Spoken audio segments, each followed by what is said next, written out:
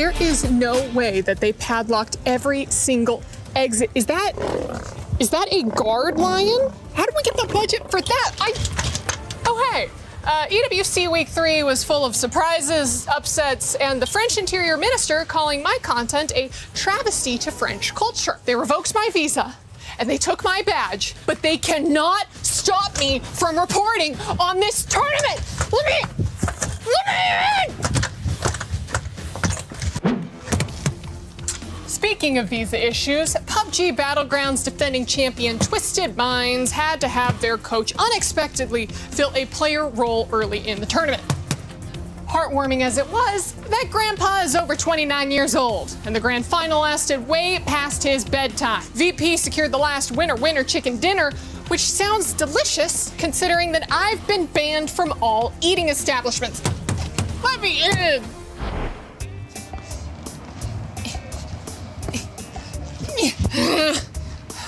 In TFT, it was all China whose clubs dominated, securing all 4 semifinal spots, both final spots, and get this, the winner as well, Team Vision.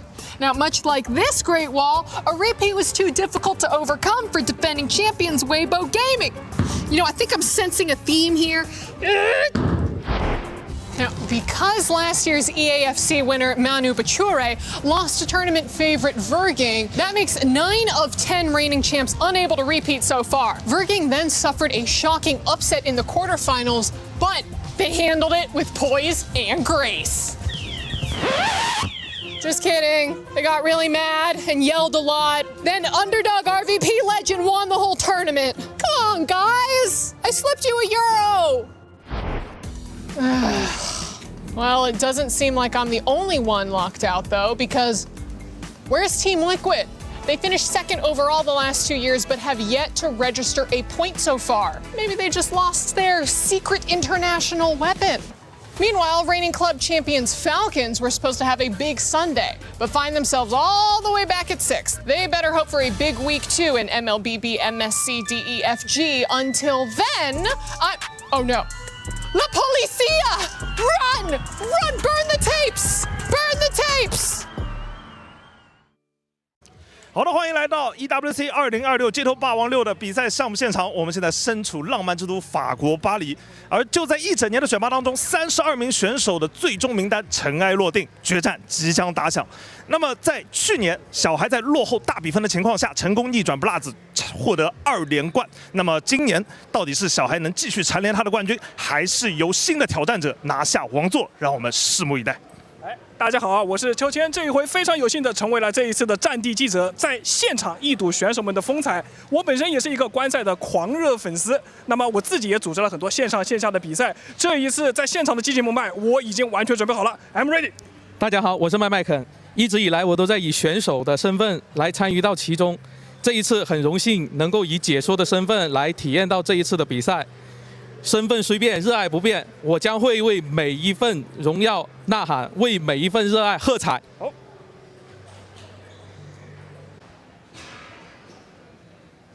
大家好，我是蓝钻，一个6代入坑街霸系列的新生代玩家。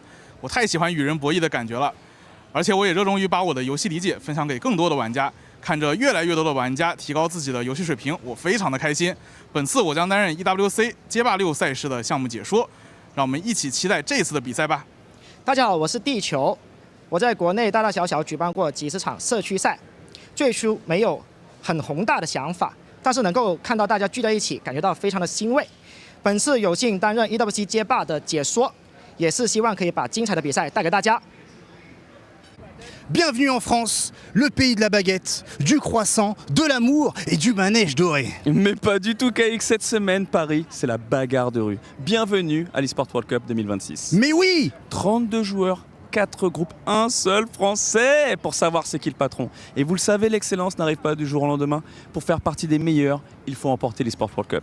Et vu l'enjeu, il faudra faire le point et bien sûr, essayer de ne pas mourir sans son pif. La précédente finale nous avait ravis avec un match légendaire entre Shawai et Blaz. Et tu crois un rematch? Je pense qu'un challenger peut créer l'exploit. Parce qu'à l'Esports World Cup, rien n'est joué d'avance. Tous méritent. Nous sommes tous réunis ici pour le jeu et les joueurs. Ouais, alors les gars, il est temps. Le tournoi Street Fighter 6 Esports World Cup 2026. Ici, à Paris, ça démarre maintenant.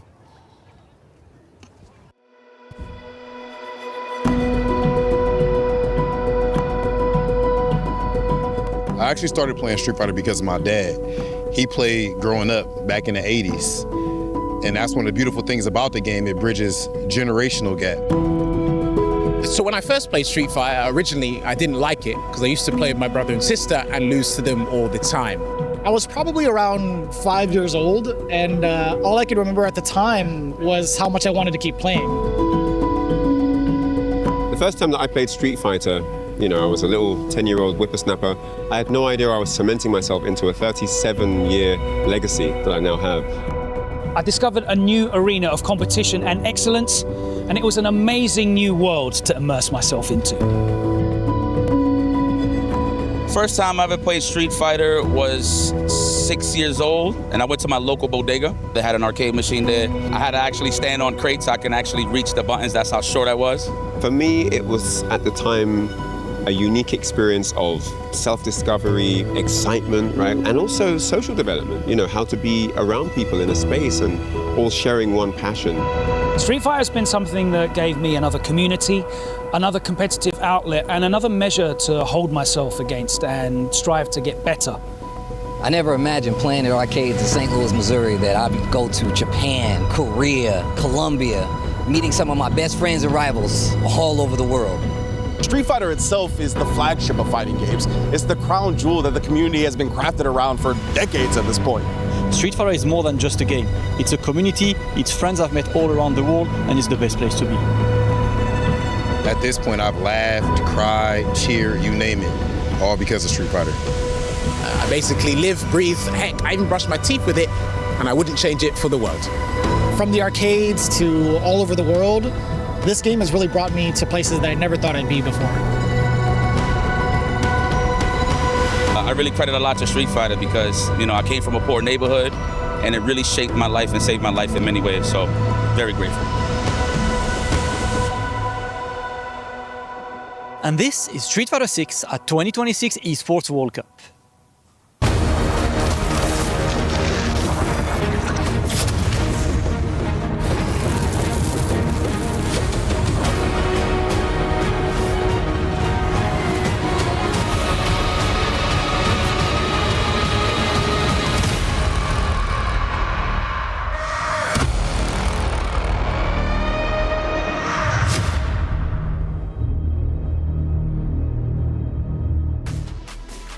Everyone, welcome into the Esports World Cup here in Paris, France. It's week 4. The club championship race is getting close, but what we care about right now, it's all about Street Fighter 6. We are back with another fighting game, and I couldn't be more happy to be here. Hey, welcome into the Allianz Vault. I'm Taylor, Reflections Noble, joined by Logan, Sama, and Vicious. Boys, welcome back, Logan. How you doing, man? You were here week 1, now you're back week 4. It's great to be back. More fighting game action in this incredible arena, the Porte de Versailles. It is going to be loud. It's packed out already. The super fans are in here. The super players are here. It's going to be incredible. That's it, Vicious. Great to see your smiling face, man. I know you're going to be bringing a banger outfit for the final day.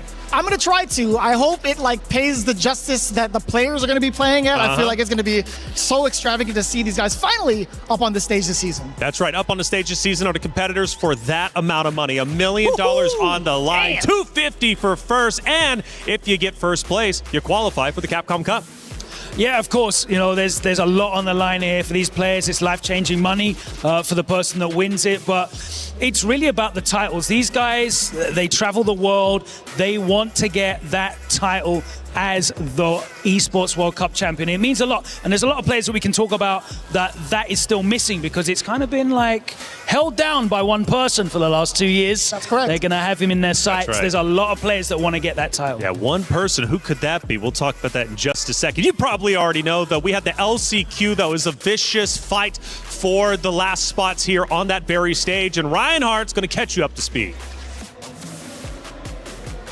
The LCQ for Street Fighter 6 here at EWC got off to an absolutely volcanic eruption. It was insane. A massive 269-man bracket here. Double elim going down to the wire in so many of those classic bouts. There are a lot of your notables, a lot of your personal favorites that didn't make it here. NL, not there. DCQ, Zen, we see him everywhere. Didn't make it. Bonchan, Kawano, Hikaru. Kincho, the man who won the 2,000-man bracket. Didn't make it, guys. Problem X, Kusanagi, Ending, Walker, Hurricane, these top talents just weren't able to get the job done. The 6 men who qualified, ladies and gentlemen, Jewel Kevin, first place, absolutely dominant run, crazy comeback versus Hibiki. Hibiki, second place. Third, Moke. Fourth, Zien, and then tied for 5th and 6th, Lex and Itabashi Zangief. Notable shout out to Inaba from Japan and D-Balls, Crazy Ed from China. That's your rundown. Day 1 officially here at EWC 2026 for Street Fighter 6. I'm IFC Hypes, and of course, this is my brother Jammers. You already know the vibes, as always. Oh, you like that? Oh, you like that? You like that handshake? Okay, well, that was the EWC handshake. Well, you know, we've been doing these for about 3 years now. This is the 3rd year for us officially, and we're trying to figure out who is going to be our main competitors, who we think that's going to have a shot at actually winning this tournament. James, how you feeling? I'm feeling great, man. But honestly, I think one of my picks, we were talking about this in the back, I've got Kobayan going the distance. He's got some of the best defensive choices in the game, and I think that's going to actually pull him and go the distance there. I also think Dual Kevin's got something to say. I really think Dual Kevin's got something to say this event. I mean, what you been thinking?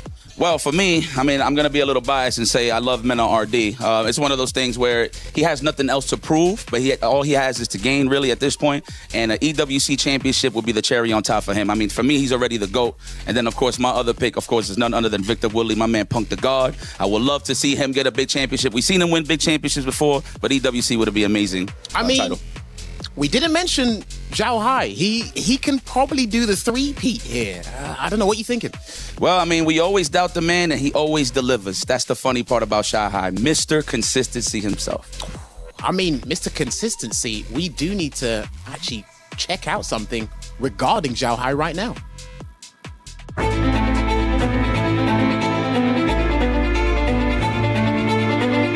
He is returning to his throne. The man has been untouchable.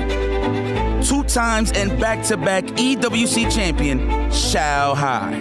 Oh, chin right pressure. Oh my goodness! Hey, One more guess. Enough to death. Oh, Zhao Hai! If he completes the combo, which he will, Zhao Hai is your Esports World Cup champion. First time I saw unbelievable. But the second time I win the champion back-to-back, so amazing for me, but I think I can still keep going. Now I'm 37 years old, but I think not too old. I will keep winning. And is it enough is the question. The survey says, Zhao Hai, there you have it, ladies and gentlemen. Back to back, the king has arrived. This time, for me, in my mind, maybe 15-15. Lose, maybe I'm okay. But if I win, I will be the 3-time champion. So I will write the history. I want to do that. He did it, Zhao Hai. Zhao Hai, the first ever 2-time EWC Street Fighter 6 champion.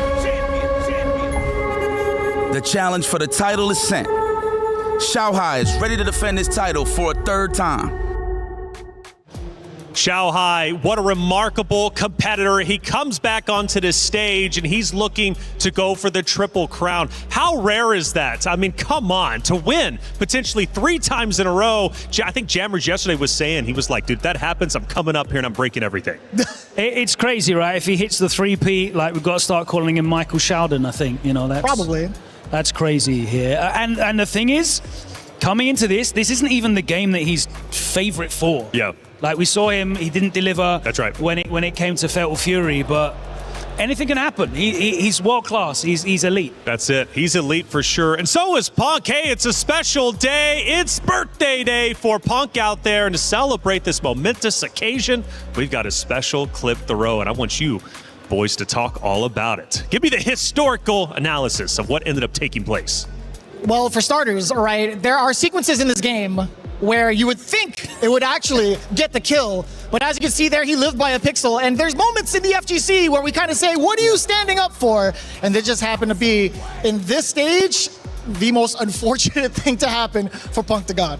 Yeah, the most unfortunate thing is the routing there of that combo. He could have actually got the kill, but... That's right. Yeah, the scaling kicks in this game, and you can kind of predict what it's going to be, right. But when you're coming down to pixels, it's almost impossible. Well, happy birthday, Punk. It's great that you're here, and hopefully we can celebrate a little bit later, maybe even celebrate on the stage with you as you win. Hey, Elias Snake, we've got groups A and B. Walk me through them. Yeah, exactly. We're going with Group A and B, which are going to be absolutely awesome. We're talking about legends in this Group A. Daigo, Itazan, kills you, the home crowd's favorite, of course, on his home turf, right? And he's going to face again Miki also. We're talking about Big Bird, Kobayan, Mena RD, arguably the best player to ever won everything on a Street Fighter, and of course EBK. Those matches are going to be so tough, and honestly, I'm rooting for Kizyu, obviously since I'm a French guy, but you know, anything can happen here at EWC.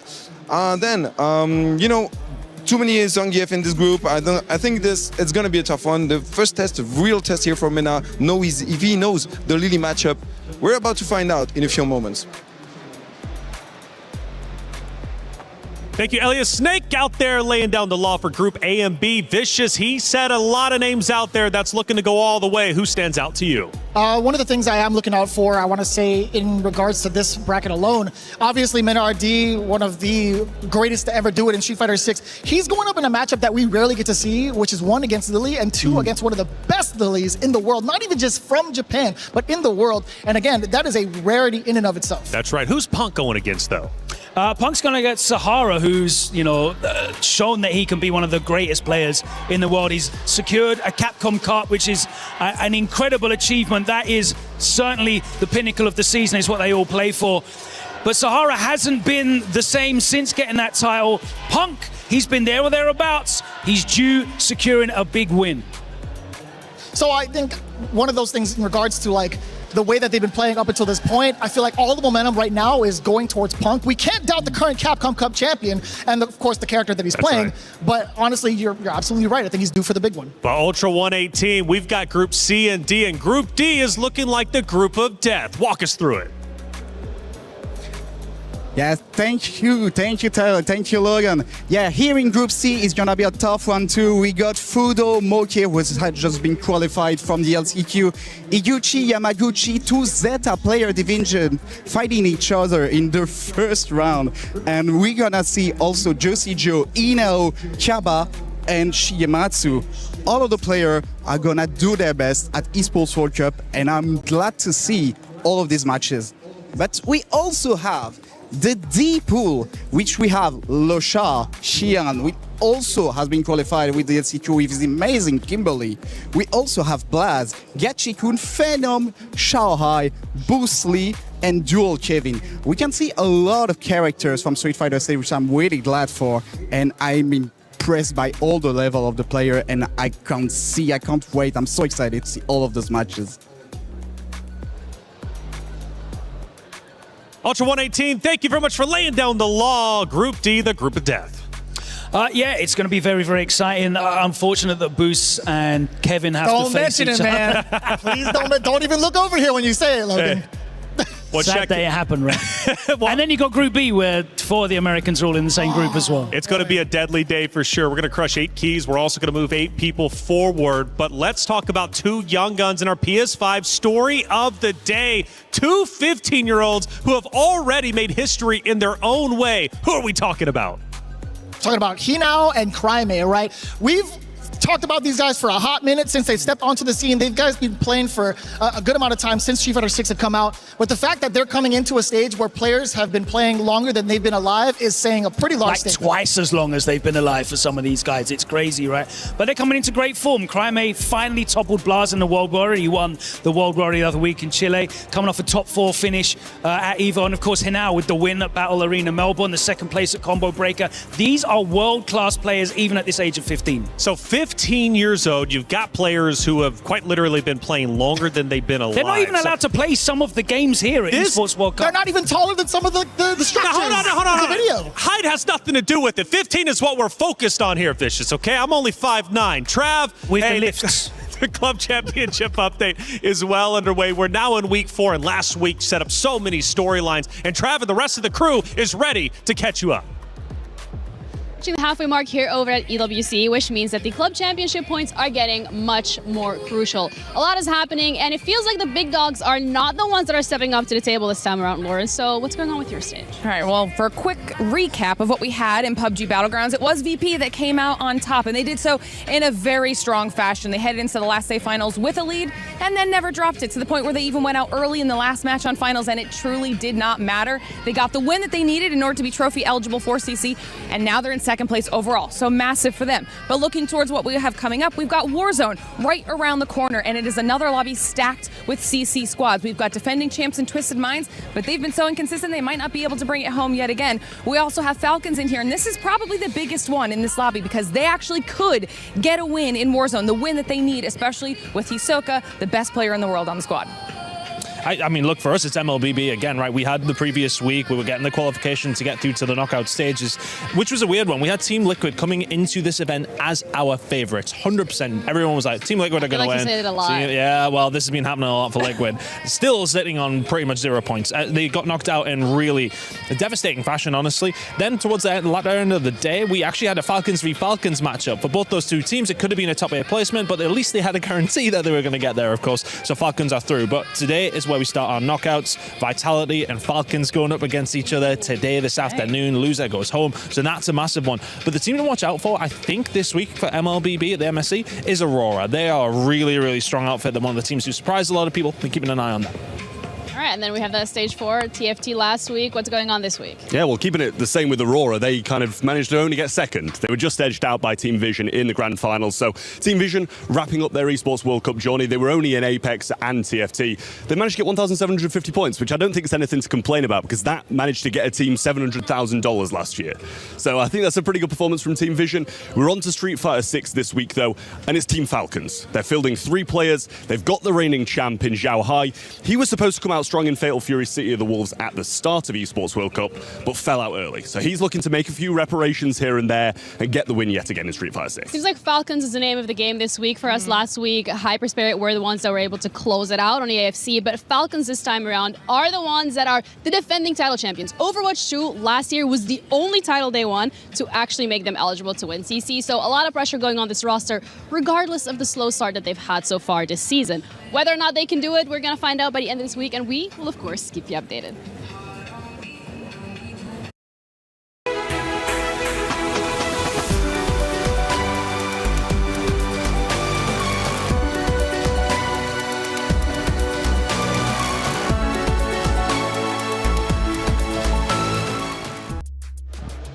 Thank you to the Global Talent Team for breaking everything down Club Championship related. Hey, you guys have a chance to get involved. The Esports World Cup is incredible, and we've got this thing called EWC Play, and it's very easy to take part in. All you have to do is go to esportsworldcup.com when you go there, or even scan the QR code on your very screen, because we're talking $300,000 in prizes. But if you go to esportsworldcup.com, you then click on the triangle on the left-hand side, go to Pick'ems, and it'll lead you to this very page. Now, this is really cool. From here, you can choose who you think is going to win the series, and if you want to be even bolder, you can choose what the series score is going to be. Ooh. And by doing so, you earn points, and earning points gets you potentially $300,000 in prizes. There are plenty of matches to choose from, and you have the opportunity to do it. It's awesome. EWC Play, it's live now. Make sure you get involved. Now, the players are arriving to the venue, and Reinhardt had a chance to catch up with some of them. You gotta know, these guys have been training all night for this. All the weeks leading up. It's Bruce Lee. Good morning. How you feeling today? Great. Don't have to play, but be enjoying the matches regardless. Sounds like a good plan. Sounds like a good plan. Good morning, Kills You. The lone representative for France, for Paris. How you feeling today, sir? I'm feeling good, but I'm not playing, so I'm waiting for my turn. But I'm feeling good. But this is good for you to see what everyone else is doing, right? Yeah. It's just chilling, watching what everyone will do, and it will be cool. Nice. Mena RD, my man. Don't try to run away. I see you try to run away. Yes, how you feeling today? I tried to escape. Feeling amazing. Have you had breakfast? No, not yet. Have you slept well? No. Oh my God. All the no's. That's how I like to play. I'm ready for everything. Okay, that's a yes. I like that. Okay. So, what's the mindset coming into EWC for the U this year? I got to win. This is the only tournament left. And I'm not going to wait long. So, this year, that's it. You heard it. No translation needed. Mena RD. Let's see who else I can talk to. Zien, how you feeling this morning, man? Big moment for you. Qualification at the LCQ was sick. Talk to me, man. How do you feel right now? I mean, I feel amazing. Whatever I did from here, it doesn't matter anymore. I'm just gonna do my best. Okay, I like that. Good luck, man. Good luck. Lex, my man. Bro, you gotta teach me that magic trick. Oh, the magic trick. I got teach you you. the magic trick. So, Guile, Tokido, we know the legacy. Guy's a legend. How you feeling about this matchup? I'm gonna beat him. That's all I know. I studied for him. My friends helped me study for him. And I better not see no reject fans in the crowd. I'm gonna shush them if I beat him. I like that. He said he's going to turn this place into a library. Library! Reinhardt getting the absolute best out of the competitors, walking into the venue, about to take that stage. And Group C is going to be the first group we're going to have our eyes on. And first matchup is going to be Fudo versus Mulkey. This is a banger matchup. Yeah, looking into their head-to-head matchups, we had the intel seeing that they've been kind of equal so far up until this point, right? The last time they had played each other, they went about even over at Topanga. But if you look at the overall results, right, Fudo has always been like one of the most prominent players in the world, one of the best ed specialists, but the results haven't really said otherwise up until this season. He had qualified via Street Fighter League, and on the other side, Mulkey also a part of that league. They've encountered each other a handful of times, but at this point right now, I feel like Fudo still has to prove himself with the character, a very strong character at that. And then Mulkey still has to find himself with his characters. But Fudo did get top 8 last year, though. Are we taking that into account as well? Yeah, he got top 8 at Capcom Cup as well, but since then I think he's only broken a top 8 combo breaker, finished 5th there. Correct, yeah. So he hasn't been the same dominant force. You usually expect to see Fudo like top 4 at any major. He was definitely one of the world's best. He's going up against Mulkey, though, who's in a little bit of a character crisis. Is it going to be the Chun? Is it going to be the Mai? We'll find out. This matchup's quite difficult, I think, for Chun against Ed, so all up in the air. I think all matches are going to be quite difficult. It's hard to remain consistent when it comes to Street Fighter 6, but the competitors are going to have to find a way. Let's head to the stage to get day 1 started.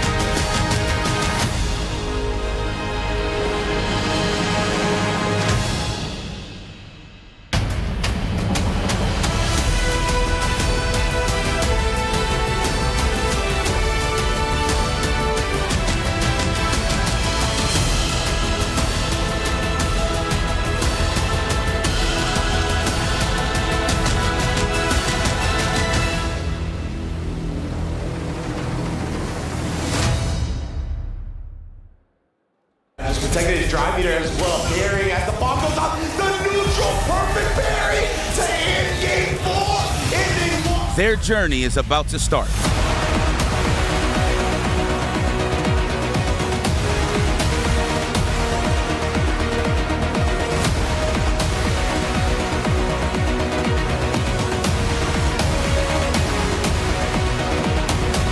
From around the world, they are coming to fight. Are you serious? With that button early to fade it out of the corner with the teleport again. Level 1 is to say Buffalo. We are trying to officially kill Bison. Rightfully so. Go. We welcome all our world warriors to the biggest stage on the globe.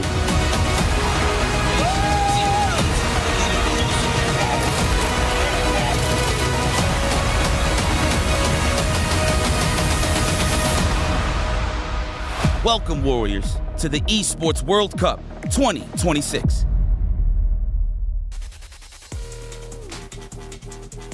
Ladies and gentlemen, welcome to the Esports World Cup.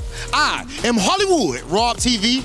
And I am Damascus, and on this beautiful Wednesday, Rob, can you tell me what time is it? Ladies and gentlemen, it's show time here at the Esports World Cup, where the best Street Fighter 6 players on planet Earth have come to throw down. Hey, the best Street Fighter players on planet Earth, but the best crowd on planet Earth is day one, and I already see Zeta Division fans, Reject fans, Street Fighter fans. This is lit from day one. Hey, we home, baby. You know what I'm saying? It's, of course, here at the Esports World Cup, there's a whole lot of titles, but there is something special when it comes to Street Fighter. We've been around for an extremely long time, and with good reason, and right now the scene is stronger than ever. Absolutely. These 32 players had to go through a grueling qualification process, going all around the world and some through the LCQ to battle it out for a lot of paper, trophy, and important club championship points. Hold on, you just said a whole lot of that paper. I think it's to the tune of $1 million, $1 million prize pool, Damascus. Absolutely, we're fighting for that for the next few days. Elite Street Fighter 6 for the next few days. We love it. We're home. Welcome everyone home to Esports World Cup Street Fighter 6. 32 players are ready. So without further ado, everyone, it is time to welcome our 32 players onto the stage.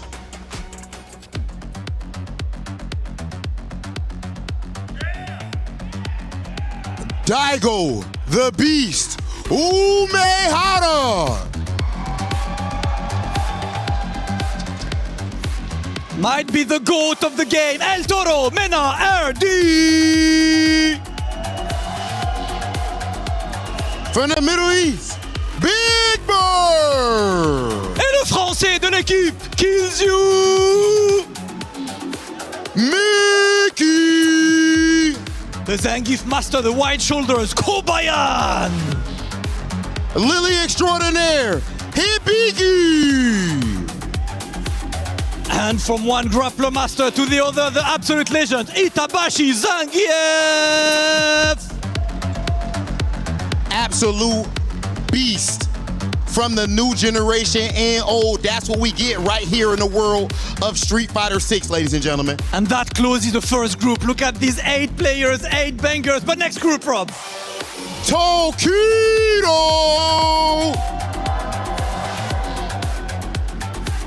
The Master, Chris Tatarian! Angry Bird! The Capcom Cup champion himself, Sahara! The Alpha, Punk, the God! And the Master, Nephew! The Prodigy, Crime! Oh man, Lex! Oh no! We bringing out them big dogs, eh? We bringing out them big dogs, ladies and gentlemen. Ooh, Rob, I'm hyped. These groups are hype. It's about that time, man. I cannot wait for these matches, Damascus. 2 groups out of 4, Rob, and every single match gonna be a banger. But let's go for Group C. The legend, Fudo. All the way from Dominican Republic, Kaba. JP Extraordinaire, Juicy Joe. Representing Zeta Division, Higuchi. Yamaguchi. Young legend in the making, Hinao. Blanca Extraordinaire, Shige Matsu. And he's back on top, Moke.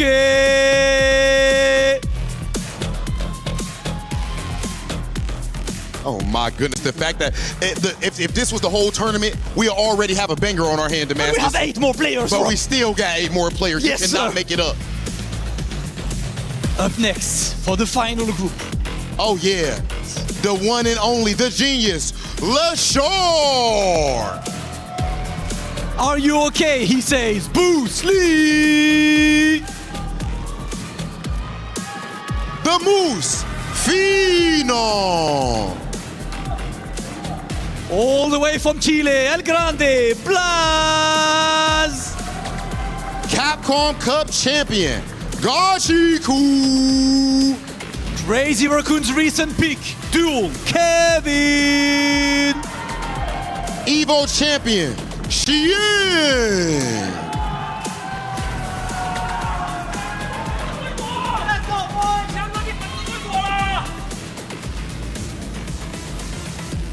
And of course, the one and only title defender, the back-to-back Esports World Cup champion.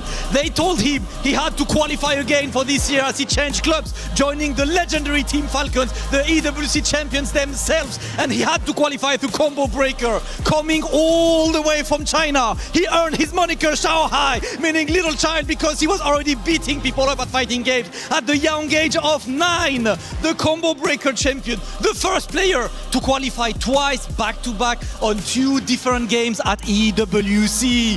The absolute master. He's the menace at every game he plays, at every tournament he enters. And on this tournament, he's coming to try and perform the legendary 3-peat. Make some noise for the champion, Shao Hai!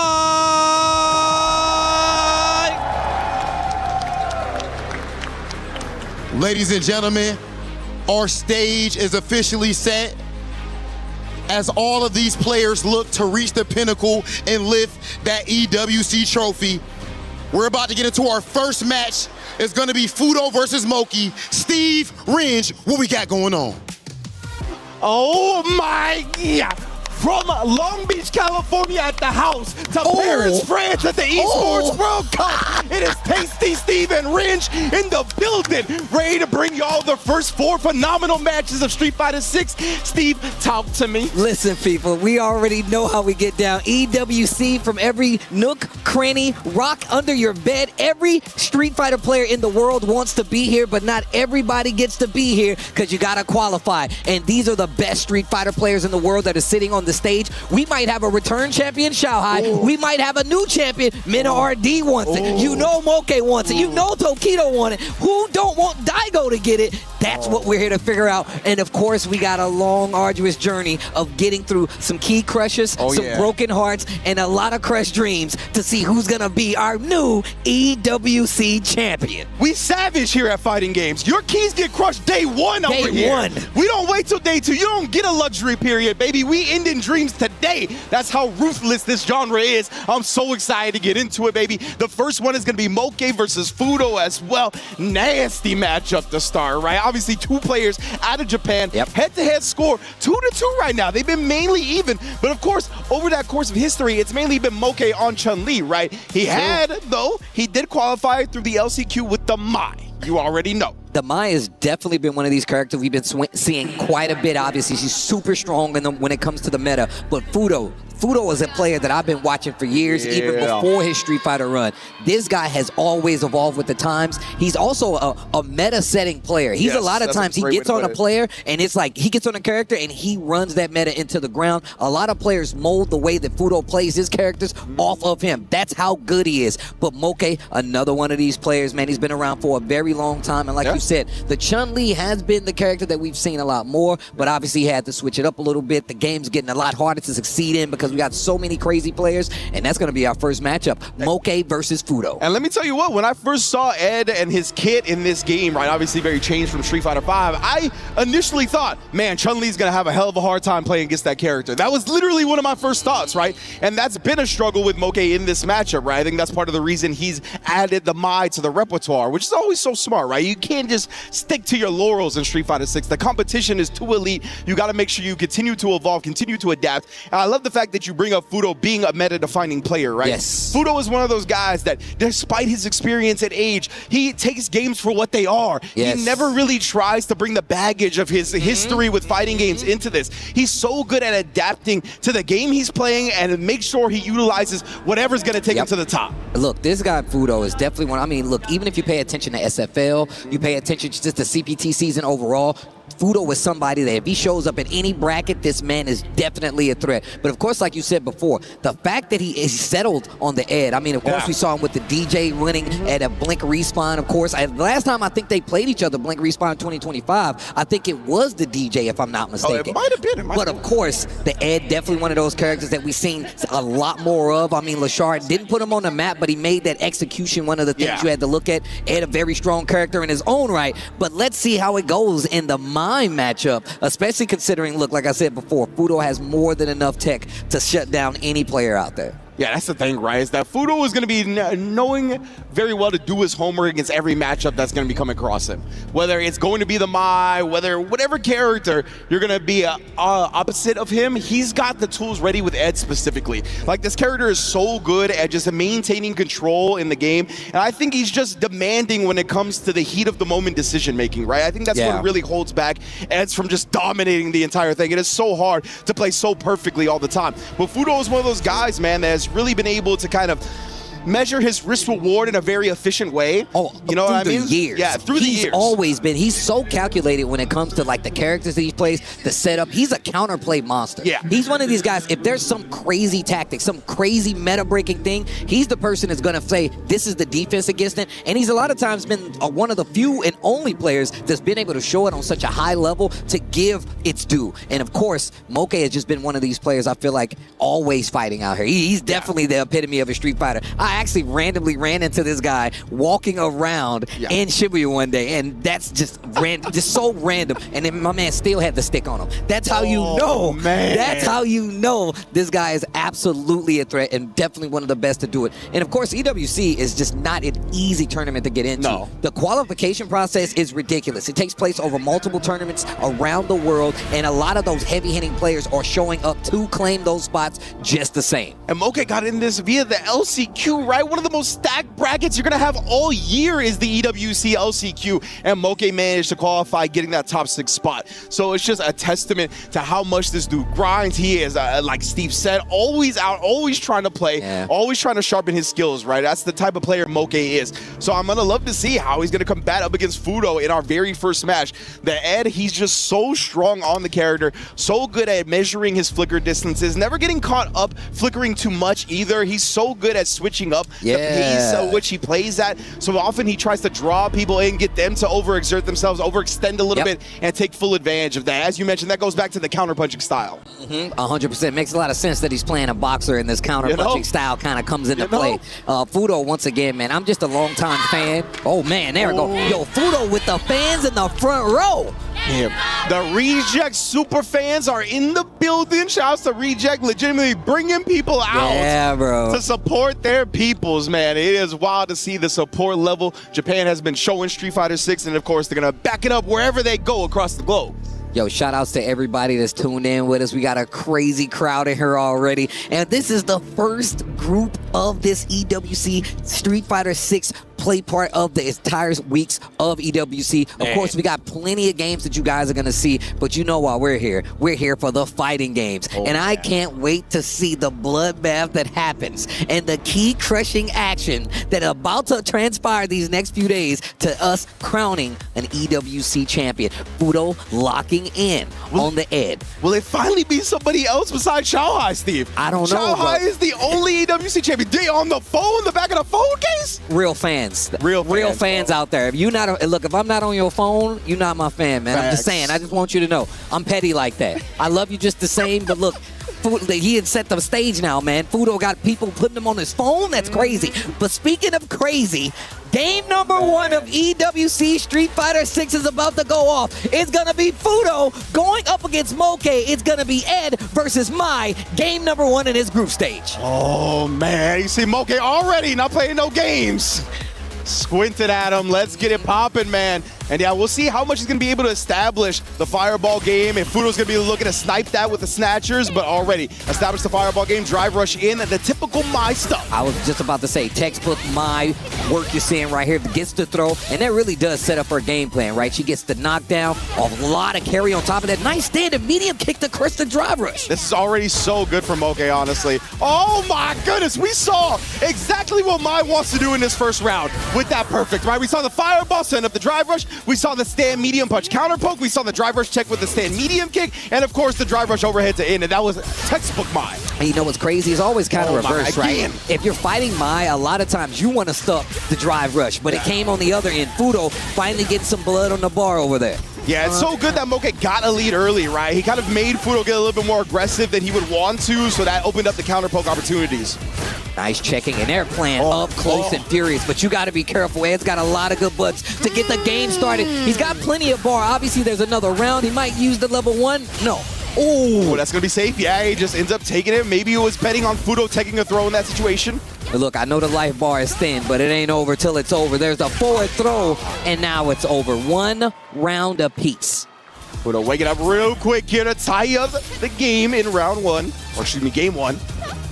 And now you see it get a lot more slow-paced. Oh, he waited for it. I saw the idle animation kick in. Exactly. It was the charge and the fierce. Oh, and then the DI. No, he was going to come with the drive rush, crouch sweep. Yo, Fudo, 2 huge call-outs in this round. That's going to put Moke in burnout and have him in complete control. Yep, first game almost over, but of course, early cash out with the level 3. Moke in full control, in trouble, actually, excuse me. Yes, indeed. Oh, the neutral jumps, but yeah, he's still got ways to go when it comes to the burnout. At least he's got CA, and that's exactly what he's going to do off the raw fierce. I like it, right? Because it's CA, it's actually going to burn Fudo out. That's enough for it to beat down. And that's a nice switch of the tables, right? A lot of times you see people use that level 3 to get more time back. He not only burnt him out, but he got more time back. Looking like a checkmate situation. My Moke game number 1. And that's exactly why you saw Fudo try to sneak in that crouch light kick, right? He knew if he got took into the corner, as Steve said, it was checkmate. He had no meter to defend against the DI. He needed to make something happen before that, but Moke staying clean. Trying to silence the crowd, trying to silence the fans. Will she take out the picture of Fudo if he loses? Oh my God, that was so sick. Okay. Yeah. Moke not overextending right there, right? He had the confidence that Fudo would perfect parry, and now we get a whip punish as well. This is so clean from Moke to start. Okay, and once again, that mixed game coming from Mai. Is it throw? Is it fan? Do you defend? Do you advance? Still stuck in the corner, but did confirm the combo. This is going to give Fudo a chance. Yeah, very strange a little bit. Fudo and Moke both getting some hits. Oh, but nothing actually doing. Oh my God, stuck in this corner. My man's on the ropes right now. DI. And now the forward fears, but yeah, that is minus afterwards, right? A lot of time, the Ed players will try to parry because it's like -3. Instead, Moke just throws them, takes another round. Think about it, one of the better options, you're close, they do a slower button, you can typically grab it at times. Yep. Oh, the little slight shimmies. I like that, wait a minute. Frame kills in a throw, the parry attempt. On the ropes again, not gonna be successful with the jump. This is a very dangerous situation and a lot of gaming to do. The drive rush, back throw, great position right here for Fudo, and just jump out and dive to get the safety. Yo, the scrambles are going wild right now. Oh, and then caught him charging up the snatcher with the stay-in medium kick there. That's so good from Moke. He's really respecting the skill level of Fudo as well. Having the confidence that Fudo is going to perfect parry some of the fans and then check his approach, right? So he's just waiting outside that normal range to then whip punish the check attempt. Playing so good, man. Okay, and a lot more checks this time around. Not playing back as far. Knows he does not want to get into this corner, no matter how good you are. Positioning in the corner versus Mai is terrible to deal with. Nice! Gets the punish counter confirmed. Yeah, whip punishing on the Riembu. That is a good look. But Moke sticking out the stand medium punch. One of the most potent buttons Mai got. To the corner. Bad situation. Tried to walk out and is instantly checked with the jab. And now critical situation here. Fudo finally showing that drive reversal. Indeed, man, but still, it's a long way to go for him, right? Back to the corner. Moke still harassing with the Riembu here and there. Oh, caught him in the middle of it this time. Wait a minute, catching the startup. Big jump in. Oh, I like this. He's going to look to burn him out here, and Moke is not actually going to drive reversal in this instance. Throw. I like him using the snatcher. Let him get comfortable. Oh, that's gonna do it. Fudo bringing it back. Getting one with Ed on the board. Feels like Fudo is starting to find the stand fierces a little bit more. Starting to catch on to Moke's rhythm on the ground. We'll see if more gets developed from there. And once again, this is best of 5 group play. And of course, not everybody's gonna make it out. Oh. Moke already looking strong here. Waiting to see if Fudo was gonna wake up with anything. I like that. Chase behind the fan, have a little bit of coverage. Fudo stalking his prey right now. Wow. What an interrupt checked once again by Moke. Yeah, I think Fudo keeps thinking Moke's going to commit to something on the ground, but Moke has been very disciplined. Been very compact with his choices as well. It's super sick. Playing super patient. Once again, I love the word choice, not overextending. Nice back throw here. Fudo has an opportunity. He has to change this around right now. Oh man, slight delay after the first jab. Try to catch Fudo pressing back. Didn't give it to him. He is burnt out now. And look at still how Moke is forcing the corner issue. Goes for the super, not gonna burn out instantly, but he's got a few instances to do it. Uses the level 1 to chip him out. You know, one thing I love more than anything in Street Fighter 6 is watching players get chipped out. Yeah, because man. putting players in burnout and then forcing them to stay there and then using your tools to actually close out. Yeah. Level 1 super, whether it's a level 2, I just love seeing that happen in Street Fighter 6. Yeah, that was so clean for Fudo, right? Knowing obviously he was up around as well. Was gonna close out the game, spin the meter, don't risk like a DP or a fireball for the chip. Oh, and that's what we're always looking for with Ed. The stand medium kick whip punish, take him to the corner, baited out the parry, but thought he would drive rush cancel it. Stand medium kick is definitely one of the tools you see quite a bit from the Eds, especially in this close-up game where you want to catch somebody whipping. We saw it earlier with the whip punish. Indeed here, oh, floating back, just teasing the snatcher. And I like that. Actually, that's what I was going to point out. I love that Fudo actually uses kill rush so much. He kind of sprinkles it in to see how you're going to react, and he uses it sparingly. I just like him using it. 100% on Moke. Oh, he actually looked like he baited something out, but then it got punish counter, so I guess it was just too much recovery on that. Oh, I felt like that was the first wake-up OD uppercut we saw. There's the connection, Moke. This next instance, he's got the ball. I tried the neutral jump to call it out, and there's the level 2, but he did the fast one, but still finds a hit. Man, that was scary. Fudo, yeah, starting to get back in the races here, catching up to Moke. Yeah, a little bit strange. I know when you hit that DP high enough, you can juggle into it, and yeah, it just seemed like a little bit of an error. As you mentioned, he did the fast one instead of the slow one. Right now, Moke picking up where he's been leaving off this set. Oh! Just hovering outside the range of the normal, waiting for Fudo to press. Nice, jumps out, tries to go for another back throw, I'm assuming, from Moke. And now you see Fudo backdashing a little bit. There's that Riembu once again. Actually gets the mark, knockdown, does not get him out of the corner, though. Oof. Man, oh man, and get the stature to show a lot of respect. That's why he did OD, but it's right back at you, fam. So good after the parry using the OD uppercut. There's the forward throw. Both of them in critical right now. Wake up uppercut. We saw it a couple of times, and we know it's always a threat from the character, but now Moke on set point. Fudo only got one game, but he's got a round. He could turn this around. Man, let that boy rip. That was crazy. Oh, the big trade and big combos off it as well. I like that. Hill rush, an instant answer with the wake-up uppercut. OD uppercut at that. The punch counter on that one, but no confirm. Okay, not spinning the driver's cancel on the stand medium punch either. Oh, no free block strings here. I like the call out. Kill rush backwards, trying to get himself a little more space. Not close enough for an anti-air, but he does find the throw. That's good for Fudo, right? He's been able to establish some space, build that drive meter back in the meantime, but no, he dashed forward and saw Moke was drive rushing. Didn't want to commit to anything because of that and got overheaded for it. Level 3, not gonna burn out, but Fudo is in big trouble. He does have CA on the table, so an exchange can put him back in the game. He can't take another throw. Peppering him with the jabs, and then the OD fan to close it out. The first set of the day goes to Moke and the Mai, staying alive. And of course, group stage play, a first win, especially of the day, definitely sets the mark. And you can see Moke popping off in excitement as he should be. Well played. Yeah, man, that's huge, right? Moke gonna be able to come from the LCQ, carry that momentum forward, take down one of the heaviest hitters in the bracket to open it up. That is a fantastic way to start. Yeah, man, and of course these guys, not their first time running into each other, so these guys have a lot of experience. And I feel like that's what kind of facilitated the scrambles that we saw so actively going into this matchup. And once again, look, we always talk about Mai being such a threat and such a powerful character to fight against, but you can see the spacing that Fudo was playing on display. Obviously didn't work out in the tail end, but you can see he was well-versed in that matchup. But of course, Moke and the Mai unmatched. Yeah, Moke did a great job at the end right there, right? We saw the stand medium kick whiffed. They threw it for the whip punish. Just clean play. Well, with that being said, we will be taking a quick break, and we're going to come back with more EWC Street Fighter 6 right after this.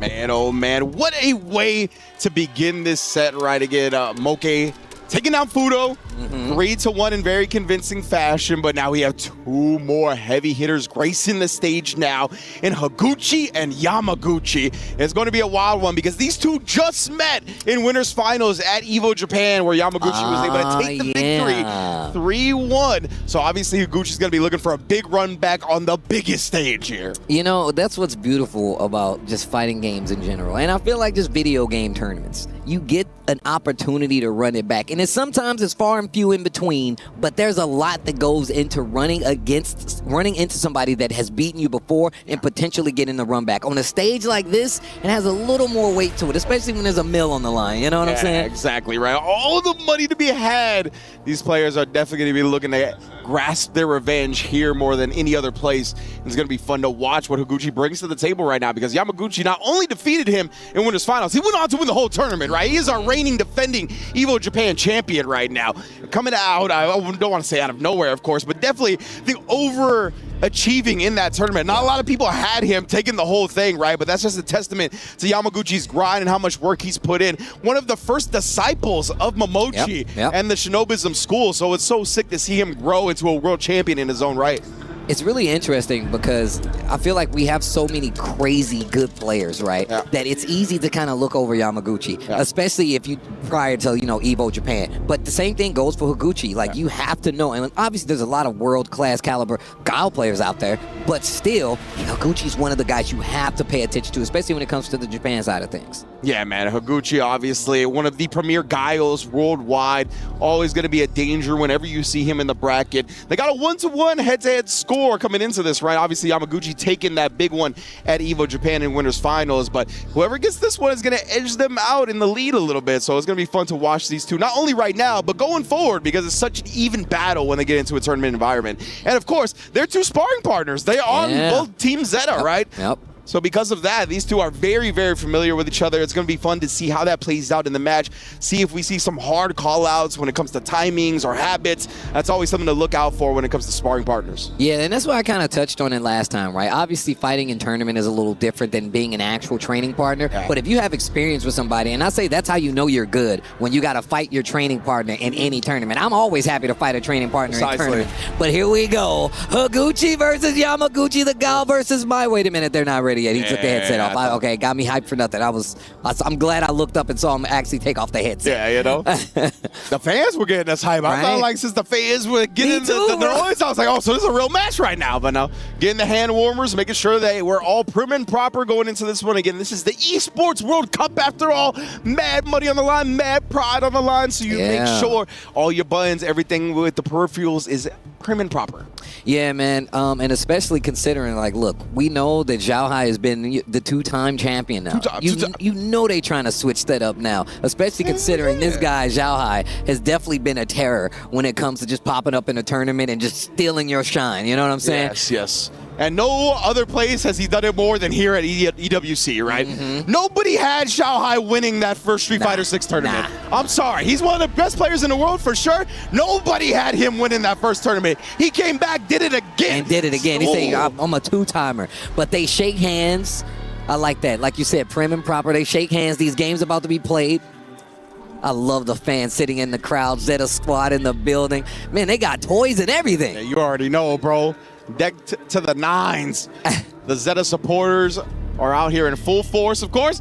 All the random seats, though, or I should say, like, the groups are determined in random draw. So you have stuff like this where we got a Zeta Civil War to start the EWC bracket. But it's going to be a good one to watch these two go at it. Higuchi versus Yamaguchi. Gucci, Fendi, Prada, Steve. We're about to get into it.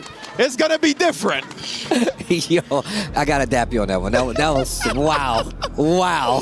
That's a deep cut. That's a deep cut right there, bro. Oh, man, as these two get set up. Now, Guile is another one of these characters, really good at controlling the pace when we talk about the matchup. And they definitely have a bit of a fireball war. But, of course, historically known is going to be in Guile's favor. I feel like it's a lot harder to deal with, especially if she gets a powered-up fan and if she's willing to spend some of those resources to kind of force her turn. I'm interested to see the pace that we're about to see played in this matchup here. But here we go. It actually goes down. Higuchi, Yamaguchi, the Zeta showdown. One of them's going to lose. Guile versus Mai. Let's get into it. Yeah, I think you really highlighted a very important point, Steve, is the fact that Yamaguchi is going to have to spin those OD fans very carefully when it comes to trying to get through the projectiles of Higuchi. Right there, though, we already see the drive rush. Let's get aggressive. I like that, and I think that's going to be the difference, right? To close the distance, instead of spinning it on more booms and OD booms, I'm going to drive rush in and just try to keep you at bay with the OD booms. Precisely, man. Already charging the fan right. Perfect parry was right there. Higuchi, was that a normal flash kick? That was a like normal flash kick. Huh. Wonder what he's scouting for early on. Let's definitely look forward to seeing that in the future. And look at that. I like that. Walking forward for the parries, close the distance, forces him to use that drive rush out of the corner for the engagement. And there's the pop-up. Oh, man. Powered up fans. You're in critical situation. The confirm off the juggled OD fan, Yamaguchi. You can see, man, these Mai players, they know how good their opponents are at checking the pressure after fan, right? Yamaguchi just waiting for the flash kick. We saw that from Moke up against Fudo, waiting for the check attempt. Finally gets the knockdown with the flash kick. Answers back with the OD uppercut of her own mind. And keeping this corner, the parries, bro. That perfect parry was huge, right? Spinning that 2 meters put Yamaguchi at 1 bar. It wasn't going to be a good look unless he got something like this. Powered up fans on deck, and you're in the corner. We just talked about how dangerous it is, and I like that. Knows you're going to try to stand to block the fan, then I'm going to do the overhead. Super again, game 1, Yamaguchi. The optimal stuff, the routing from Yamaguchi right there as well. Impressive, a Mai master to say the least. I like that. And look, I completely understand. You see Mai, and she's got powered up fans in the corner. You're like, I gotta block these fans. Yeah. Throws become all the more evident, and then the overhead is there too. Obviously, you can still react to it, but it's the mental stack. 100%, man. Yamaguchi already making Higuchi deal with a lot of the mental stack and just pressure to start this set. And this is exactly what I'm talking about. Higuchi now walking up, trying to close that distance early now. Removes the fans, and I like that. Gets the flash kick after the Drake's fan. Yeah, I got counter hit up by the target combo. Yamaguchi trying to press it. Buttons a little too early. Got counter hit twice now, right? Higuchi definitely kind of starting to catch on to the rhythm of the buttons. Oh, and yeah, that was not the hit confirmed Yamaguchi wanted at all. Extended combo here. Nice, I like that. Tries to fake you out. Ooh, wait a minute, counter hit, but you can never count out mine. A little hezzy as well, just in case Higuchi woke up with the flash kick. Double dash under and got the landing punish. Okay, wait a minute, back to the booms. There's the OD fan trying to keep the pressure, Yamaguchi. And you see Yamaguchi didn't immediately pursue after that first fan actually came up short, but no punish. Oh my God, it actually pushed back. The baby booms got him out of danger, but that throw out of corner is gonna get the job done, Higuchi. Man, it's so sick to see how the fan meta has kind of developed and seeing the Mai's put the brakes on because they know these players are looking for it. And this time, Higuchi's going to be one that converts off the projectile. Gets the boom, follow up with a full combo. Looking a little bit like Mai in his own right there. Keeping the corner. I see that. Yo, stay there. The crouching medium kicks, keeping him at bay. Indeed, right? Just using it as a harassment tool. Very smart. Oh, but Yamaguchi finds the press back with just a sliver of drive as well. I don't know how he calculated that so well. And look at that, instantly starting to get the recovery back on that. And on top of that, using those power-up fans gives you a little bit more time, but not enough time because you're still in burnout. And now Higuchi pressing the issue, pressing you to the corner. Higuchi has done such a good job switching up his rhythm. We've caught Yamaguchi with a lot of parries that didn't lead to anything, right? He didn't absorb it. He was just wasting drive meter because Higuchi's not just flow charting into his offense. Gets the DI stun now, but dropped the combo. Oh, no. Oh, my gosh. Okay. Keep it together, everybody. Keep it together. That was kind of scary. Definitely. I was looking real Victor Fontanez right there. I saw the hair pop up, bro. I was like, oh, man. Oh, man. All right, we're okay right now, though. It's going to be 1 up. Going into this, right, just like their head-to-head score. These two are very evenly matched. Yo, the perfect parries from Yamaguchi in this matchup have been so good. Playing at this range versus Gao definitely removes a few options, right? Sobota's still there. You still got knee bazooka, but you force him to use some of these buttons, and that's going to give you a whip punish. Yamaguchi knocks him down in the corner. Yeah, Yamaguchi's just doing such a good job. Oh, wow, he was down back into a rare moment to not see a flash kick anti-air, but he does pop off with a flash kick reversal. Successful regardless. Choosing not to engage this time. You've seen how Yamaguchi's been following up, and man, that uppercut was deep in there. Oh, man, again. The dash forward trying to show him something. OD, flash kick. Answers with a fan. Very little drive on both sides, but the life lead is in Higuchi's favor. He answers back. That's another round on the board. Game 3, Higuchi takes the lead. Man, oh man, after falling in the first game, right, Higuchi is definitely starting to find his rhythm. Looking real good. Both players not overextending. Oh, but does get clipped trying to walk away. Uh-oh. It's never that easy. Oh, the empty jump stuff, able to land and block in time. Yamaguchi wasn't quick enough on the draw with the DP, now punished heavily for it. Oh, nice. Sets up the blade, keeps him there, and the small travel means you had to block it. That was so good. Bro, these perfect parries. Yeah, man, he's been very on point. And this time, though, Yamaguchi finding the whip punish, gonna cash out with a full level 3. Wants to take control here, especially when he's got another round to go. Spin the level 3 here to try to build it back up. Got pushed too far out and got hit, so just wasn't gonna be able to connect the throw. Baby Boom Parade, welcome to it. Burnt out again. He was trying to avoid it too. Oh, but he knew he had so little drive, he was gonna have to perfect parry whatever he did, so he just tried to avoid it with the jump. Higuchi covering that angle perfectly to take a 2-1 lead. Higuchi switching up his approach. I love what he's doing. He's like, oh, you want to keep perfect parrying? And like I said, now he closes the distance. Yep. I love the switch up there. I didn't mean to do that. I love the switch up that we're doing right here, especially to throw Yamaguchi off his game. Indeed here. Nice little backdash right there from Higuchi to avoid the proximity block. He knew Stan Fierce was coming next. Teasing. Once again, those perfect parries are on display. Higuchi finding a hole in the offense. Higuchi 1 game away from that revenge at Evo Japan. Let's not forget, man. Oh, and then Dragon Suplex shouts Kenny Omega. Ends up jumping back, but there it was that time, and caught Yamaguchi trying to pursue. Great answer. Higuchi playing back a little bit, getting a little bit more of that drive back. He was working on fumes. Of course, Yamaguchi closing the distance, does not want Higuchi to get comfortable at all. Well, then again, outspacing perfectly, just that bit of a walk back. Made sure that step kick whiffed, and then counter poking with the stand medium punch. No commitment on the driver's cancel, though. Back-to-back throws. What are we doing next? Oh, I was going to say he can't take another throw. Yamaguchi switches it up, goes for the hit, and what an answer again. He got caught low. I wonder what Higuchi was doing there since he was in the corner. Oh, scheming on. Ow. Playing back. Oh, yeah. It's quiet in the library. Nice flash kick, the OD version. Yeah, Yamaguchi was looking to stay at the optimal range for getting anti-air any jump-ins after throwing the fan. Stand medium kick action, trying to keep him at bay. Slow-paced game here. Yamaguchi knows if he gets this knockdown, he gets to play. Higuchi knows just the same. Gets the back throw in the corner. Yeah, being able to switch up the real estate is huge, especially when you can follow it up with a level 3. Higuchi now establishing exactly what we saw from Yamaguchi, right? When you're down a round, spin the level 3 here, try to build back that meter for a potential round 3. And it's actually perfect because you force Yamaguchi to start using a lot more of those resources to try to close out the game. And great awareness, Higuchi using the OD flash kick to get through the fans. So well played. Seen it a couple times too. Yeah, and Higuchi didn't do that at the very start of the set, right? He kind of waited to see how Yamaguchi was going to approach the post-fan pressure. Didn't want to pop off too quickly, but now interrupts the Sonic Boom. What a backdash in the corner. Higuchi staying alive. Forces himself out of that corner. I like this. He does not want to be stuck there versus my big jump in. Finds a mark. Punish counter on top of it. Never expect the guy else to jump of all the characters, right, bruh. You betrayed me. Sneaking it in over the projectile. Very smart stuff from Higuchi here. 1 round away. And look at this range he's playing at. Make him second guess throwing the fan. We've seen him represent the jump. Another backdash, but did find the hit. There's the suplex. Man, now Yamaguchi is so hampered by the drive meter being low as well. Burnt out in the process. Tries to jump the baby booms, got caught for it.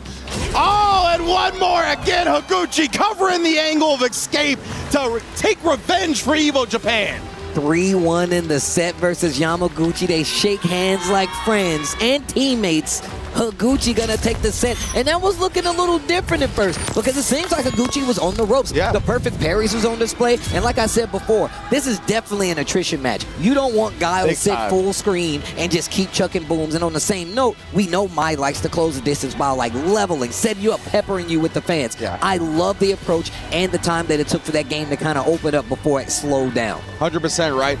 And it really was something to go back to what we were talking about at the beginning. It was very resource dependent for Mai, right? Yep. You saw how many times Yamaguchi went into burnout in this set. It was multiple because he needed the fan to get through the OD projectile, or he needed the OD projectile to get through Guile, right? So because of that, Higuchi was always at the prime spot. And we prefaced that already, but with that being said, we got to take another break. But when we come back, don't go anywhere. There is more Street Fighter 6 on the other side.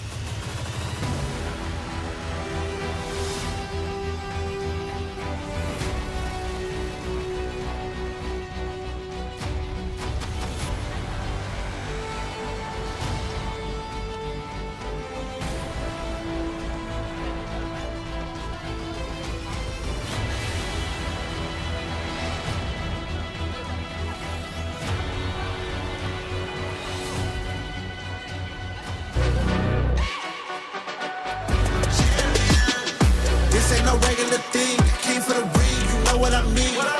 You see my name in the lights, better get right, I'm champion.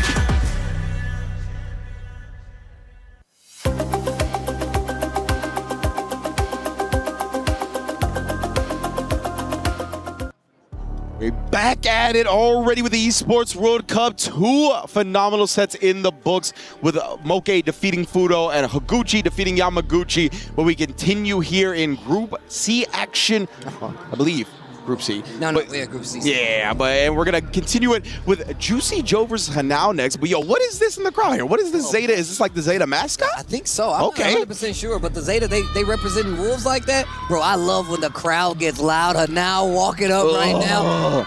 That's what I'm talking about, the little young gunner, bro. Yeah, me and Steve were talking about this off camera, but this reject, like, jumpsuit with the pants. I need those pants. We need the pants. I need those pants. I will be talking to your players because I need those pants. Hook it up, brother. I didn't know Reject was getting down like this, fam. And of course, Juicy Joe, one of the few JPs we got out here. Yeah, honestly surprising to me. I just always expect, the JP to be a more prevalent character, but he's still a more specialist type in Street Fighter 6, despite, being a launch character, having many, many years.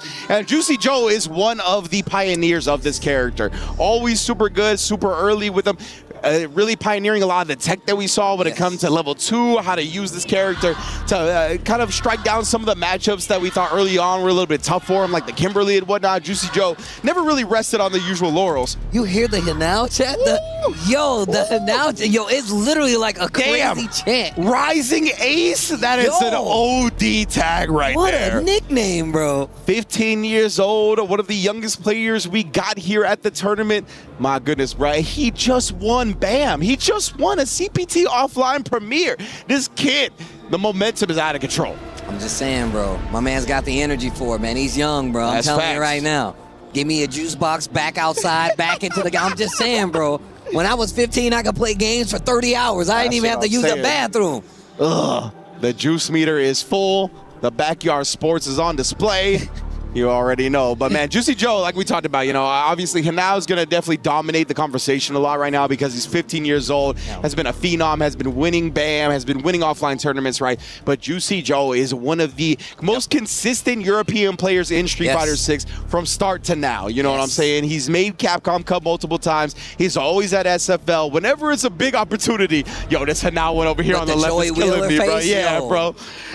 Who else does it? It's him and Dogra and then somebody else too, like in SFL. God. They all been doing it.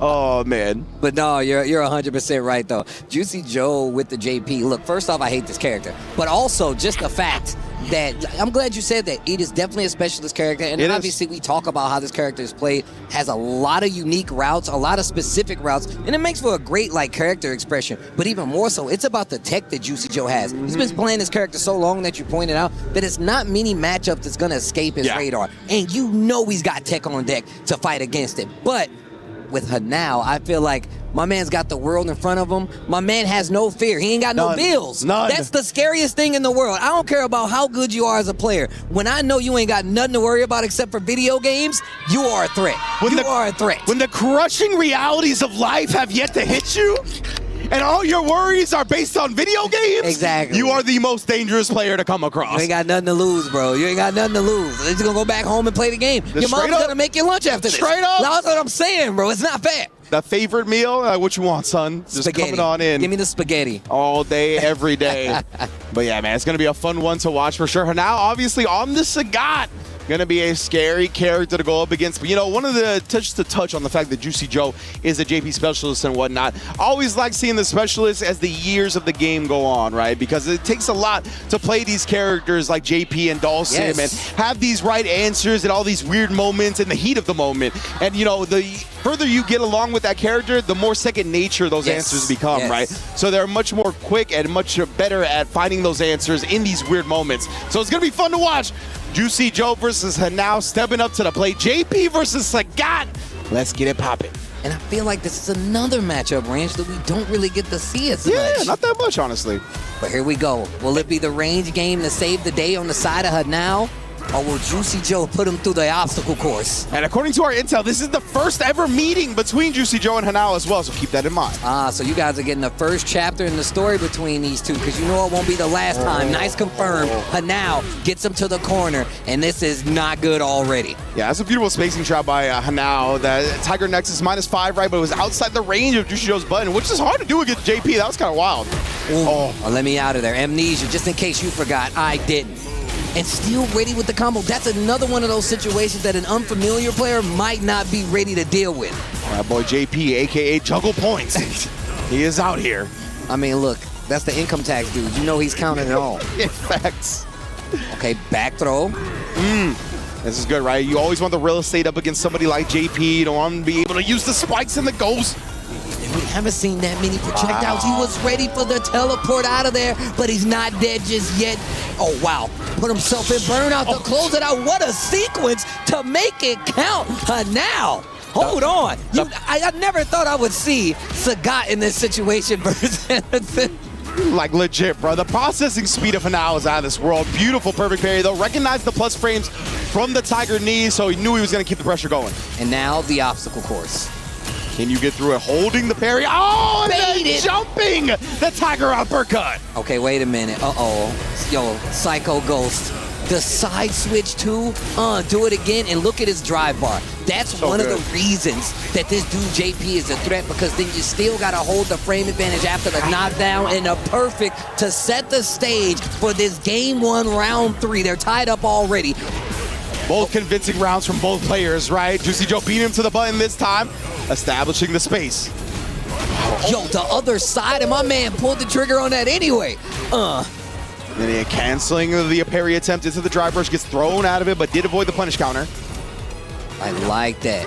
Setting up the projectile after the string to see how now he's going to react, and he burnt himself out because he knows he's got 3 bars. Ooh, that's big damage right there. I think he's alive. We'll see how my channel points are looking after. A sliver. Okay. Oh, he's dead. Oh, my God. Literally, Steve looked at me like it is a sliver and then he died. I was not expecting that either. This man Hanao, the calculations out of this world, knew he was going to be able to burn himself out because we ain't going to see no more meter in that round. It's over. Can't take it with you, bro. Not a pharaoh. Throw my man to the corner. Bro, I thought he was going to live. I actually thought he was going to live. Me too, but it was a big chunk on that DP to put him in that yellow in the first place. He'll take that trade as well. Keep JP locked in the corner in the process. Does get out via the teleport. Great awareness by Juicy Joe. He waits for him to walk back and forth under the departure before he goes for the teleport and the throw to close it out. Now, steamrolling right now. And now is so good at these calculations, man. Just barely killing off that last combo, off that throw. That throw barely killed as well. That Tiger knee at the beginning, first time he represented it, and now showing a lot of different looks to get his game plan started. What a conversion! Wow. Yeah, I wonder if like the driver screen freeze has something to do with like the way that we're played out. I feel like that's definitely a thing in this game in general. That freeze on the screen after drive is definitely something that can help you confirm a little easier. Gets the Nexus follow-up to the knockdown, and now trying to steal back this momentum. Likely almost even, and the throw might do it. Oh, and that overhead is definitely going to do it because he's going to build to 3 bars. Oh! Doesn't actually confirm it to the super this time. Wait a minute. And now when Burnout walks back, scouts it, and does the jump in anyway? This guy now, bro. How did he thread the needle on that, knowing the exact moment to jump in? Through the clouds, like a piece of lightning. You just see Sagat leg. Legit, bro. Oh, the Hanao chance from the Reject super fans in the building. Look at this guy that now. That picture is OD. He definitely, this kid is very expressive. I love seeing the showmanship that he brings to the table. Juicy Joe definitely thinking about it. I mean, look, Hanao seems so ready to deal with this matchup. We talked about how unfamiliar we're all with it, but it seems like Hanao's been here before. Legitimately, man, he looks so good and so prepared for this. Like that last jump in, just so ready for all the timings that JP's got. Oh, God, I love that move. Caught Juicy Joe reach and hit him heavily. Okay, and the departure has not been working. You can see Hanao dashing forward just to place himself right under the departure, and the teleports haven't been working for Juicy Joe, and he just hasn't been able to get anything going as he is now in critical condition in the corner versus Sagat once again. All of Hanao's jumps there haven't been a lot, but they've all worked out. He did get caught committing to the target combo right there. Level 2. Take him to church, switch sides, and this is really good for Juicy Joe. Nothing's really out of the reach. He stops the combo short to let him not be prepared for the recovery, and now this next situation, you could possibly be dead. Oh! All right, it's fine. Ends up getting the throw at the end there. Builds himself a nice little meter as well. Yeah, man, I love how funky that DI setup was, right? Because as you mentioned, he didn't want Hanao to reversal the DI at all. That was really good. And on top of that, but it also cut him short because he didn't get the bar. The level 1 could have killed. He had to go for a normal hit to get it. Crazy exchanges between these two players. Man, yeah, that was a wild one. I was like, do not DI this 15-year-old, but he had the setup to do it. Hold these knees. Damn, the sharp knees. I like that. Sets up the departure. And look at what it does when he actually sets up the departure. Hanao has to hold the screen. And I like that, trying to get it off the screen because it's not active afterwards. And now this is the game that you want to play as JP and Juicy Joe. And departure is hesitation the special, right? Whenever you see that, the opponent immediately starts having to move a little differently. Speaking of which, Hanao does it with the backdash right there. The long distance crouch medium punch makes sure he gets a full conversion. That is burnout and a very dangerous spot for Juicy Joe to be in. That you do me, I do you, the DI. Hanao once again takes the lead and is now on set point in this group stage. And just a sprinkle of visual trickery, right? The whiff jab into the DI, that's all he needed to throw Juicy Joe off. I will never call myself old, but when you hit me with a button before the DI, man, oh man, that gets me. Man, oh man, that gets me. You may have given me a gray hair. Instantly. Ooh, and now though, Juicy Joe has turned it around, right? Got 3 bars on deck. Nice timing of the departure. Let's put the level 2 up there. Oh, but yeah, the drive reversal was ready, and now does get burnt out in the process, though. Real confident in his offense, confident in the jump. And wait a minute. Oh, I like that. Goes for the lockdown option to keep him close. I love what you're doing now. And he burnt him. You got to put him through the obstacle course. And now Hanao's full charge with the green and does it again, Ringe. He threaded the needle again and gets the closeout. Juicy Joe goes down and Hanao takes the set 3-0. I want to say he jumped forward 3 times and he hit all 3 jump-ins. Like, oh, the pose on him as well. This kid, brother, rising ace for a reason. Hanao of Team Reject sends Juicy Joe down 3-1. Sounds like they're singing a song. He now. Yeah. It sounds so sick. 100%, bro. They got a cadence to that chant.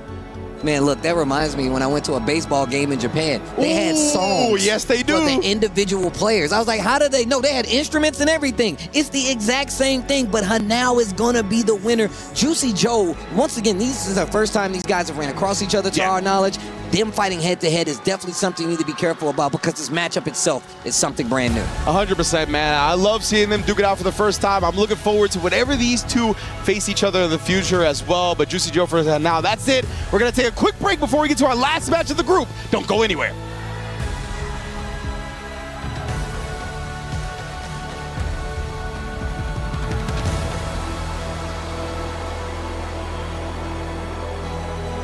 We're there. For every click, every clutch, every respawn. We were there for the years of grind. And we're here. Now. The proud founding partner of EWC. Powering the biggest event in gaming. Shoulder to shoulder with the world's best. Making history. Greatness deserves a stage. Lenovo Legion. Reach your impossible.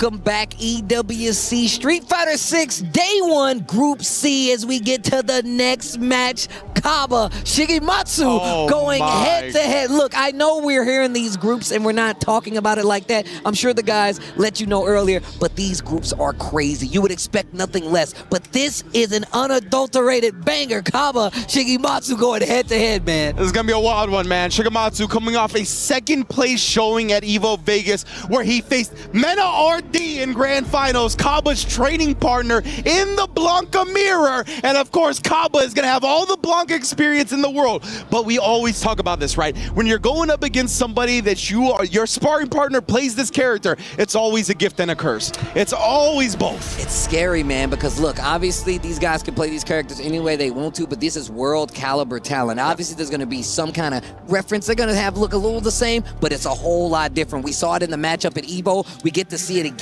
Well, we don't get to see it again, but we get to see the Blanca again. But like you said, Kaba, tried and true, completely understands this matchup as Mena RD, the world's best Blanca, is his training partner. Yeah. So you know he knows this matchup in and out.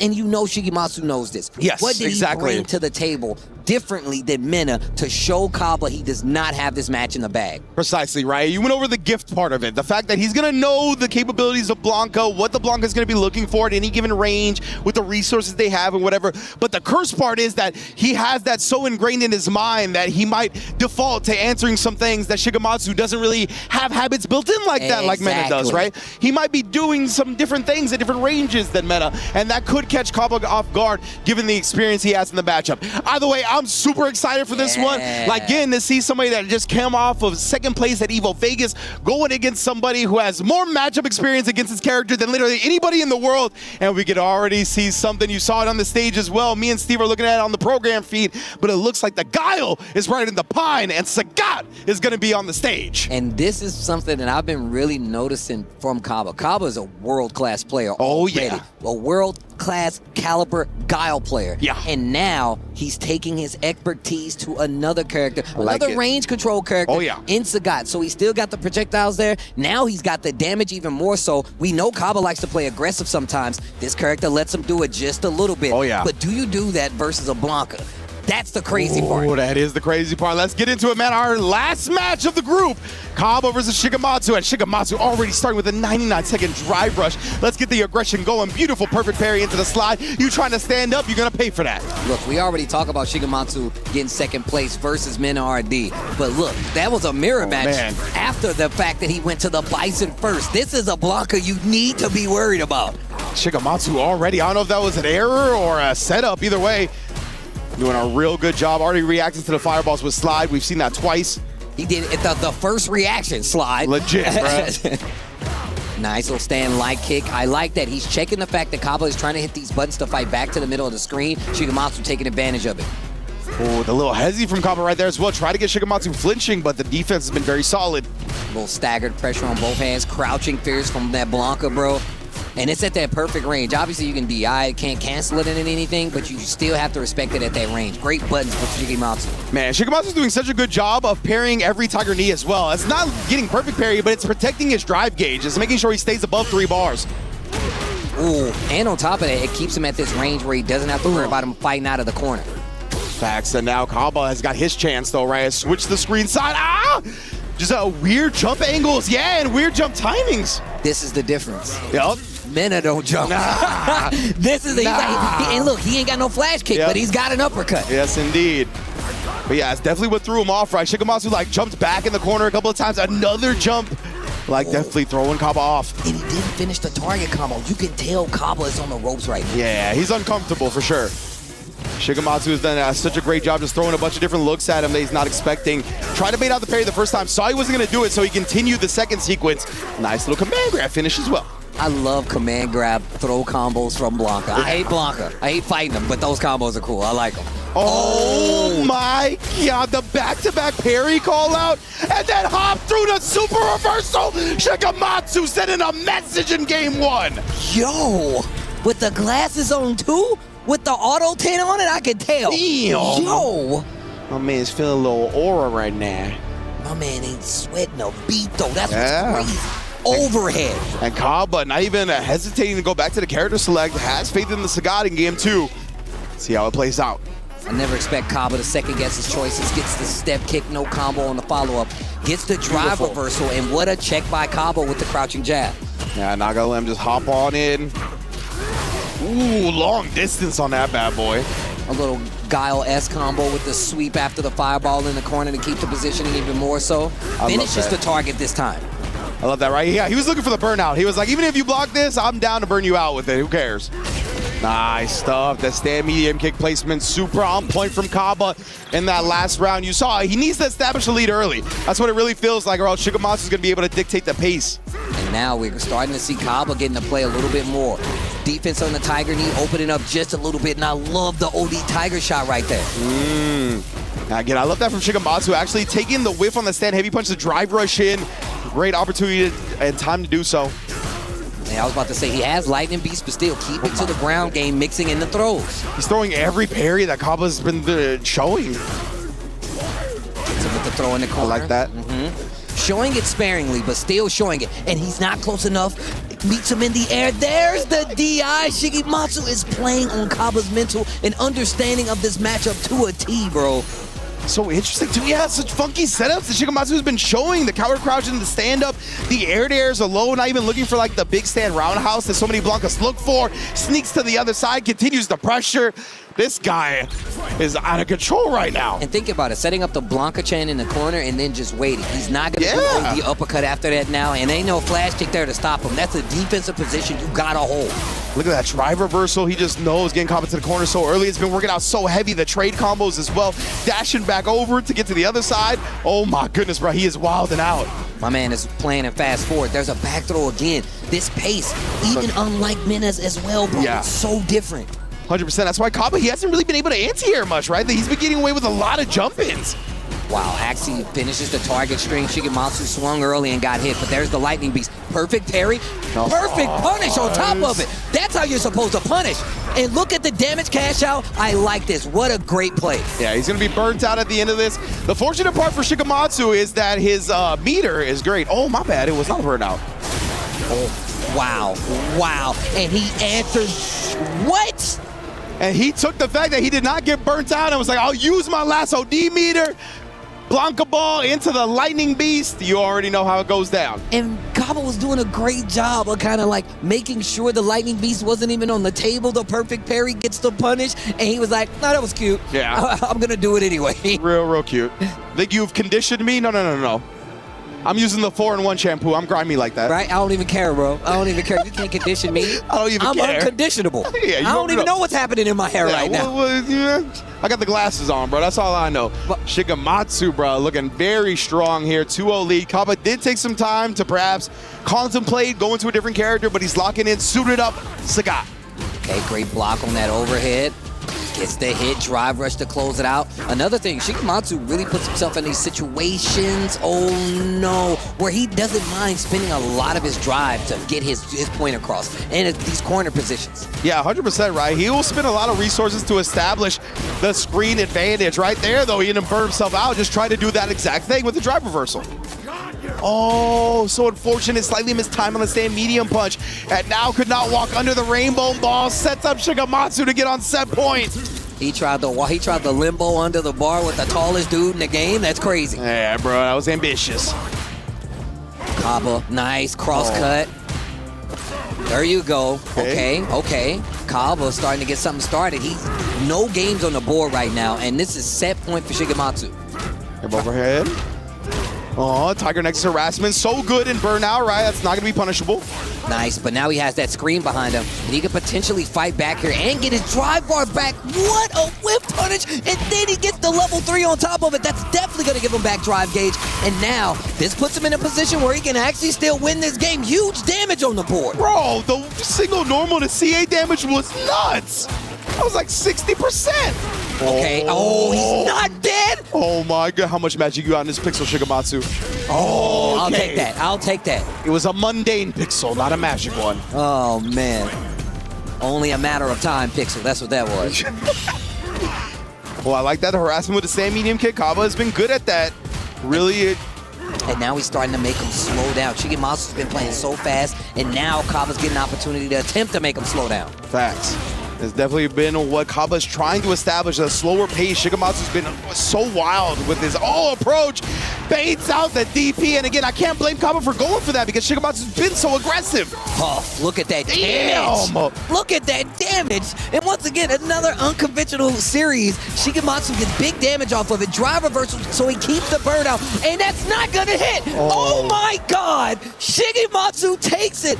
3-0 over Kaba and the Sagat, and he's feeling himself as he should. Shigematu in unconventional Blanca, especially what we're not used to in any stretch. Definitely not what Kaba is used to, and it is definitely written in the tail of this match. 3-0 Shigematu over Kaba. I do not know anybody as prepared for being in burnout besides Noah the Prodigy that Shigematu just showed us. Like every time he went in a burnout, it was on his own volition, drive reversing, and he did not care. He knew what the next sequences were going to be to take advantage of the fact that Kaba might be looking to abuse some things while he's in burnout. He used that against his opponent so well.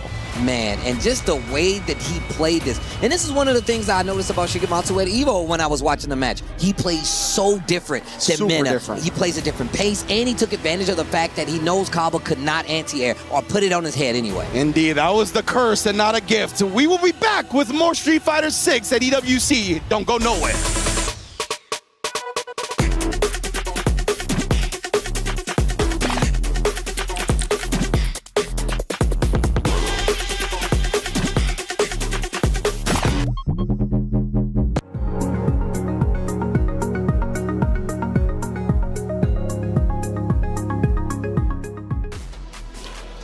We're off to a great start already here in the Allianz Vault. Street Fighter 6 is lit, and this is honestly the best crowd we have had so far, and it's only day one. Hey, welcome back in. I'm Taylor Reflections Noble, joined by Jammers as well as Yipes Boys. Good to see you. 4 matches down, 6 more to go. 4 keys to crush, and 4 move forward. It's a big day. Fighting games are brutal. I mean, look, it's been nothing but a bloodbath, and look, we've only just started with 4 matches. Obviously, pleasure to meet you, because it's the first time working. You're going to have a good time with us. Don't worry about that. But I tell you what, man, that first match with Fudo and Moke, you do not want to be first in my first thing in the morning. I mean, look, at the end of the day, we all thought Fudo was going to win that match. But Moke, of course, obviously switching characters, switching gears, knowing what's on the line right now. So I appreciate him that he's trying to play at the highest level. Yeah, Moke played incredibly well. Incredible control. Coming in with Mai against Ed on the side of Fudo. Now, last year, Fudo dominated his group. This time around, he's got to fight for his life. I think these guys, you're going to learn over time reflections that a lot of these guys are better under pressure. That's when it's really, and sometimes your back's against the wall is better than your back against nothing, because you still got things to walk away from. Yeah. But these guys, they know what's on the line. They know what they have to do. And with the Japanese players as well, by the way, their competitive schedule's insane. So this is just something that will propel the momentum going forward. Now, Yipes, last year, Moko finished top 24. This year, he is 1 game away from already moving forward to the next stage. Looking a lot better this year than last. So like I mentioned, so the thing about this game is if you want to really make it far, obviously you can play some of your favorites, but when it's time to pick some of the best weapons, you just got to go for it. So I like the fact that he went from the switch to Chun-Li and to Mai, and his results has been phenomenal ever since. Well, next matchup was all Zeta. They had to cannibalize each other. There could only be but one winner. We watched that one go down. It was a 3-1. Higuchi ends up taking the win. Incredibly strong. Now, this one was fun to watch for a number of different reasons. It was the first time we're going to see a Guile come into play for Higuchi taking down Mai. Well, here's the interesting thing. I'm sure that Ringe and Tasty Steve mentioned this on the commentary desk. If you actually go back through Higuchi's history, his track record against Mai is actually pretty damn decent. So when 100%. I saw this lineup, I said, okay, he's comfortable. When you are playing at the highest level, Yipes will tell you this as well, you have to know this matchup like the back of your hand. And Higuchi, out of a lot of the top players recently, has gone, you know what? We're going to drill this matchup with a hook or by crook. And he done that there with a 3-1. Yipes. So Higuchi on track to win out his group. He did so last year. So he's picking up where he left off. Yeah, I mean, look, he's the self-proclaimed strongest guy, and he's always going to showcase that. So it's one thing about getting the W, but he really does have pride with the character. He wants to showcase this weekend. That's right. It ended up being a 3-1 for Zeta, though. Hey, no worries. They still got the lower bracket to work through. We could have 2 Zeta members moving forward to the next stage, but that was 2 games down. We moved into our third, and Juicy Joe went against the young gun himself, and now who ended up playing incredibly well. This guy, 15 years old, has already accomplished so much. Now, of course, Jammers, this is his first EWC, but it's not his first time under the bright lights. No, this kid is relentless, and because of his age, he doesn't pay taxes, which means he doesn't care. Is that what we're focused on? No, listen, I'm telling you what, man, he can go in with so much bloodlust, but also That's reflections. Right. He has good mentorship. Daigo and Fudo are part of his same team. So they're like, hey, keep playing the way you are, and if we spot a mistake, we'll tell you. Other than that, let it rock. You know what I was thinking about, Yipes? I was like, man, what makes him so good at 15 years old? And I'm like, he has nothing to fear. What did you fear at 15? Absolutely nothing, man. I had no real responsibilities. I was just hitting some buttons, so I feel like he's following suit as well. So, I mean, he's just one of those kids where, like, you think he's an OG at his young age. That's how great he's playing. Which is insane to say OG at 15 years old, but he really is performing well. 3-0 overall, played incredibly well, and Reinhardt had a chance to catch up with him. Ryan, what did he have to say? Hinao with dominant strides here in the early going on day 1 of Street Fighter 6. Dominant over Juicy Joe.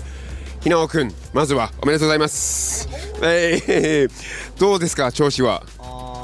今やっぱりこの大会に来ては EWC すっごく緊張してたんですけど、やっぱ試合に入るとなんかちゃんと冷静に、例えばなんかジューシー・ジョーがやっぱりなんか焦ってるのかなって思って、結構なんか爆勢とかそういうなんか多い行動があって2カ所ぐらい、それをちゃんと冷静に分析できてそこを咎めて勝ったのが嬉しいですね。So I asked him about the match, and he said that, he was very, very nervous coming into the tournament, but playing the game, he saw that Juicy Joe was actually nervous. He had some patterns, overusing the backdash, and he's very, very excited to have done the victory here today. で、これからあと2回勝てばトップ8ですね、一応。はい。いけますか？はいね。でも正直今の自信とか結構あるから、まあ勝ちたいね。So, 2 more wins to top 8, and he is definitely pumped up for the job at hand. And he thinks he can do it. He's very confident. That's it here from the interview corner. See you guys later.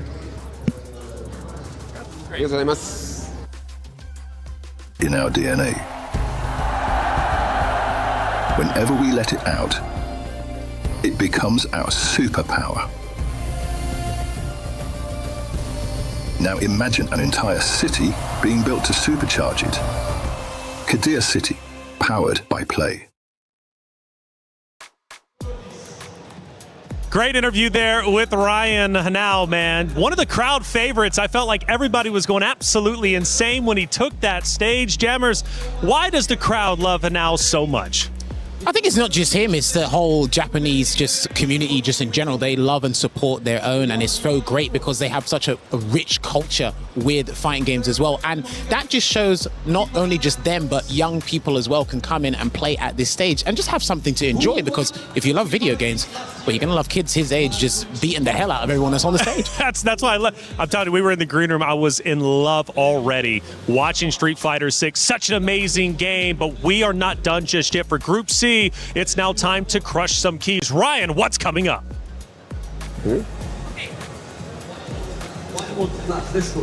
Insane stuff going on day 1 so far. It's been really, really incredible. The following matches, I can't believe we're going to have elimination matches on day 1. Fudo dropping down to the lower bracket is going to be taking on Yamaguchi. And then, of course, Juicy Joe, who just lost to Hinao, is going to be facing Kaba. Now, up in that winner's bracket, it's going to be Moke versus Higuchi. Great stuff from both of them first round. Hinao, who's actually exuding confidence here, is going to be taking on Shigematsu, who had a dominant first round over Kaba. Absolute phenomenal stuff all the way through. I'm really excited. It's been super sick so far. Can't wait to see more. I can't either, man, and it's going to come at you fast. We're going to be finishing up Group C coming up next. 6 matches to go, and like I said, keys to crush. We take a look at our bracket to give you a visual of what is about to come. Again, for some of these guys, they traveled a long way. They worked hard to get here to the Esports World Cup, but they're about to have their keys crushed. The pressure is on. Look, if you don't bring 110%, I mean, your bracket run will know about it. And look, you can actually see it on their Yipes. Look how this is turning out.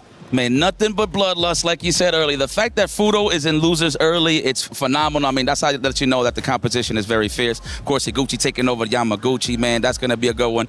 He now versus Shigematsu, and it's crazy because all of these matches are potential grand finals. That's right, and for so many players here, it's their first Esports World Cup, which is quite spectacular.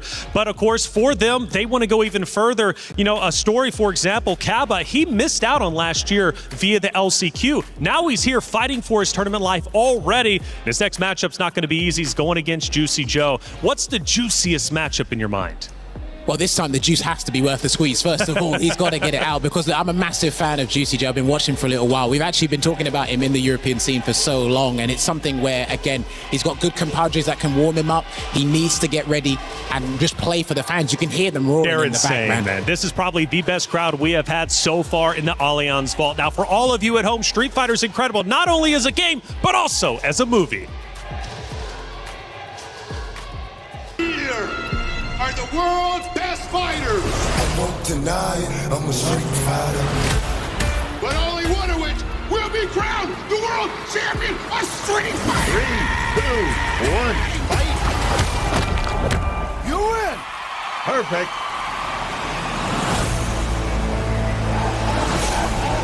This tournament is not what it seems. We have to be ready.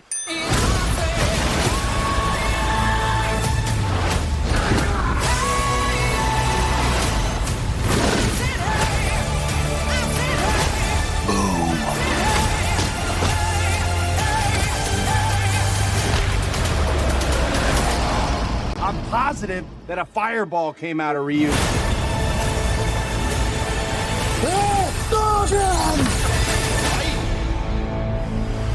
Perfect. Whoa, that gets me pumped up and ready. It's Street Fighter all the time here at Esports World Cup, and the stage is set. The stage is ready. Group C's finale going to be coming up. Who's moving forward? Who's going to have their key crush? Let's head to the stage to find out. Thank you, Taylor. Listen, banger first matches. The hype is there. The crowd is there, Rob. And already banger matches to move forward to stage 2. Look, bro, I had to make sure I even put a couple of these down. Brother, Moke with a 3-1 over Fudo to start things off. I mean, that was absolute domination. Hanao with a 30 ball over my dog, Juicy Joe. Even though that's the homie, I cannot be biased up here. My man's looking absolutely insane. And then, of course, Shigematsu with a 3-0 as well. But our next matches, there's a whole lot more on the line. They're about to be important because first we have the 2 qualifying matches to go straight to the playoffs. And then we go to the losers bracket to have elimination matches. Rob, every single match is important. People are about to be going home, ladies and gentlemen. I mean, you ain't got to go home, but you got to get where, Damascus? The hell up out of here. That said, our next match is a decider match going on between Moke and Higuchi. Ladies and gentlemen, are you ready for our next match? Okay, then, enough said. Let's get into it. The winner of this match moves on to phase 2, and the loser drops down to the lower bracket. Let's send things over to our commentators. That is correct. We're into the qualification spots for phase 1 here for the rest of our group. Here in Group B, Vicious here with Logan Sama, finally on the commentary desk. They let me do some commentary. Love to hear it. Out of the cage, out of the studio, and into the action, and for a very good reason. Moke versus Higuchi with such a phenomenal start.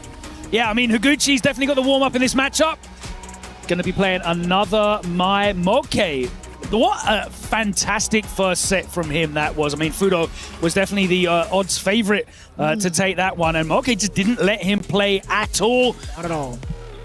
Higuchi, though, getting the big result against his teammate Yamaguchi, of course, coming off the back of a loss at EVO Japan. Yamaguchi, of course, winning that bracket, but... Damn, the smile and destroy. I did misspeak earlier. I did say Group B. I meant to say Group C.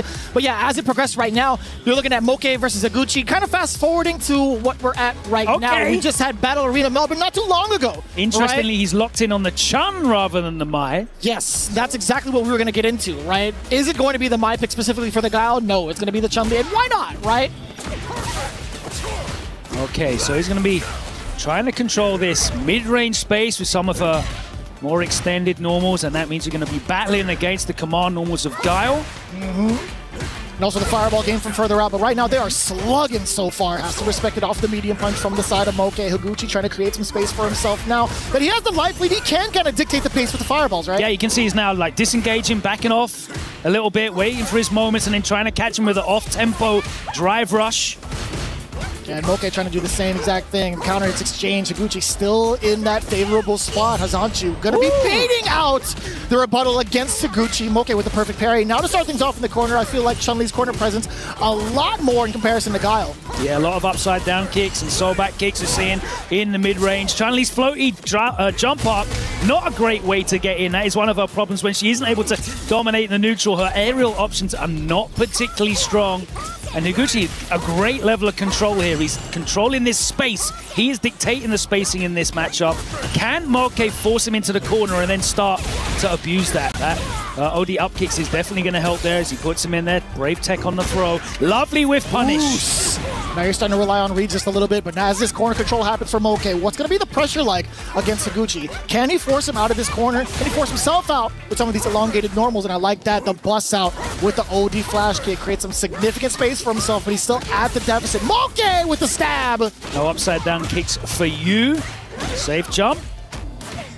Nice patient defense from Higuchi. He's got a huge way to come back here.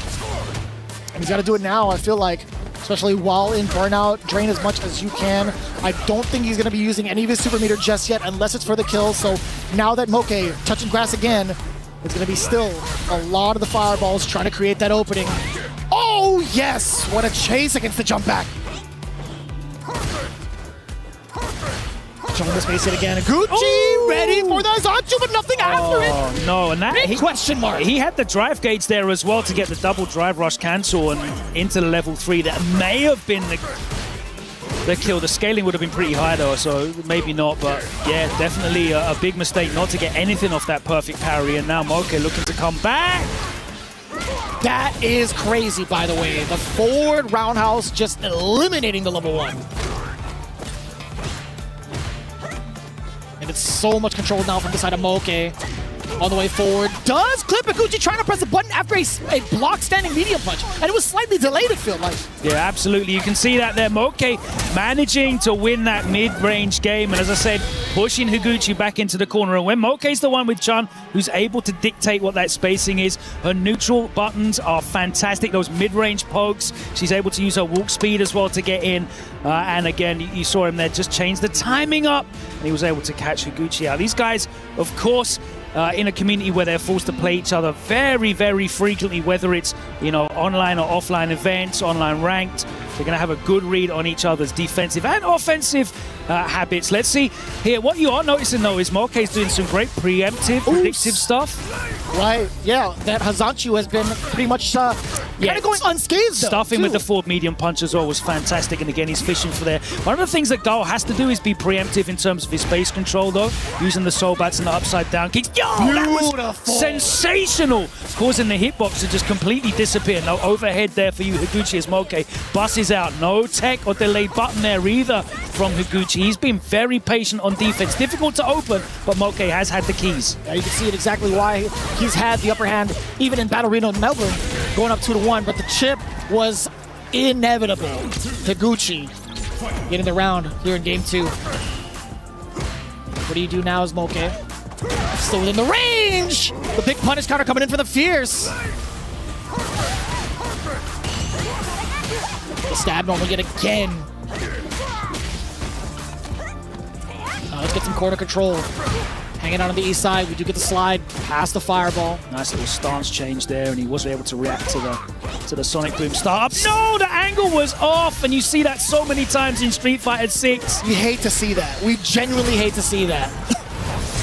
Higuchi gonna level it up.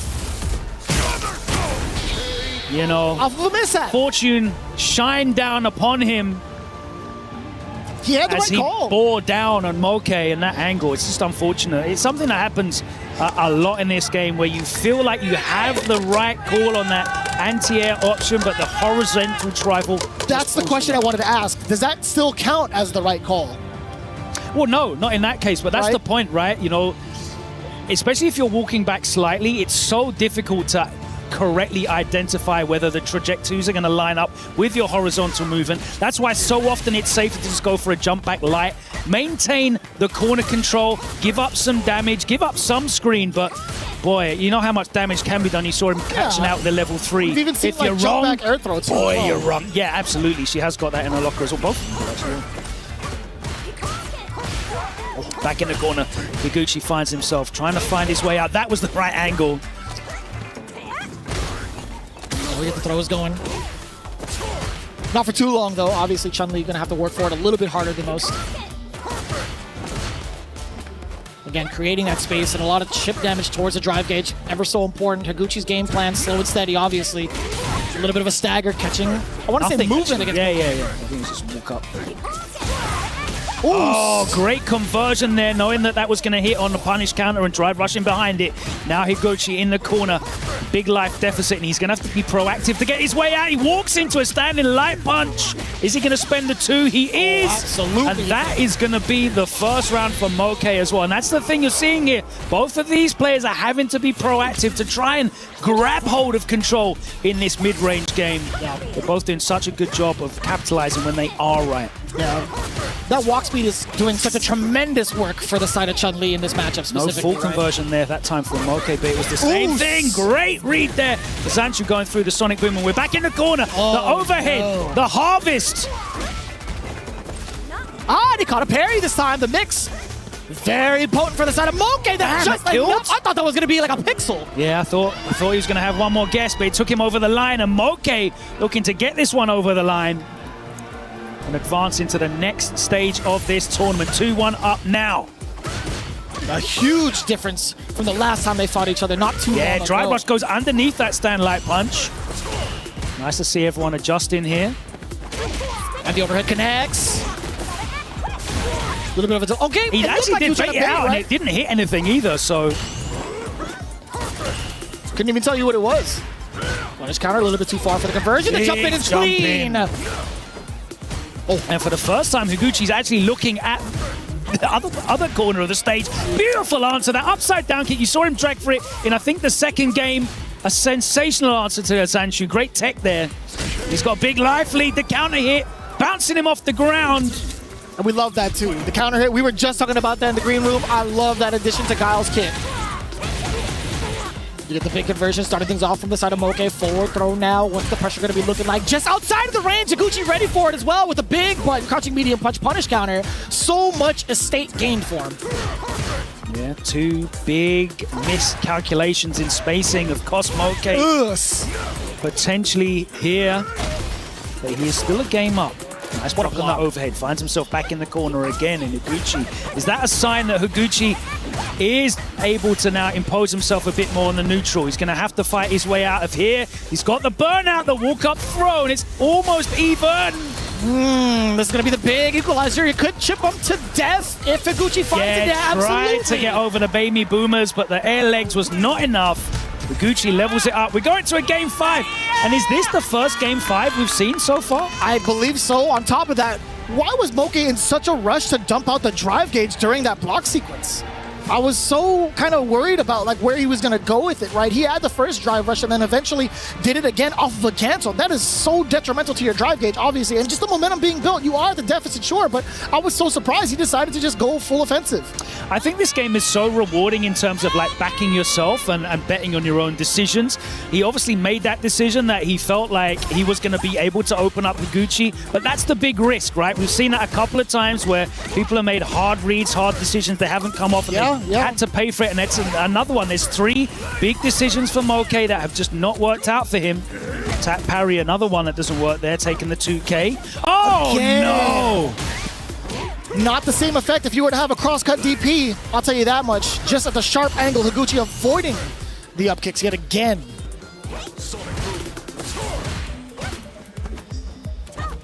And now Higuchi playing the rest of the stage out. Nice. Carry on the way through. That was a great counter poke there from Higuchi with the challenge. Excellent call. Ooh! Instant air legs.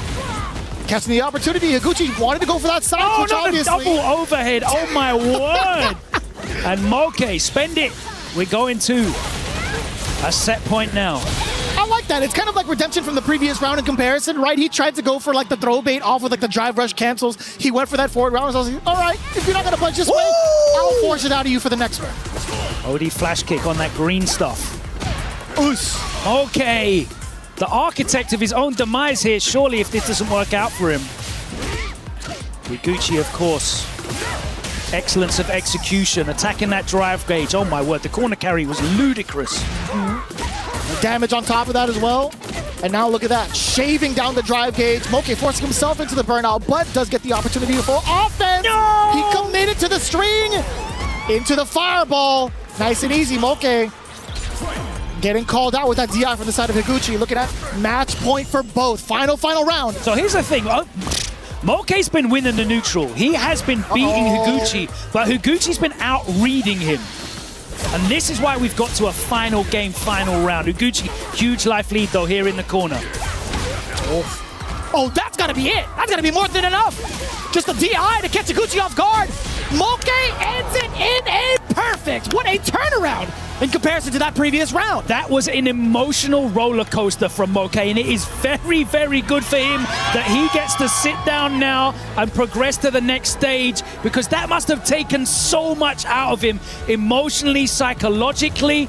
But he got it over the line, and Moke with two big results, overcoming Fudo and then Higuchi, players that are definitely in the top echelon of Street Fighter 6 right now. Moke, is this his time? The wave of momentum is with him. He is playing some great Street Fighter. Perhaps this could be the day. And he's back with quite the arsenal. I'm glad he brought up the Chun-Li. I'm glad he's not rusty. We were talking about that a little bit in the green room. We wanted to see if the Chun-Li was even going to come out to play. And there you have it. Surely proving his stuff. We love seeing that coming in from Moke. Congratulations to him. And we'll move on further in with the bracket right after this.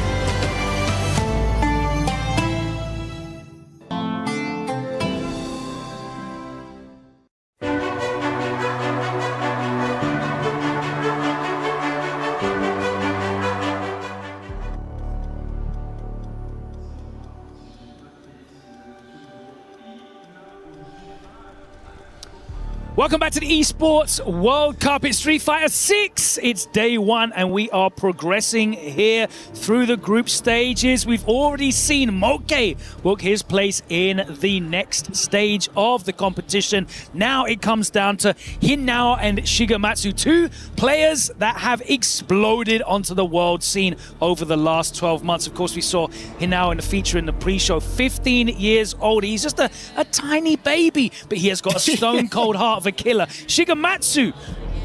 Now, this guy representing Riddle Order, he is part of a fantastic squad, as of course Hinao is on Reject, but Shigematsu coming through, and maybe he wasn't one of the star names on that Riddle Order squad at the start of this year, but damn, is he definitely one who is getting attention right now as he finds himself in the upper bracket after dominating Kaba, and that was a very surprising result. You would not think that Kaba would lose the Blanco match 3-0, but here we are. A lot of frustration that's set in that matchup, but for sure, Shigematsu is going to be taking it in stride, right? He's been doing that throughout the entirety of this season of the Capcom Pro Tour.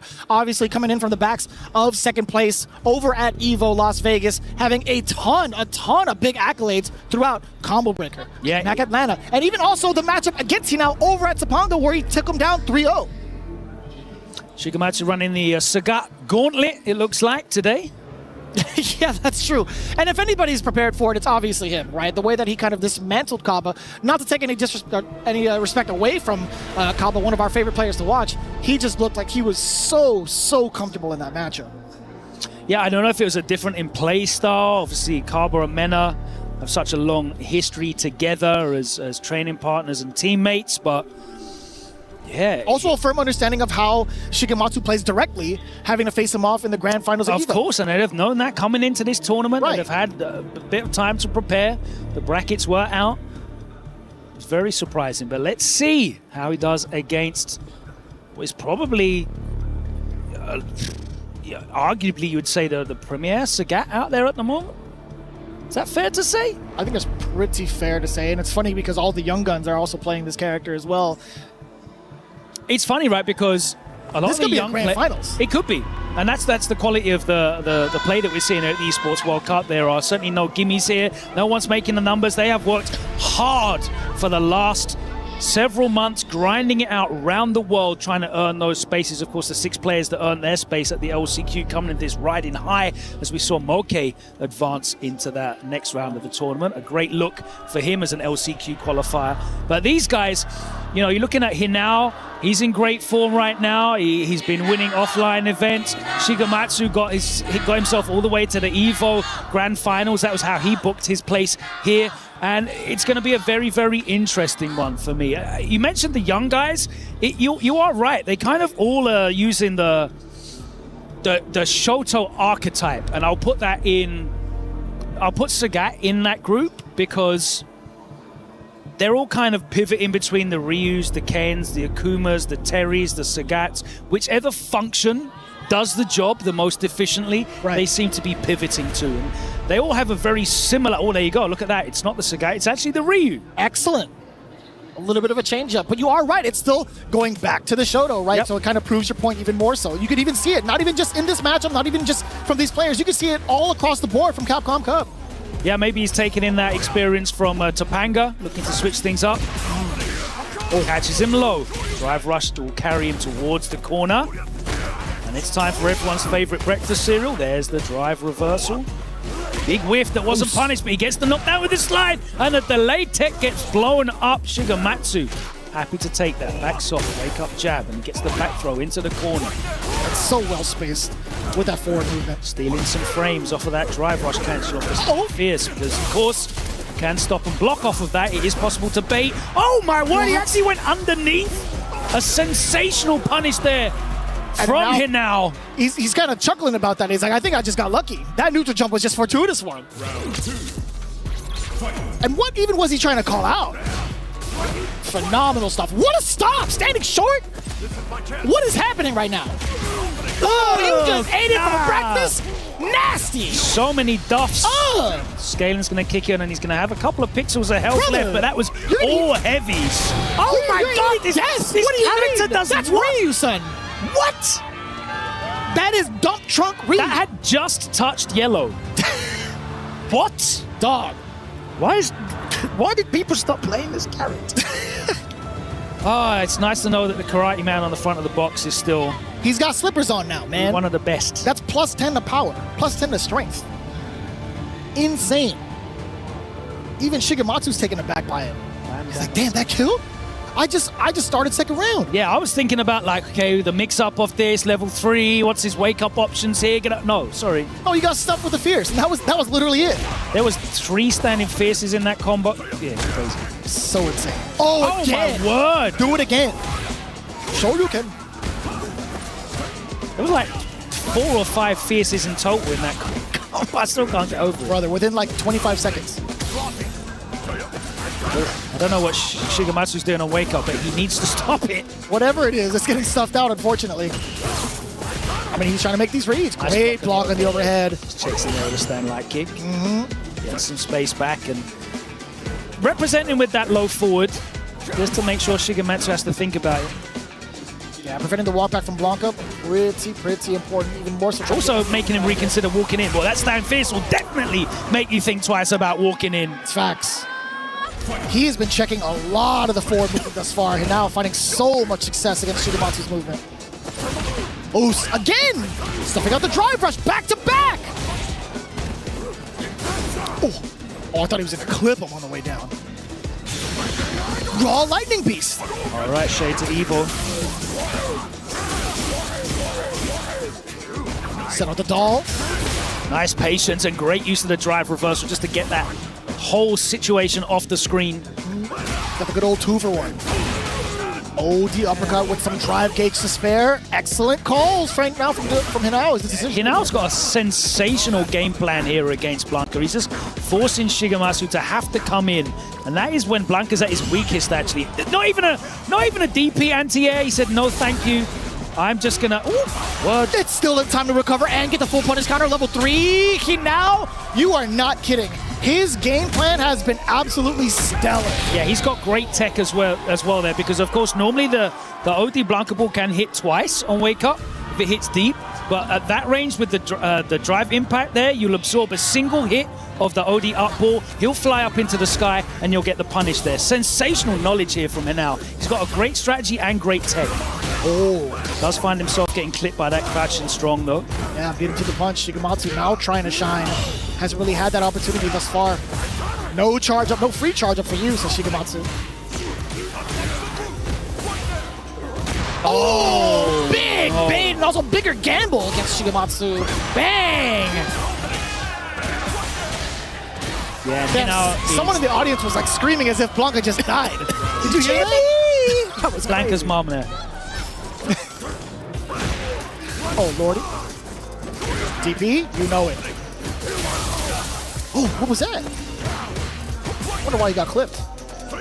All right, that time he's going for the throw after the medium punch after getting the counter hit last round. Got another one on deck. Shigematsu back into level 2 territory. I like that fake out. A little bit tricksy. Coming in with a jab, Blanka ball. Rare mistake though from Hinao. He's going to find himself in the corner. So it's going to be a big chunk of damage, but again, he's got the right read on the wake up. Oh my God. And the right read on the punish. Oh my God, and the right read on the level 3 damage. And he is going to cruise straight in to the next round of the tournament. Hinao, flawless. Absolutely superlative performance from this young player. Brother. And the reject faithful, the super fans chanting his name in the stands. He read that jump back Blanka ball ages ago. He went for the double neutral jump from so far away, anticipating Shigematsu's movements. What a feat. That was like Back to the Future. Yeah, I love this episode. What's a rerun? Rerun? What are you talking about? Unbelievable stuff thus far. Another 3-0 on the plate from Group C. Shigematsu just was not able to instigate any kind of pressure game there. Like you see, when Mena plays, the crouch and light punch is a great tool to kind of feel them out like a lightweight boxer's jab. Hinao shut that down with the big duff and the big damage. Incredible stuff.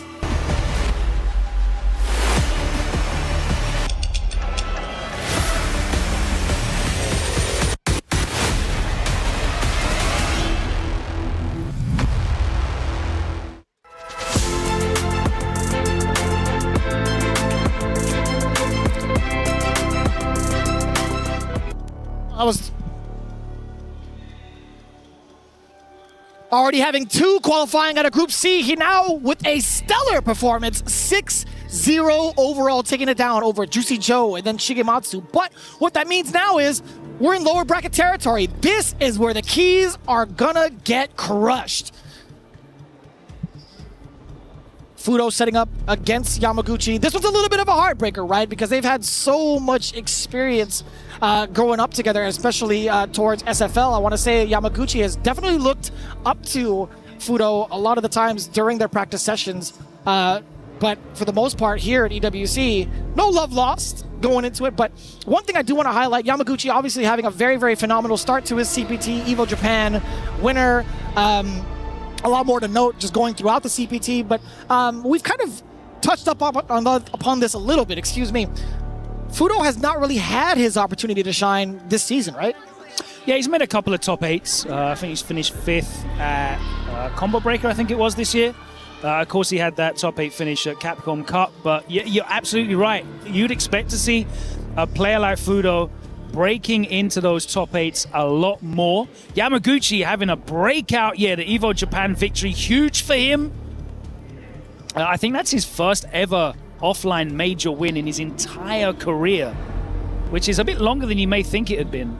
That Yamaguchi's is been correct. around for a while, competing for about 10 years, I think, which is crazy to say. Yeah, I mean, like outside of We're gonna have to get the used to that, singles though, right? division, I think he's had from what I'm looking up, he's only had wins, like significant wins in like team exhibitions, team tournaments. It's kind of difficult to kind of really wrap your head around because he's been, as you were saying, so active for so long, even in the previous iteration of Street Fighter V.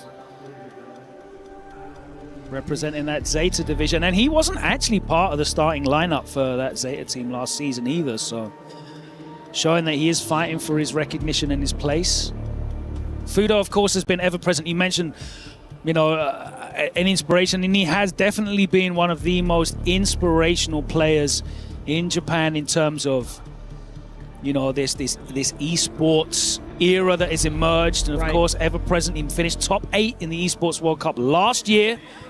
He's going to want to definitely go on further than that this year. But he looked lost in that first match against Moke, and his reward is another matchup against another Mai. I think he's going to very much adjust his playstyle. He's going to have to adjust his playstyle if he wants to stay in the competition. But I think we're going to see a very different proposition here from Fudo up against Yamaguchi. Yamaguchi's great with his pressure, though. He really throws some different looks at you. He forces you to react and respond. He's so good at utilizing Mai's counter hit conversions off her lights and her mediums. Fantastic at that, and he really just removes tools from you in the neutral and then starts forcing you to take really bad risk guesses on defense. We'll see how Fudo deals with that, because if he can control that space and actually get some of Ed's mid-range control tools out, that's going to be way better for him. He wasn't able to do that at all when he played in that first match against Moke. Yeah, it's been rather difficult to kind of see Fudo in that shape when you talked about that previous matchup between Fudo and Moke. Some of the risks he decided to take, it just felt a little bit questionable, right? Because it was definitely something that Fudo has been in before. He's assessed these types of risks before, but he still found himself going through some of these throw text, delayed throw text mid-screen, some of the questions some of the answers he's chosen to do over in the corner. We'll see if he kind of brushes it on up against Yamaguchi. Starting so far, Yamaguchi. That Riembo, nice. As a poke, that's definitely an answer that kind of forces Ed. Oh no, it's really difficult to get that reversal out. 13 frames of startup. It's so easy to safe meet it with a light. Nice block on the overhead though. Yamaguchi, big life lead here, goes for the low. Even trying to tempt a button on the side of Fudo is Yamaguchi. Nice trade conversion there. Did you get the side switch? Fudo dashing on in there. Losing his turn, he has to respect it. Nice block, just walked underneath. Block the cross up. Very much so doable for Fudo still. We have the burnout from Yamaguchi, yes sir! Also level 2 ready, just in case. Yeah, using all 2 bars of that super in the first round of the game, you can see how important it is to Fudo. Look at his face there. You can see he doesn't look calm and composed. He does look a bit shaken. It's very important to him. He's staring down at a key crushing and a tournament elimination. Yeah, I'm still quite amazed that both players just built up that level 2 so quickly within that first round. Just to even think about the amount of resources that they have going into the next. Oh, what an interruption. I like that. Yamaguchi, killer beat bump. On the way over. Yeah, that was a Braids challenge after the back roundhouse. Caught a little bit of movement against Fudo. With that crouching short string. Yamaguchi sitting on 3 bars. Damn, just gets clipped on the way over. He takes the damage over the side switch. You get a tick throw now, Yamaguchi. In control. What a time to interrupt. Challenge. Are you kidding me? Crazy work, and again a level 2 gets it done. Fudo with the bravery. There, the drive rush low, plus frames there for Mai. Fudo still pressing. He knew that he believed that Yamaguchi was going to steal some frames, and it paid off for him. Just having that kind of instinct is insane. Defensive shimmy there, the fierce, the low, catches Fudo, trying to move out as well. That time, still goes for the OD Psycho upper. I respect it. Letting some of the fireballs do the work. Yamaguchi has not really been able to throw it. What a deep uppercut to get the double! Yeah, and you're going to start seeing Fudo try and go for this, for these flicker baits. Yeah, there's the backdash, and there's the drive rush if nothing comes out. Hello, Sengan. Oh, kind of scary. A little bit of a hesitation there on the jabs.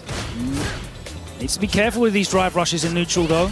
Oof. Definitely get punished heavily for it. What a perfect parry. Didn't lead to much, though. The counter hit frames. I don't know if the pushback was there or was 2+, but throw completely whiffed, blows straight through, but he burns himself out. Yamaguchi with the opportunities. It was a lock. Oh, he's saved. It was a lock. It didn't matter. Okay. Plenty of damage here for sure. Yamaguchi salvaging that moment. A little dicey. It felt just a little bit dicey. Fudo being locked and loaded with that super bar could have been dastardly against Yamaguchi. Coming up with the right reversal, perhaps, but either way you spin it, Yamaguchi now checking the drop rush. Motion input check as well. Impressive.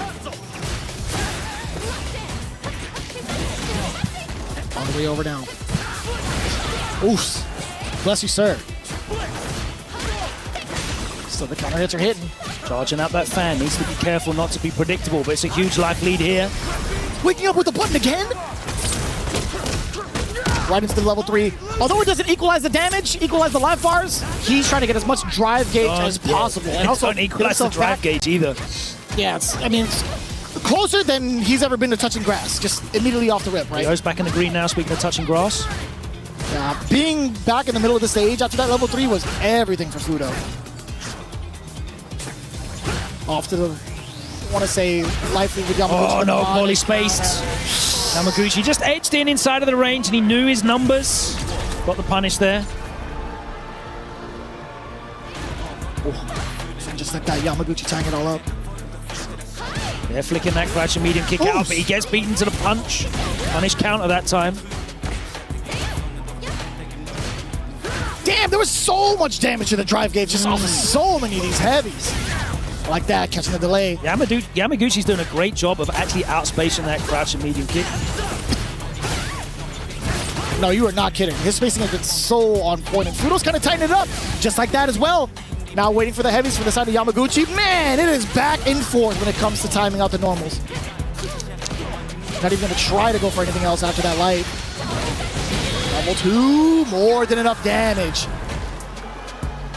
Yamaguchi stealing away the momentum yet again.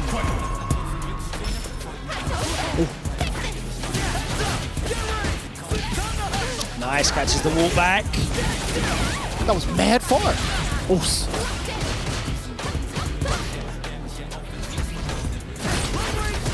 The fact that you can do that target combo and still get away with it, go ahead. It's crazy. Yeah, actually used the fully charged one there. I haven't seen him do that much. He's been kind of backdash cancelling it a lot. There you go. Oh, that was a beautiful whip, but you see the little micro walk backwards as well. Yeah. Just trying to coax Yamaguchi in. That's where the damage is available. But I do like the threat coming in from like the flicker. Spend it, well. spend it. You kind of have to. Oh, he has to spend one. That's great for him. You definitely have to, yeah. Right into the route to get that level 1. That's what I'm talking about. I don't know who that is, but I like that energy. Super fan title activated. Oh my word, that ult combo, that was crazy. We see it so many times, but it's still crazy to us. Triple lights. Why are you reaching for? No free hugs today. On the contrary, there's plenty of free hugs coming in your way. Yeah, I think it was buy 2 get the 3rd free. I think they were all free, that's really. that's not a hug, right? She literally grabs you by the collar and tosses you over her head. Do any of them count as hugs? Some of them. Maybe like Honda's. Honda's does because he does Guile that. with the suplex. That's a lovely hug. That's fair. I mean, Yeah, we can count that. the landing isn't lovely, but depends on who you ask. All right, so Fudo, right, for the first time, actually getting the corner positioning nice quite early. Big life lead here. Oh, my God. That was unfortunate because he already committed to a button and wasn't able to punish that whiff throw. But Fudo, look at man, he is stressed. And I understand it. Just trying to scathe by round. Although as commanding as it was, still have Yamaguchi 1 whole game up. Or I guess 2 rounds up, I should say. Oos! 1 round. I can't do math today. Jesus. Hello. Luckily, we don't have to count over 10, otherwise you take your shoes and socks off. Yeah, man. No one wants that at the desk. Yeah, I keep it clean on the desk. Oh! Yamaguchi doesn't, though. He took the big risk. Cleaned out. Damn, son. He has been going for that, though. The up kicks have been working out for him because he knows that Fudo needs to go in. But Fudo was in a position there. He had the round lead. Forced the guess from Yamaguchi, and it wasn't right, and we're going to a game 5. Again, another game 5. I love this. We're getting all the nail biters here. No blowouts. You gotta extend it as much as possible, man. Now you see the threats coming in from Fudo, from the mid-range, from the flickers. Yamaguchi, of course, going in for the drive rush, excuse me. Oos! It's so dangerous. And with the fans hot and heavy yet again. Nice hit confirmed. That's level 1 as well. I haven't seen many level 1s from Yamaguchi at all. Not in this set, for sure. Oh! Counter hit yet again. Ah, tricky stuff. Putting out the layers now. The overhead between the fan pressure. Yamaguchi, damn, he's got the full tilt. Facial structure-wise. My man was like leaning down. He's got the chin up at the same time. I don't even know how you do that with your face. Maximum concentration.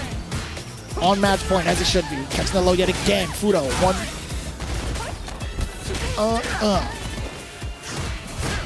I flinch every time Edge within that range, man. Uh-oh. Not quite burned out yet. There's the autocorrect. Nice parries. Oh, now he's burnt out. Now he's got to hold this. Now he's ready with the level 1, though. And he's going to get a load of space here. He's going to get out of the corner. Nice whip punish. No! Yamaguchi, the level 2, into the follow-up. No, what? No, but that's going to be it. No matter what, Yamaguchi was still in the perfect position to get the chip damage against Fudo. And there you have it. The first key crushed from Group C, courtesy of Yamaguchi's Mai. Unfortunately, we say goodbye to Fudo. Yeah, Fudo, it was definitely a better performance than the first game. Took it to a game 5. The first set against Moke, but took it to a game 5. Unfortunately, Yamaguchi had too many answers for him there. There's a number of instances where, Yamaguchi had the perfect response, and he just shut down a lot of Fudo's tools because he knew exactly what was real, what wasn't. Some big punishes, some big reads as well.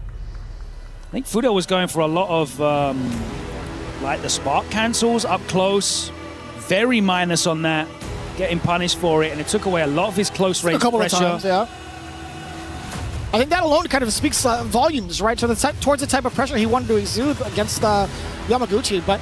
And then you saw like Yamaguchi trying to encroach in space, Fudo trying to defend it with the crouch medium kicks. Yamaguchi perfect spacing outside of that, getting a whip punish back on it as well. Superlative performance from Yamaguchi. Fully understands that matchup. Of course he does. Ed's so prominent right now. Fudo handing the key over to Yamaguchi. It's going to be our first crushing of Street Fighter 6. And Yamaguchi sends Fudo to the nether realm. And just like that, ladies and gentlemen, Yamaguchi, congratulations, brother. That's the big dog right there, Evo Japan champion. And he takes down the legend that is Fudo. Of course, here at the Esports World Cup, we have a special tradition. After one of our competitors fallen, their tournament life, their tournament soul is officially crushed right here at the Key Crusher. Our key master making sure Yamaguchi know what's going on. You gotta be heartless. You gotta be heartless, Yamaguchi. It is what it is. Fudo, no, not like this. And there it is, officially. We have our first key crushed here at the Esports World Cup. Absolute bangers, back to back to back. Yamaguchi is trying to punch his ticket into that next phase. He still has to win one more match to do so. Let's keep things rolling with some Street Fighter 6. Was built to move. Not trapped at a desk in one singular posture for 12 hours a day. It's time your chair evolved. This is Secret Lab Titan Evo. Ergonomically engineered for you, gamers, hybrid workers, artists, backing your every move. Welcome back. We've already said goodbye, and those Reject fans in the front crying tears into their Fudo signs. But we have another elimination match coming up. Aw. Hard to see it, but that just shows the amount of passion that goes on throughout the realm of the Japanese FGC. We love seeing the support through and through. But we got to progress, right? Yeah, that's just the nature of competition. Versus Kaba coming up now, and Juicy Joe also cannot avoid these Sagats. He's got to go up against Kaba here in an elimination match, and you might see tears in my eyes if we say goodbye to a European player. I mean, I think it's pretty much evenly split, right? You've got Juicy Joe to represent. A lot of us are big Kaba fans as well. It's going to be very difficult to kind of see, but one thing's for certain, right? You're looking at this matchup yet again at JP versus Sagat. Very excited to see what type of adjustments are going to be made between the two, considering they fell significantly short against their opponents over on the upper side of the bracket in Group C.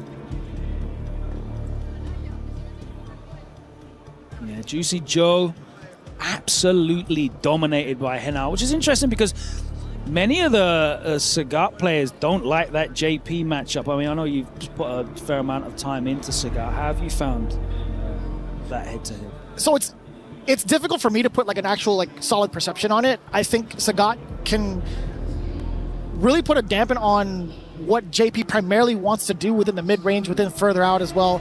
It's just up close is where it just gets so dicey. And that's not even just against JP. That's just like the overall threat that Sagat has against everybody in the cast. Standing medium punch is always going to be that normal that's going to get talked about throughout the entirety of the season. Oh, yeah, but you got to be, you got to get through the obstacle course to even be able to use that standing medium. And I think Sagat is not going to be like struggling too much out of that, honestly. Okay. Being able to close the gap with like Tiger Knees from the mid range.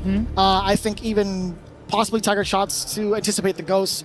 Obviously, Spike's going to be like the biggest detriment towards like Sagat's progression. You've always got to respect the portal as well. Yeah, but we've seen how Hinao is kind of like progressed past all of that. Having a little bit of a conversation from Shoryu Sengon too, being able to read some of the patterns that JPs have to kind of fall into to prevent somebody from moving in with either a spike, either a portal. Sagat can pick and choose those spots, and once he does, he's going to have the tools to do it within the mid-range to kind of get past all of that afterwards.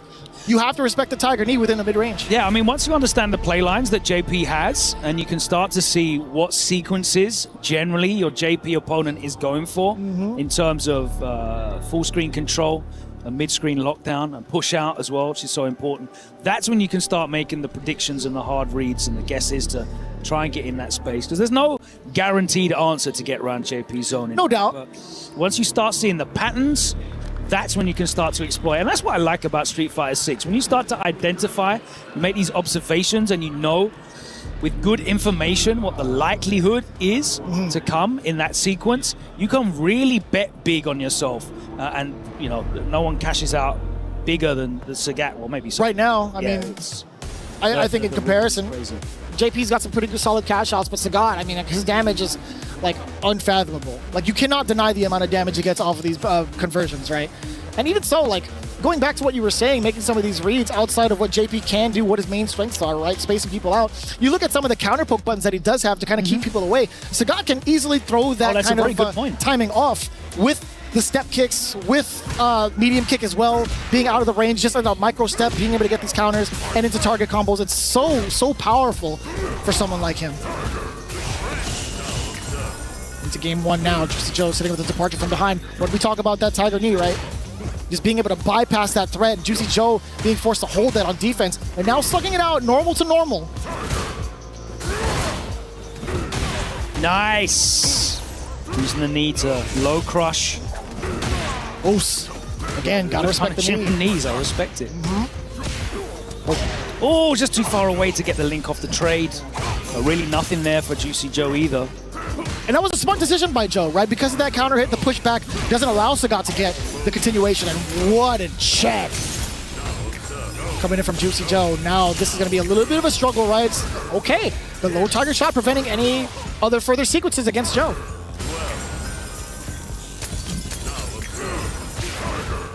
Yet again, being able to snipe out the departures. Nice. Excellent call out so far from Kaba, right? The departures not being as much of a threat to kind of back yourself up with the spikes. Yeah, and Joe being forced to use OD gauge, whether it's the OD ghost to set up the portal set up afterwards, on block, or whether he's just doing the raw OD portal from full screen. Having to spend gauge to try and control Kaba, and Kaba definitely happy to play this matchup at all ranges. Miss spaces the range though on that stand fierce, and he finds himself in the corner. A little bit awkward on the rest of that conversion as well. Juicy Joe forcing himself to back away. He understands the drive gauge situation against him.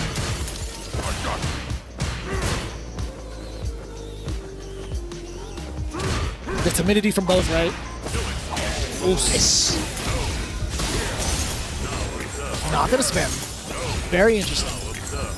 Has a significant life lead, has a lot of confidence. Totally understandable. On the other side! Call out. And that's the problem when you start making the slightly more desperate reads to get in. And it's not the first time we've seen that against the... Or at least from the side of Kaba, right? He started the whole set with an immediate drive rush at the start and hasn't really... Oh my god, the counter hit overhead. What was the normal that he stepped Damage out? Town. I've got no idea. I think it was a light. There's no way. He didn't even get the opportunity to be born. Yeah. The damage on the end, sneaking in the drive impact just as he ran out of drive gauge. Yo, Kaba, give me that. Give me a throw. Don't do the overhead, though. I like that. Oh, a little bit of a hezzy. Oh my god, a big jump in from JP. And the stab on the way down. That animation gets me every time with the jump fierce. Extension. On the way through. All right, what's the mix here? Great block from Kaba. Great patience as well from Kaba, because of course, all he needs is a single hit to close this game out, but he's waiting for a clean one, and there we go. The empty jump forces the anti-air to whiff, and he's ready to get the punish and close out the game. Superb patience there from Kaba, not overextending, not taking any big gambles. If he'd have pressed a button on that jump in, he would have got clattered. There would have been a ton of damage to follow that up and corner carry, and he'd have been probably guessing for the round. Kaba showing fantastic poise. Using some of the gameplay staples against you, some of the things that you practice day in, day out, becoming your downfall. Although the overhead did get cashed out from the side of Kaba, it didn't lead to anything super significant just yet, as Juicy Joe now gets the corner switch up, excuse me, the side switch up. A little bit awkward too on the decision to drive rush forward. Yeah, nice patience from Kaba. I mean, it wouldn't have led to a punish counter, I get that for sure. Oos. Set up the departure. Doesn't have to overextend, not too much at all. Juicy Joe.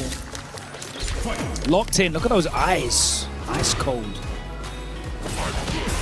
Nice check. Beautiful medium punch, controlling so much space. Kaba drive rushing from too far away. A little bit closer, I would say. If it was any further, he has the threat of doing like the Jin Rise, right? Uh-huh. Oos.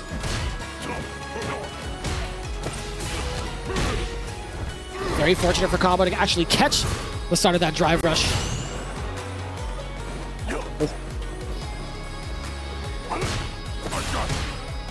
That's a sign to go after a block sweep. Oh, too far for a conversion after the counter hit. Juicy Joe trying to keep Kaba away. Standing medium punch, a great tool. Most definitely. Oh, that was so slick! Wow. He slid across the screen. Yeah.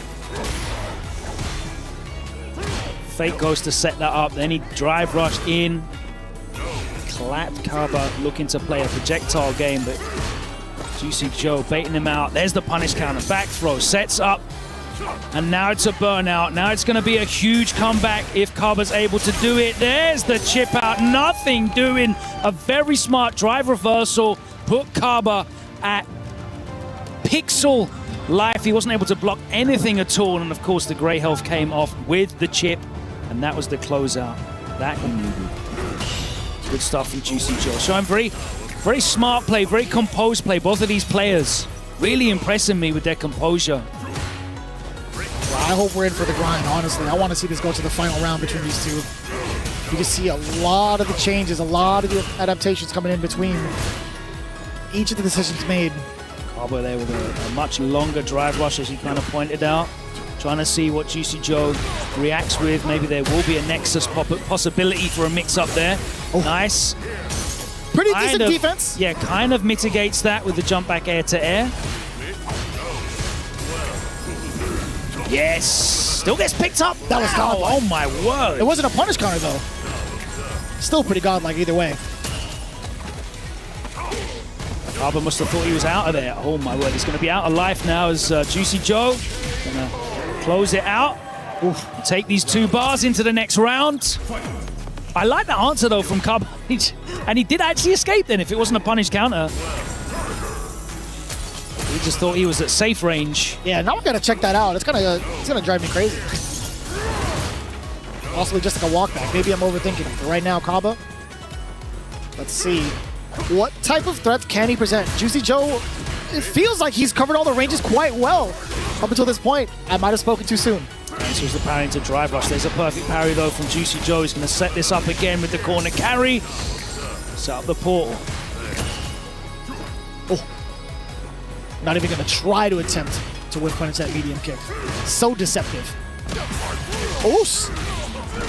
Got a counter hit against Juicy Joe. I don't even know what normal that was. Didn't even see it. Yeah, I think he literally just hit the first couple of startup frames. Never even got to come out at all. Oh, the amnesia. Back throw, we'll love that.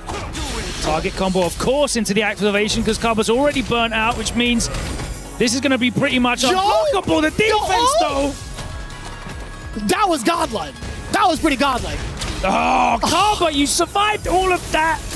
And then at the raw DI, but he drops it and it's into a reset anyway because why not? Oh my word. No way. Not like this. That was the illest defense up until the point of the drive impact. I was like, yeah, the target combo into the level 2, you're already burnt out, you're already in the corner, you are cooked. But Kaba somehow found a way to weather all of that. Wow. And then just at the raw drive impact. Whoo-wee, these guys are slugging. That sequence was mad tricky. And that's so ballsy from Joe as well, because like that block sequence was superb. And you've got to be looking at him as a JP player, like how?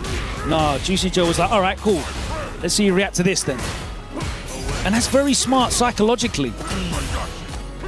All right, Kaba, the suit is on. It means business. I was just about to ask.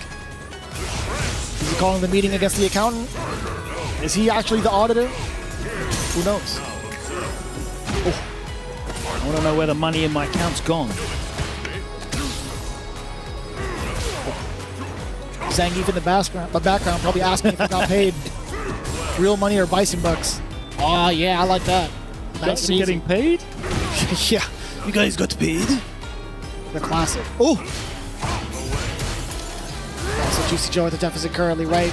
Is not going to be at liberty to set up anything really. No, he's got no space to work with either. Harbor, beautiful spacing on that, and the crouching medium punch opens him up. Big deep breath there from Joe.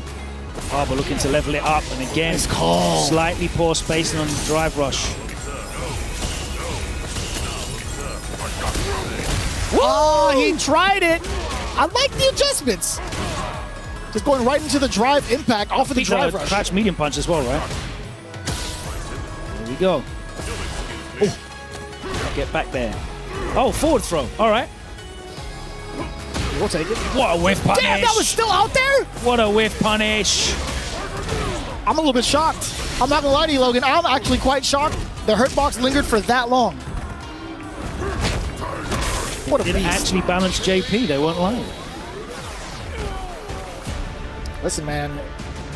Even just watching it, a little bit of a shocker, but man, does that feel good. We are getting our game 5.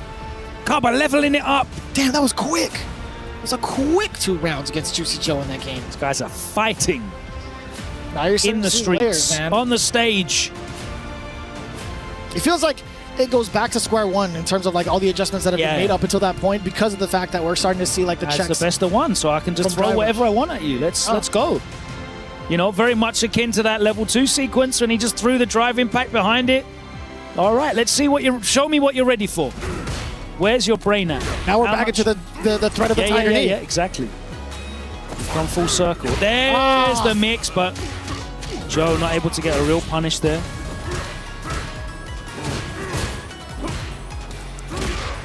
Just eat that fierce. Oh, that was mad far. Sick conversion. I don't even think that was a real conversion, not gonna lie. Yeah, that's the risk you take pressing heavies in the corner. That jump out threat. Oos. Getting into the rest of the string off of the Nexus. Get off him, please. Going off from Joe, opting to go for the jump in. Yeah, looking for a tiger shot behind that fake ghost. That's come a couple of times. So I respect the call out. Oos. Juicy Joe out of burnout now as well. I like that. A couple of fake ghosts. Juicy Joe not able to set up departure, not able to set up spikes. Now that Kaba is in projectile mode. There's exactly why the trade-off. Exactly why Kaba was so aggressive. Now look at that match point. Aggressive with those fireballs. It was very interesting to see Juicy Joe kind of play aggressive in terms of movement. He was the one that was trying to get in, trying to traverse that middle space. I feel like that makes the match easier for Sagat, but... Oh, trying to get sneaky with it. A little bit too far out, though. Juicy Joe had so much space to clear. You can see he's trying to, with that long-range drive rush, mix him up. Drive rush step kick, we'll take that, okay. A little bit of a reset as well. Like, he needs to be careful that he doesn't just lick out like a level 3 when he sees a drive rush from all the way over there. Perfect parry. He's gonna get the side switch. Yep, back into the corner. No messing around. Absolutely no messing around. And I respect that. This is an elimination match. There is nowhere to take those 3 bars. And Sagat, 3 bars in the corner there. Any touch would have probably led to you dying. I respect that cash out from Juicy Joe, but now he's at a significant disadvantage this round. You have to be as diligent as ever to keep the big bald fella away. Yeah. No sign of a level 2 on your horizon. Oh. I think it's fine thus far. Kaba, he's slowly encroaching on the space of Juicy Joe. Right in this mid-range, right? Ooh, the step kick actually caught movement! Right into the level 3. A lot of damage on board. Let's see. Not quite. No, but you've got a block now anyway. There we go. Spends the 2 bars. I respect. That's a great spend. Oh, you could kill him right here. Oh, no, actually, Amnesia's still a threat. My mistake. What? What did he jump over there? I didn't even see. I was looking at everything else. I closed my eyes. I'm not going to lie to you. I looked away from the screen. It was a horror movie, Out man. of burnout. Immediately spends the 2 bars. Kaba, big life lead, though. Joe trying to find a way to build these bars up. Getting hit. No, he's still alive. But barely. Single hit for Kaba. Joe doesn't want to press anything at risk getting whiff punished. He's got to be so passive. Perfect parry against a low step kick. This could be a start of something special. How much bar does he have? I can't see it. Yeah, he's got the 2 bars now. Here we go. Big reset. Oh, the command grab! Command grab! He saved it to the last Do it again. round. Oh, what is going on? Oh, and he licked it off. My God. He licked it off for the tournament. Kaba fighting for his life. They were swinging it out for 5 games.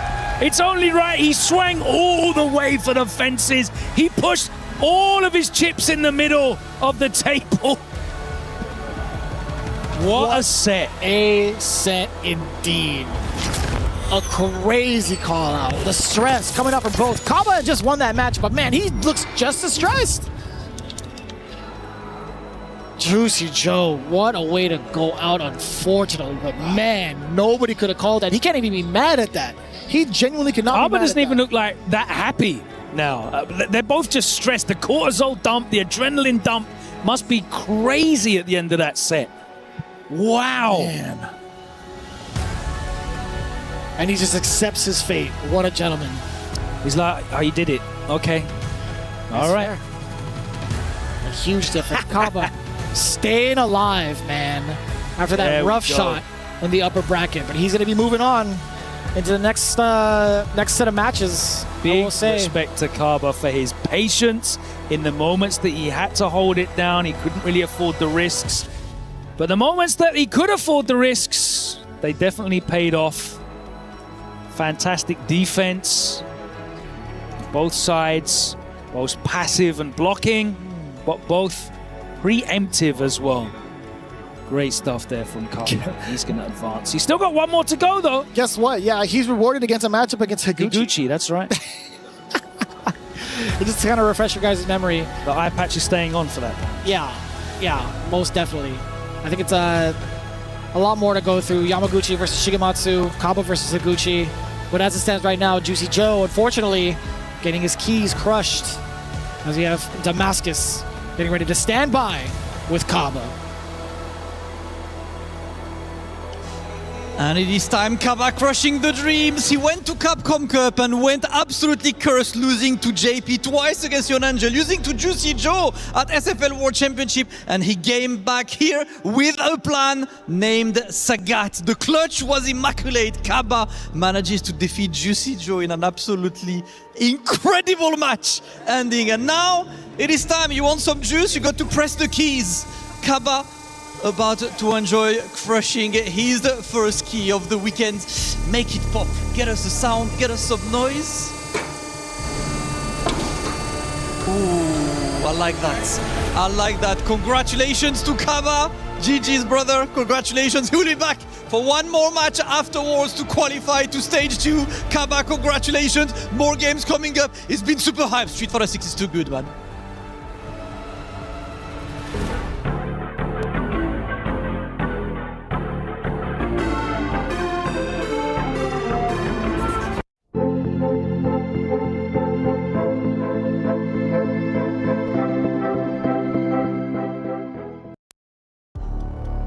Couple more keys to go as we get ready to say hello to our next set of qualifiers for Group C. Fudo, obviously, he's joining the fans, yeah. Big group photo with the fans that love and support him. Unfortunately, having to take a seat and bowing out early. He's going to have to be in there for the rest of the week. Yeah, he's got some coaching, a little bit of coaching to do as well to kind of go forward, right? He's going to be fully supporting the players going forward throughout the tournament. But again, one of the superstars, one of the gods of Japan, having to bow out of the tournament early. Instead, Yamaguchi taking his place to fight off against Shigematsu. That's right, got another qualification match. It's not just an elimination match. The winner of this will progress into the next round of the bracket. Yamaguchi versus Shigematsu. I could only find one meeting of these two in tournament play from the last year, and it was in Topanga, and it was 3-2. So hopefully we are in once again for a nail-biter. Yamaguchi, of course, representing Zeta Division. Shigematsu, the breakout player this year for Riddle Order.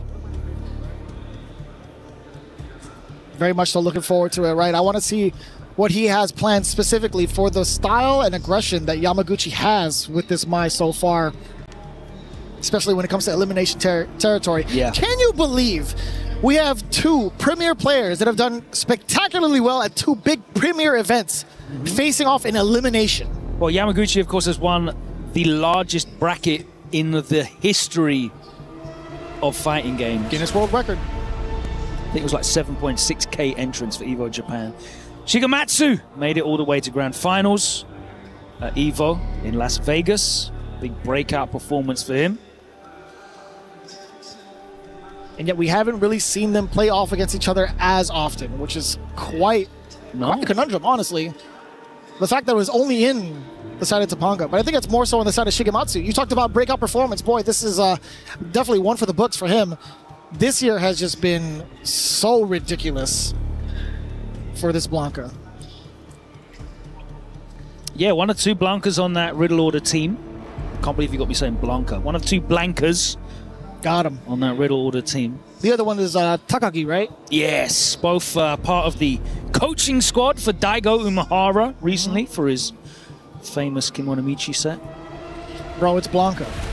Blanca. The announcer says Blanca. All right, when I hear you say Zangief, I'll accept that for you. I'll do that. Yeah. Do that. All right.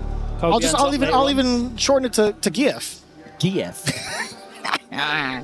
We'll take that. Yeah, I feel like the lack of head-to-head meetings is more on the side of Yamaguchi, actually. He hasn't traveled as much offline as Shigematsu's been everywhere. I feel like the Riddle Order army have been ever present. Like, I've seen those yellow shirts at pretty much every offline major.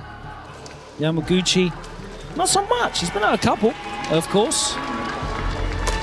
No, I'm looking at it right now. I mean, there's been a lot of, I want to say, how much representation did Riddle Order have throughout like the entirety of the CPT? We've seen that yellow jersey a ton. Yeah, they've been, of course, Junior's been a big breakout player on there. We've seen Junior make a bunch of top 8s with which character? With GIF. Yeah, GIF. I'll say it, bro. I'll commit to it. All weekend long. Call me out on that, I promise you.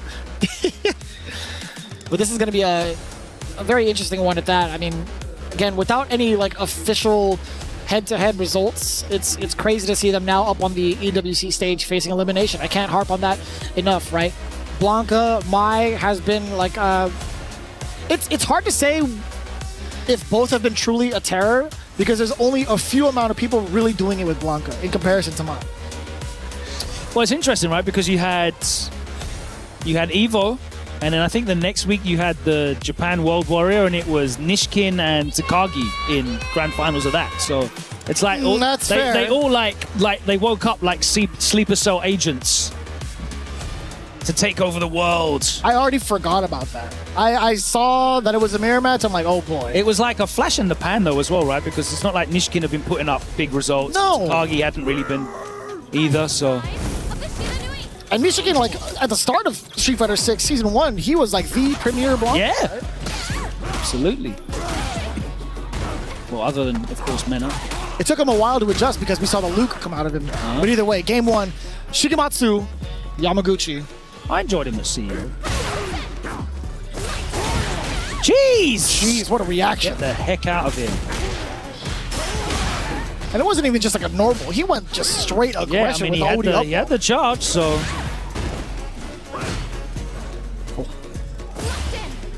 Forced it back away because of the burnout. Totally comfortable with that considering the life lead. Oh, airball. Jesus. Normal airball. Another one. normal airball. Brother, get him out of the gym. Believes in you. Building houses. Not with the airball. Yeah, the airball. Nothing but bricks. You don't. What? You got me messed up, man. Don't look at me with those eyes, man. If anything, you gotta shut the doors at the gym. Too much of a draft. Oh, catch that roundhouse a little bit. There you go, the old faithful crouch strong into drive rush cancel. I'm still mind blown with what you just said. It's got me mixed up. A ton of damage, and also towards both the life and the drive gauge. Yeah, Jesus. corner and burnout, and there we go. Yeah, not even worth it to try to spend the bar in terms of like the super rebuttal. Had the opportunity to do so. That's a real cut price kill for Yamaguchi. Didn't have to spend anything for it. Both sitting at 2 bars as well. Oos. First big strike coming in from Yamaguchi. Again, spending time on the West Coast. Not for too long, though. All right, there's the activation. Now making it a round trip. And Shigematsu, one of the Blanca players that he just spends it pretty much. He uses almost all of the meter for that level 2 when he gets it hit. Lordy. Cashing out on the damage, and you see why. That felt like an exhibition. As soon as he activated that level 2, that was all Shigematsu catching Yamaguchi's normals. A ton. 2 punish counters, I should say, into a ton of damage. Stealing frames off that drive rush cancel. Yamaguchi with the OS. You have to be careful, of course, because Blanca can hop back and bait it out. We've seen that. We've definitely seen that instance not too long ago. Ooh! Oh, just within the range? Yes, sir! The big splat. What a call from Yamaguchi. Oh. Yeah, Yamaguchi choosing not to use the level 1.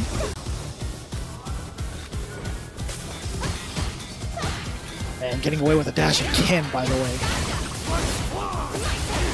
Oh, yeah. Can't take any actions after that one. Oh, well, you could do OD up all if you wanted to, but that's it feels just so out of the ordinary to consider. And again, Shigematsu going to have to adapt to that because Yamaguchi is OSing that for free. The hop could come into play, as you had mentioned. Yeah. Oh, just within range. Catching the normal. That was a counter off of the crouching medium punch. Shigematsu also close to burnout yet again, forcing himself to back away a little bit. Oh. Give me that activation. Yeah, looking for it on hit, obviously, off the OD electricity, but we'll take it anyway afterwards. Yeah, I mean, you get so much mileage out of that. Even if they're blocking, right? You get the mistake, you push it to the corner.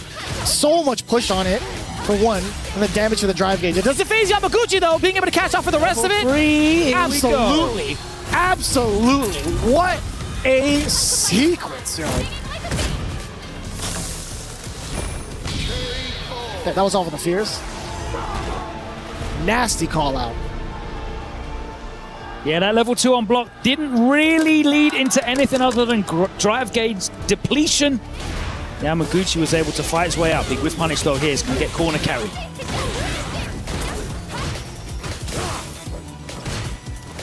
Still within the range to threaten. Oh. All right. You're seeing Yamaguchi backdash off the strings here. You might see the OD ball come out from Shigematsu. There's a side switch. Level 1. Okay, take that. Makes a lot of sense. Woo! Couldn't call that out. Little fella on the way through. Get the electricity. Give me that extension into another one. The switch off! Sneaky stuff. Damn, that's sick.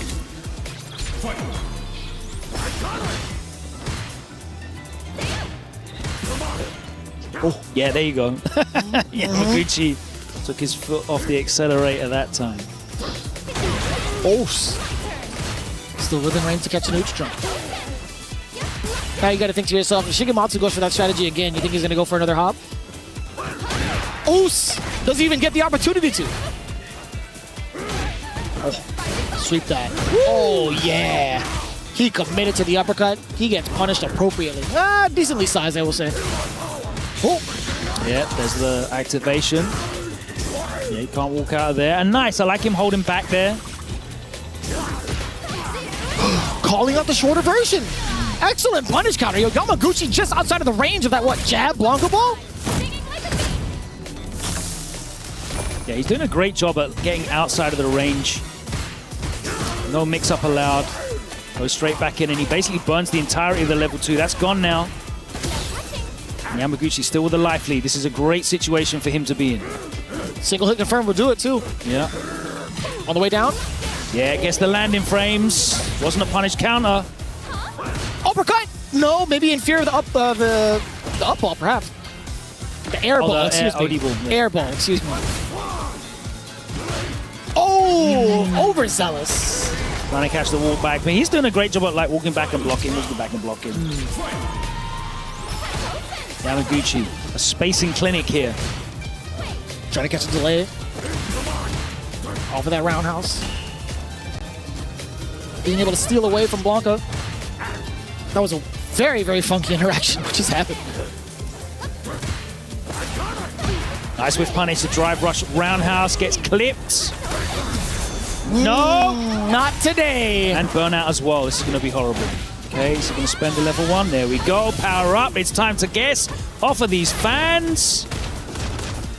And even if you guess right, there's so much chip damage on the way through.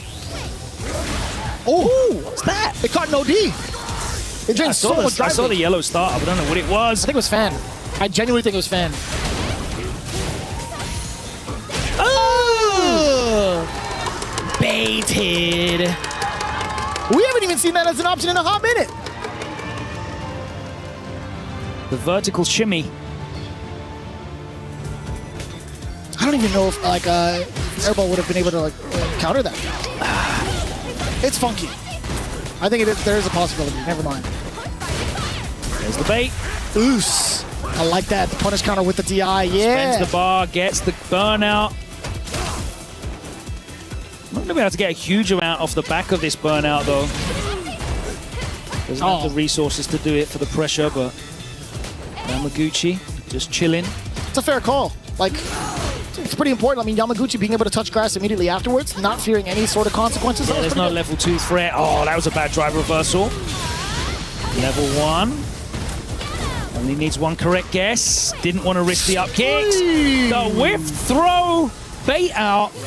Why, as human beings, can we just not stop ourselves from pressing throw when you see a wet throw? Brother. Dude. Their throw whiffed, so you're clearly not in range for the throw, but we still do it anyway. I mean, that's just how it goes, man. Everybody does it. Literally everybody does it. Gets stood up by the back roundhouse. Counter hit. Oh, you're hella burnout. Central for the punish counter throw. It's an infinite block string. Oh my word! And it's the enhanced version at that. Yo, Yamaguchi taking out the runner-up of Evo Las Vegas. Being the Evo champion himself, I get it, man. But damn, with a perfect to boot? Hot damn, Yamaguchi. Our first qualifier out of the lower bracket. And we say goodbye to Shigematsu, who's going to be very disappointed with that. Got the big win against Kaba, but you ran into Hanao, who just beat him down into that lower bracket. Yamaguchi showing his quality, why he won Evo Japan. He makes it out. And it doesn't matter how you make it out of the pool because it's all redrawn in the next round. That's anyway. nice. All that matters is that you survive. And Yamaguchi has survived. Let's take a look at this here in the corner. Look at that back. There's no way out there. Covering his head. He just has to hold that. He has to hold the whole thing. And Shigematsu kind of felt that. He already kind of knew that. That was as soon as he got himself of the car. Into the corner. Man, a rough shot truly for Shigematsu. There was just so much potential going into it, but Yamaguchi just as strong. But we'll see how it plays off. The interview coming in from Yamaguchi standing by with Damascus. And it is time for the key exchange. Yamaguchi moving forward, but GG's to Shigematsu still, who has to give his key away to the victor of this match, Yamaguchi. It is time to have a quick chat with you, obviously. Thank you so much, Mari, for joining us. Yamaguchi, I've got a very quick question for you. To qualify here, you won the biggest bracket in history for Evo Japan. Now you're at EWC, you're first. How different is it for you to be on this stage compared to a stage like Evo? イボジャパンという大変大きなもう史上最大の、大会で勝ち抜いていらっしゃったわけですけれども、今回のような EWC のこの舞台と比べて EVO とこのEWC はどのような感想といいますか、違いがありますか？そうですね、エボジャパンは、トーナメント方式の大会なので、誰と当たるか結構わからない中で自分の力を出さないといけないっていうところがちょっと難しい。逆に EWC は対戦相手が分かってるっていうメリットはあるんですけど、出場する選手みんなもちろん強豪なので、そこがやっぱり難しいところだなとは思いますけど、ちょっと今回勝てたのでまた頑張りたいと思います。Evo Japan is like you don't know like who you will be competing against. That's the format of the tournament. On the other hand, EWC, you know like who you will be competing beforehand. So yeah, these are the main differences. But whoever competing in EWC, they're all heavy hitters from all over the world. So like it's really tough. But I'm so glad I was able to win this time, and I will continue to make my efforts. Only beast. Congratulations, Yamaguchi. I will let you go, crush your key, and I'm bringing a special guest to crush the key, guys. Rob the Builder is back. Ladies and gentlemen, Yamaguchi showing yet again that he's what? A big dog. The one and only. Congratulations again. That's my dog right there. And yet another key crush. We said that my man Yamaguchi's a Evo Japan champ. But Shigematsu just now was a runner-up at Evo Vegas. Still, though, it was not enough as he goes from taking down the legendary Fudo to taking out Shigematsu. His reign of terror could not be ended. Oh, my goodness. And just like that, Yamaguchi officially moves on to the next phase of the tournament. Congratulations yet again. This is the type of action that you get right here at EWC. Ladies and gentlemen, make some noise for Yamaguchi! All right, guys, let's go ahead and keep things rolling.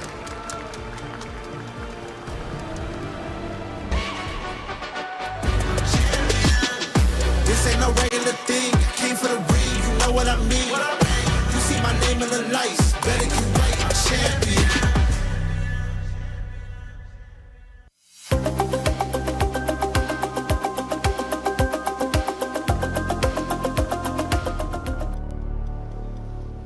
Welcome back to the Esports World Cup. We are about to conclude Group C. One more player will make it into the next phase. One more key will be crushed. Is it going to be Higuchi? Is it going to be Kaba? Two Guile experts. But Vicious, is your money on a Guile mirror match, or are we going to see Kaba go back to the eye patch? I mean, you kind of see a little bit of that answer up on the stage right now. Unless you're not looking, you can see Kaba warming up that Guile as the button checks progress. But that doesn't, that doesn't mean anything. No, I think it means a pretty significant amount for Kaba to get that warm-up in, especially with the different types of loops that he might possibly have to do against Higuchi. I think he's willing to take that bet. I think we might see that Guile mirror match. Well, it's a fresh matchup. These guys have not played in a major tournament final stage since 2023. Jesus. And that was 2-1 at FAV Cup. So whilst both of these players are super active on the international circuit, they have not met each other in a stage of a tournament as deep as this in a very, very long time. And these are two of the guys that are synonymous with developing Guile.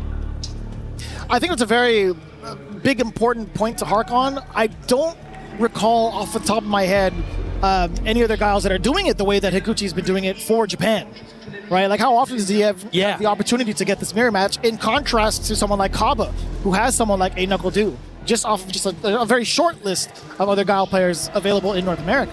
Yeah, we still got like Lex in the bracket, but I know he's not always in America. He's back and forth, so yeah, it's going to be an interesting one. It's a character that's definitely fallen out of favor in terms of a frontline tournament pick. You'd have to say alongside the likes of DJ and Chun-Li that were super prominent season one. Ken, you could add to that list, I guess, as well. Sure. But these guys have held out. They are definitely the main proponents, and it looks like we are locked in to a mirror match.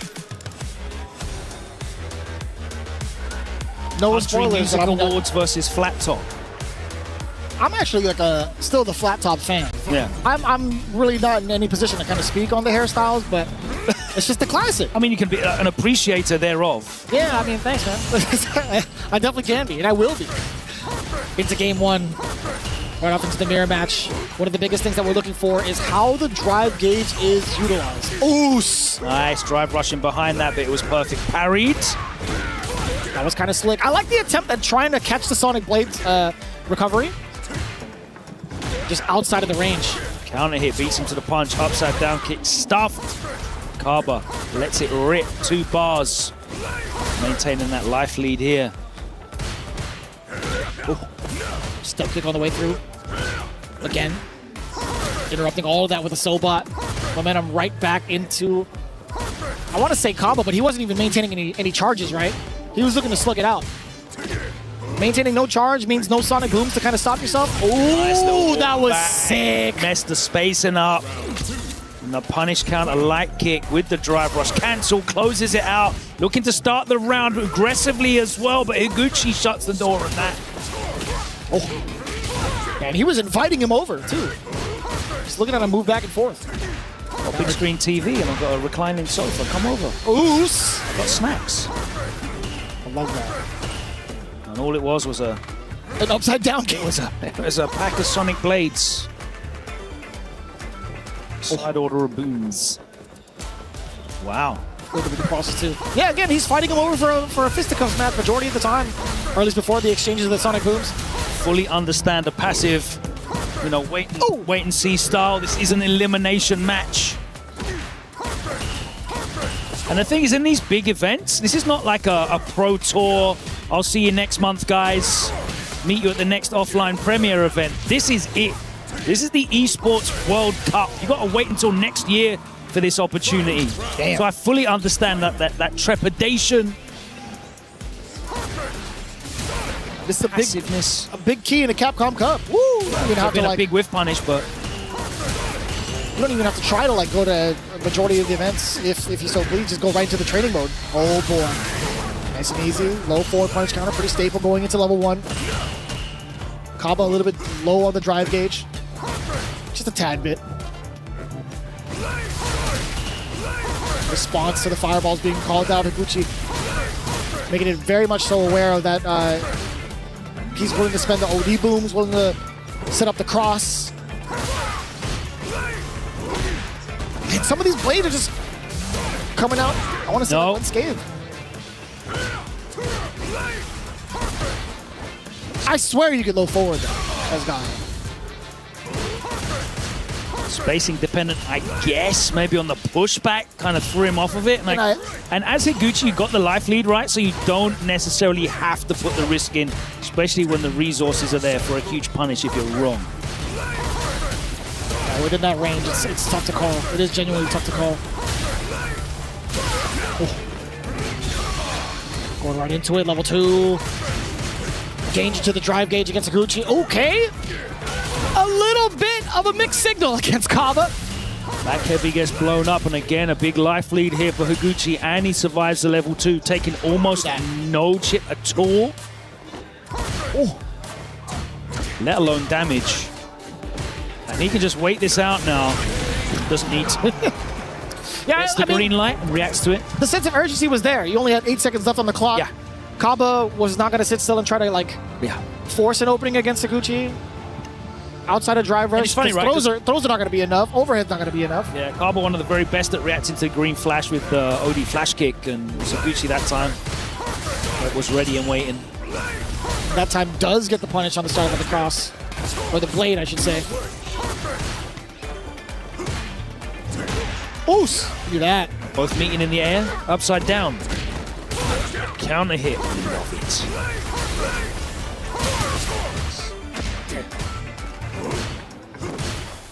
Trying to push each other back with the upside down kicks. I love that. Right into the forward throw. Hold this fierce into the boom sequence. Yeah, give it to me. The crouching heavy anti-air. The classic. I like that. A slight hezi on the tick throw setup, going right into the target combo. Very, very smart.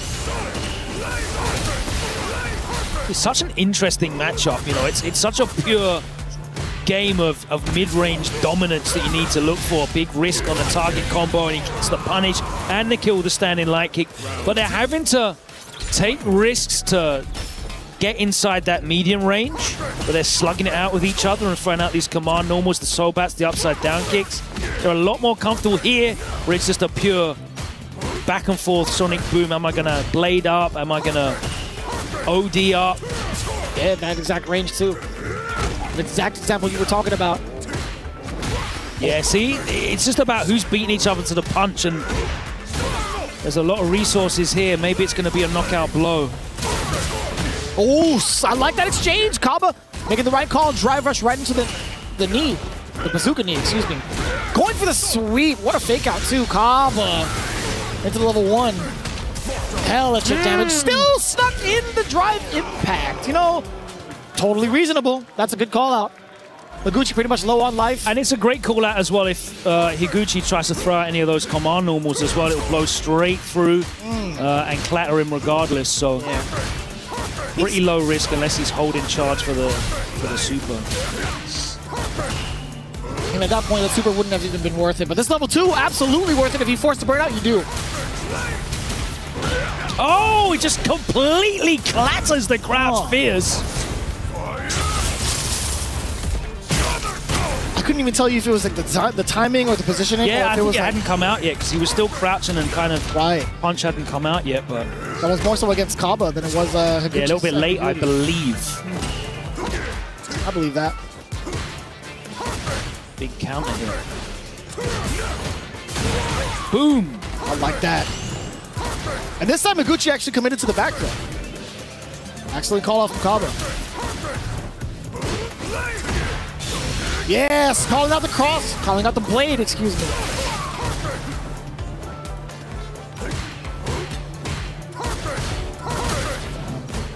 Yeah, both dashing behind the clashing booms there. Little walk back, punish counter from Higuchi, and he cashes out and he goes into a 2-0 lead. Are we going to see a character select change? He has been putting all this work into Sagat. You did say, yeah, you know, you see him in training mode there, warming up the Guile.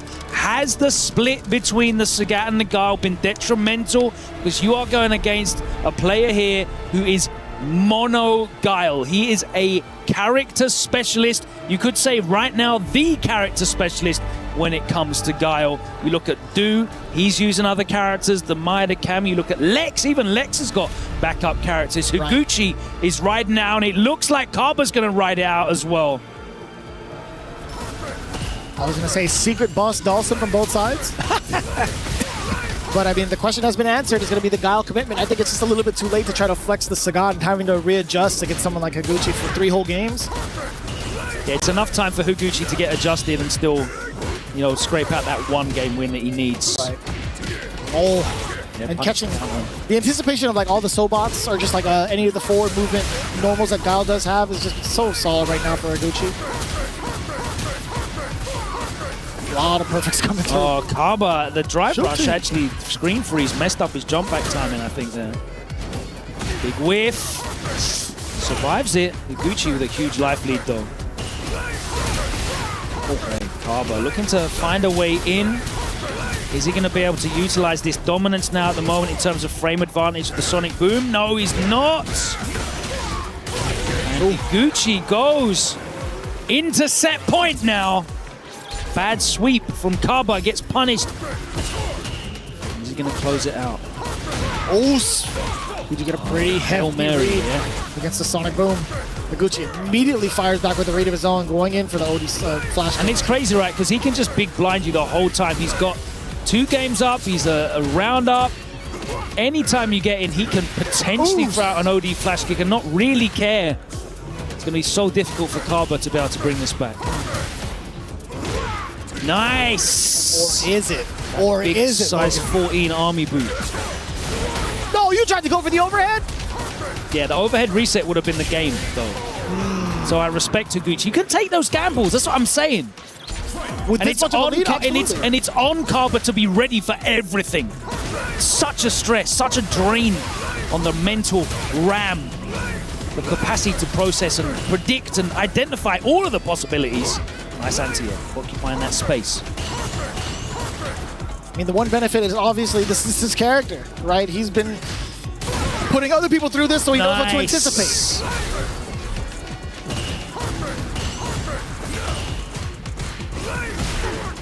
Oh, we'll take that. We'll take that trade as Higuchi. That's up nice and early with the crouch spears. Looking for an activation, perhaps? No! He's got the 3 bars. He's going to cancel again. That's not going to kill. But he is going to get him out of position. He's going to survive barely. Yep.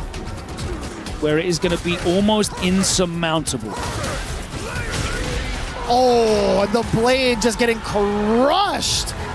Dashing up within that space, anticipating the blade, and getting the big sweep over Kaba. No pun intended. 3-0, by the way.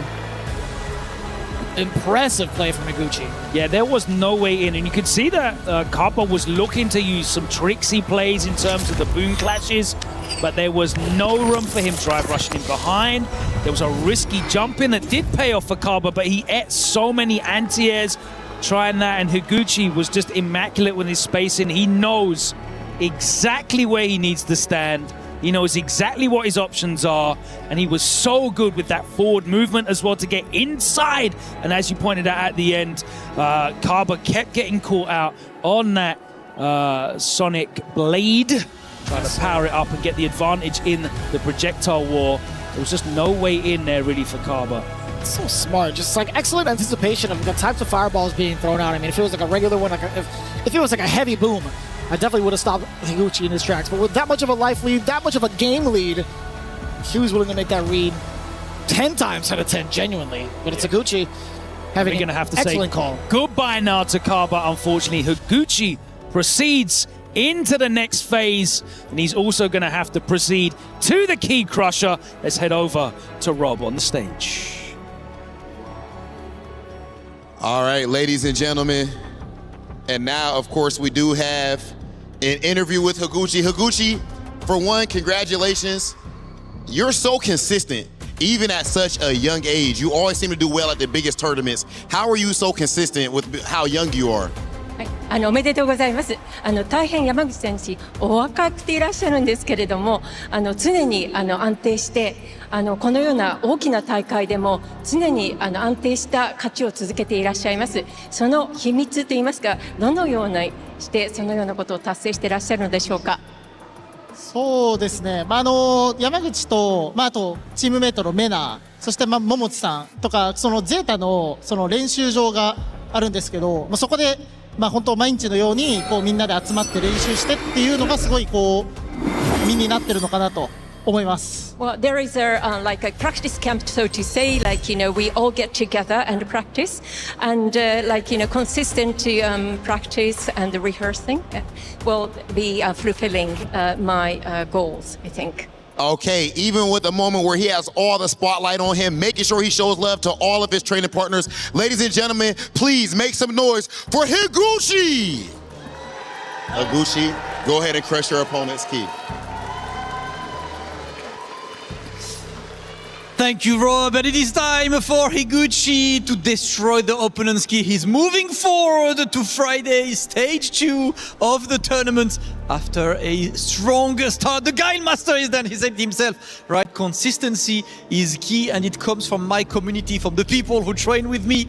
He's been a hard worker. He's been a student of the game, and he is rewarded with one of our favorite moments at Esports World Cup, aka time to crush the key. Commiserations, of course, to Kaba. Had to fight his way through that loser's bracket, unfortunately unable to run through that Guile mirror. But right now, Higuchi, representing Zeta Division, gets his moments with the Crusher. It is time to pop that key, my friends. Oh no, we're crushing the Crusher as well.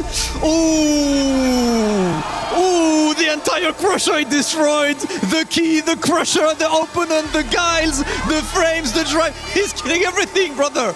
Higuchi on point a bit too much, my friend. Too strong, as that will be fixed with our friend. My brother, you are too strong. That's all I have to say, guys. He's too strong. That key will be destroyed in a moment. He's destroyed everything, competition included.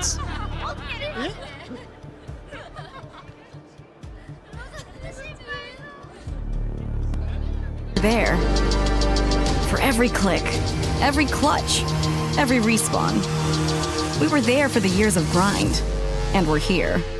Now, the proud founding partner of EWC, powering the biggest event in gaming, shoulder to shoulder with the world's best, making history. Greatness deserves a stage. Lenovo Legion, reach your impossible.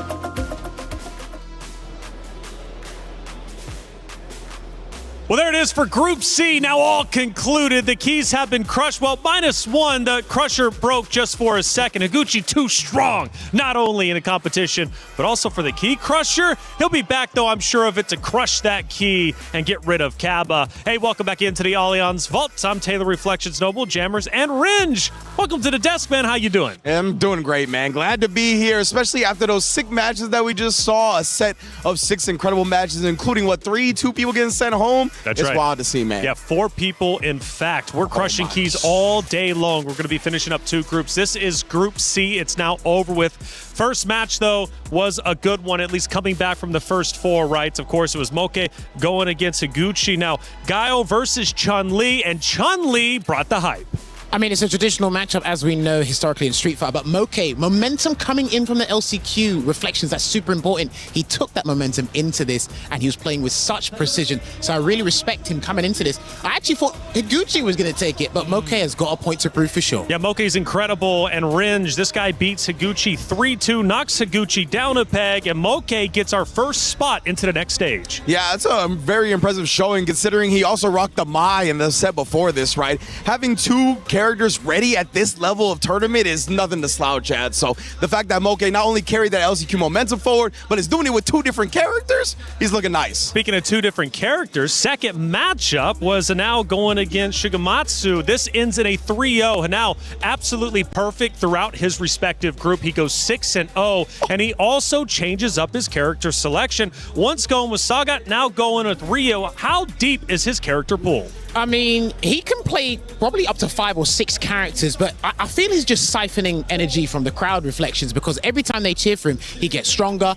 Ryu's damage is colossal, so he's just taking advantage of that. And boy, he's always giving you a nice little pose to kind of show him what's up. I mean, what were you thinking, Ringe? Yeah, it was very interesting to see him break out the Ryu because Sagat's got some tools up against Blanca, right? He's got the stand roundhouse in the corner that if you block it, it's plus frames, but it also takes down the up back ball. But you can see the crowd is so into it, man. And obviously, Hanao is one of the fan favorites. We've heard the Hanao chant every single time he's taken to the stage. This crowd is loud. If you're not here, I'm sorry. You guys need to be here. For Hanao, though, I think we take a look at a couple of different stats from him because he's been absolutely out of this world. Again, to go 6-0 respectably, especially at such a young age, again, he has a storied history already. He's already been competing for several years. He now joins the EWC stage for the first time. He's got the crowd behind him, and he is looking dominant. Well, I mean, look, just read that off. First place, Battle Arena Melbourne. Second place, Combo Breaker. Evo Japan, 33rd place out of 7,000 entrants, by the way. The biggest Street Fighter tournament in history. Yeah, that's in the Guinness World Record, so you can note that one down. And of course, he got the Chinese premiere back in the CPT last year. And Damascus made a very valid point. He's actually got 2 premieres when most players' reflections at this highest level have only got 1 under their name. He's got 2 in the span of 6 months, maybe a little bit longer than that, but it's insane. Ringe, another stat line. What are we looking at? Yeah, right here, right? The total whiff punishes on both of his characters, Sagat and Ryu. You cannot whiff against those characters. They got tremendous buttons that reach long, that are quick, that are going to cash out with big damage as well. And then the anti-air rate is 100%, bruh. He hasn't let you jump in once.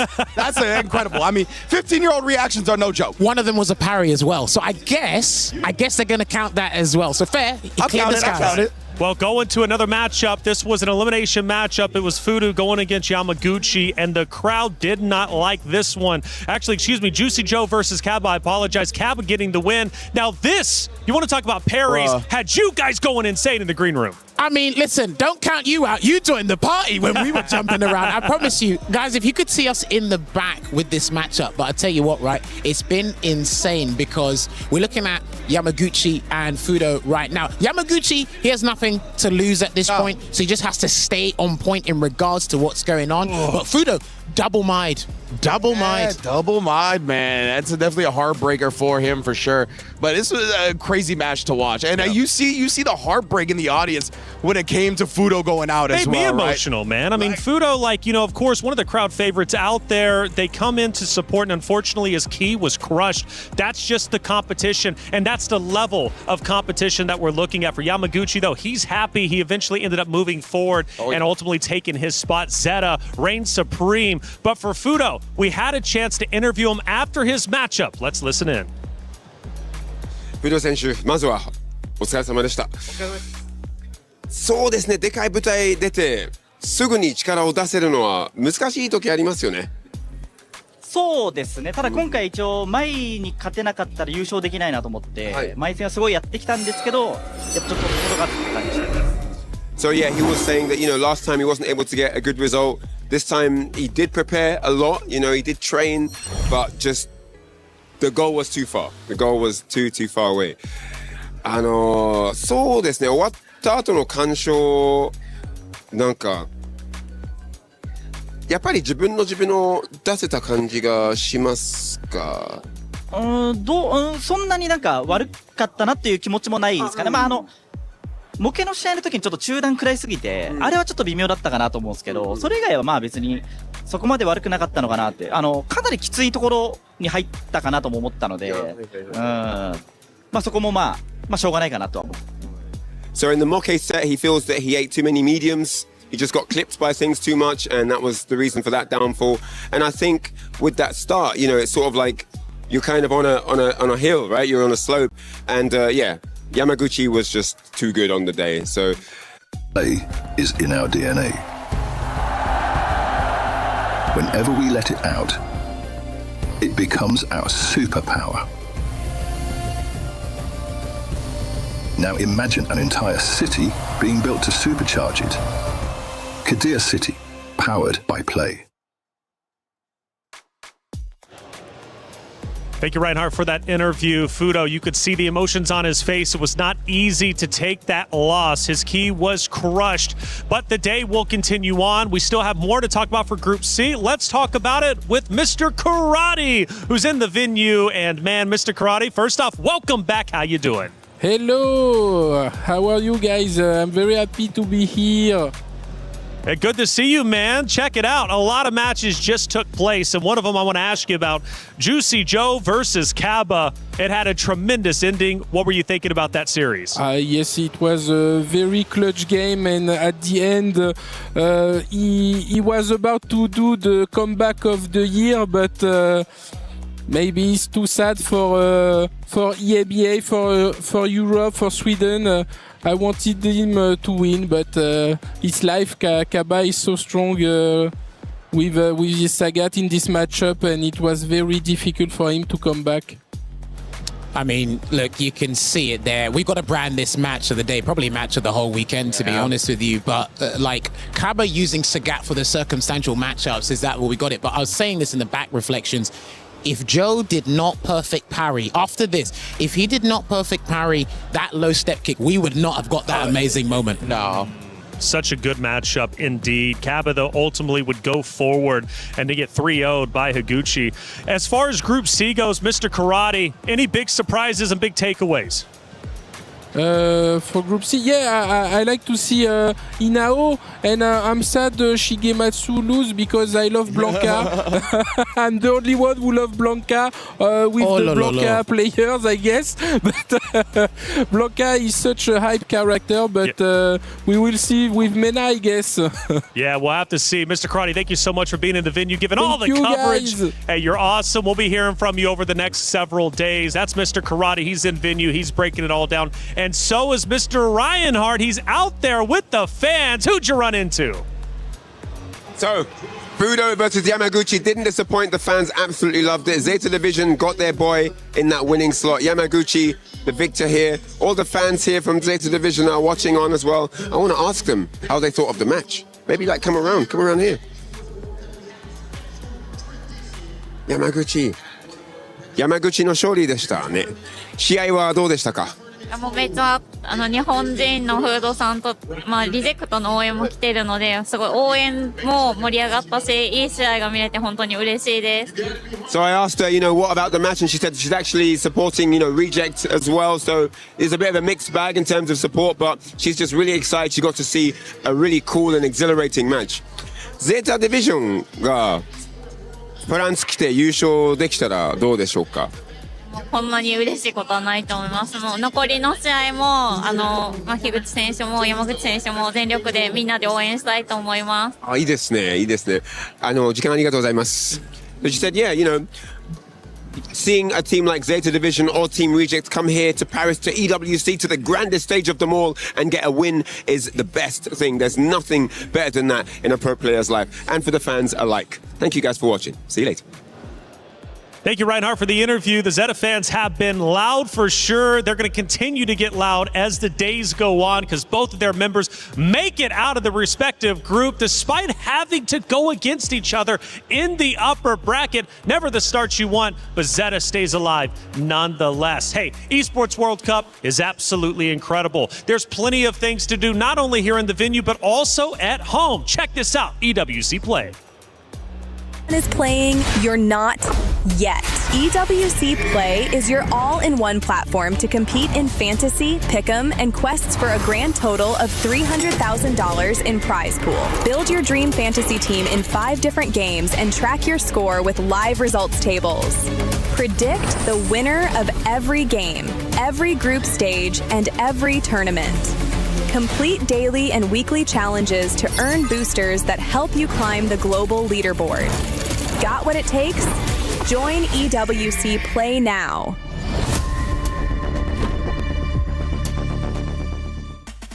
Well, that's it for Group C, but Group B is about to start. Fresh matchups, but it brings 4 keys being crushed and 4 players moving forward. First matchup is going to be Angry Bird going against Nephew. You got the man who refuses to lose versus the man who always wins. What do we think about this series? Man, as you can see, 87% towards Angry Bird. This was actually my upset pick of the day. I actually have Nephew going over Angry Bird in this instance. Nephew has been one of the most consistent players since the launch of Street Fighter 6. He's got a real cool, calm demeanor to him, so he gets overlooked a lot. But when it comes to the skills, he's right there with the best of them. All right, well, you are the underdog in the pick. Let's see if it pays off. For Angry Bird, he's the heavy favorite, but can he get the job done? It's time for Group B. Let's send it to the stage.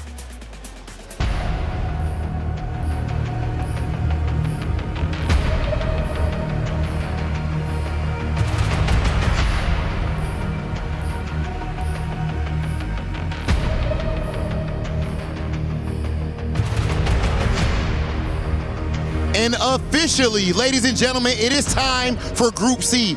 Actually, for Group B, my apologies. The last group was absolute insanity, Damascus. And of course, how about Kaba versus Juicy Joe, the wake-up DP from hell? Best moment of the day. I can't lie, I was next to Crusher. I jumped around, waiting for this. But this is Street Fighter 6, bro. That's what I want to have. And look at the match coming up. Okay, this match is an absolute banger. I ain't gonna lie to you. Actually, Damascus, let's switch up real quick. Oh, no, okay. Let's switch up real quick. Yeah, I gotta talk to my dog. I gotta talk to Dark Neff.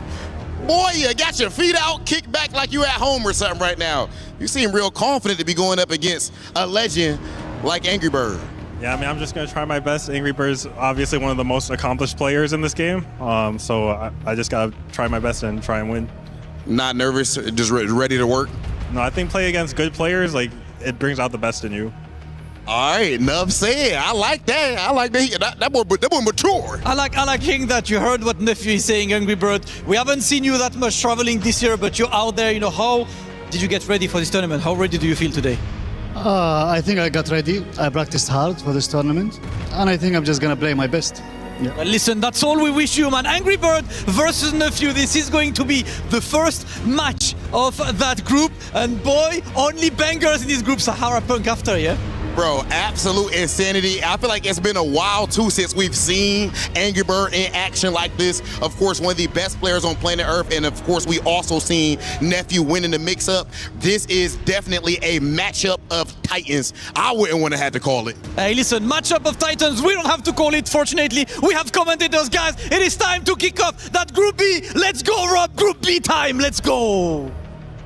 Well, ladies and gentlemen, welcome to Group BB, aka the Bus-Ass Bonanza. I am your host with the most IFC yipes, and of course, my brother from another, as always. Let me get 3 of them things. Tasty Steve. Let me get 2 more. One more. And you know how my boy said, welcome back, we're in Group BB, the Bus-Ass Bonanza. And look, we starting off with a banger. Angry Bird versus Nephew, one of the best, 2 of the best players in the world, and obviously from the respective regions, 2 of the best players. One of them an Evo champion with Angry Bird, the first Street Fighter 6 Evo champion on the planet, that is. Yes. And look, I like to call him a little snowball of hate, because my man get mad, it's almost impossible to beat him, but he's the nicest person in the world. On the other side, you have Nephew, super accomplished player, whether it's SFL, whether it's obviously just coming from winning another big tournament himself, he's already prepared. And we already get into the action. Angry Bird versus Nephew, Group BB, and of course, keys are getting crushed. It's the Akuma, who he's been playing a lot more recently versus the tried and true jury on the side of Nephew. Yeah, both bread and butters, of course. You've seen Angry Bird really take it to it with Akuma on the SFL EU side of things. So on the first year of Street Fighter 6. So I like it. My Habibi is back in the mix. Technical, unhand me with the kneecap. Look at that. We're trying to get acquainted, and there's already a perfect dish served on the side of Angry Bird.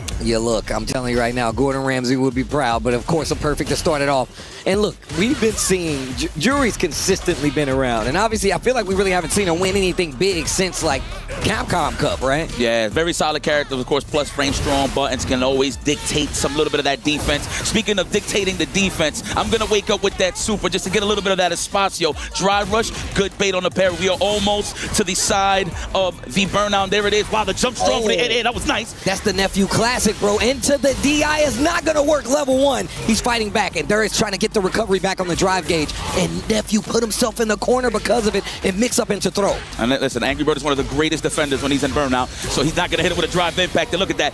Great defense led to some great offense. Got out the corner, finished the job to keep Nephew at bay 1-0. You're holding up the team logo. And look, man, we know that this dude Akuma cannot take a hit, but he can damn sure give a hit, though. You have to be careful versus this character, no matter who you are. So obviously he's going to be playing for no staying fierce ranges, right? But the thing that I love about Angry Bird's play is his defensive style of just becoming the wall, just to force that offense. That way he can pick his spots, so actually counterput with a jab. So you're going to see it here, especially when he loses his turn, as you can see. Watch, you're going to see very solid there. Another throw, unhand me, says Angry Bird. There's the plus frames represented there with the stand strong. Ooh, bad call out with the roundhouse Tatsu. It drops the combo after it, answers instantly with an OD uppercut. Bro, this dude Angry Bird is he instantly finds another way, bro.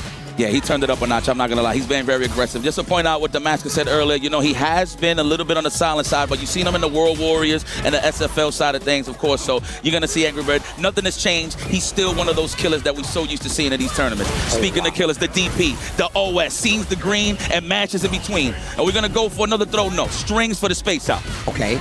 And look, and they're fighting heavy in the middle of the screen. Lively definitely in favor of Angry Bird right now. And he still has one charge. The drive rush confirm off the jab. Angry Bird, another level 1 to get the job done. Angry Bird looking like he haven't missed a step. I'm glad Damascus said this. We definitely haven't seen him. He qualified for EWC early on, so we really didn't have to see him as much. So him being here and us getting to see him play once again, I'm just happy to see my man out here competing again, bro. There it is. Ooh, big button starter, the Fearsome Fierce. Already down a clean 30% Nephew in the corner. However, Angry Bird is slow on the drive gauge. Nephew chilling. I like that. Angry Bird just resets. He's like, you know, I ain't going to scramble with you. I'm going to let you hang yourself. Please whiff at this point that I have this lead. Oh, wow. What a conversion, man. Nephew walking him down to the corner. Big backdash in the corner. Could have got you in trouble. Punish counter on the stand light kick. And the conversion to get the roundhouse carry to the back of the middle of the screen. And the level 3 is going to put Angry Bird in burnout. Nephew's got another chance to close this out. He wasn't able to do it the first time. Let's see if he's going to do it this time. Again, we was highlighting great defense from Angry Bird. One of the best when he's in burnout. You already see him buffering with those buttons just in case if it's a drive impact. But hold on here.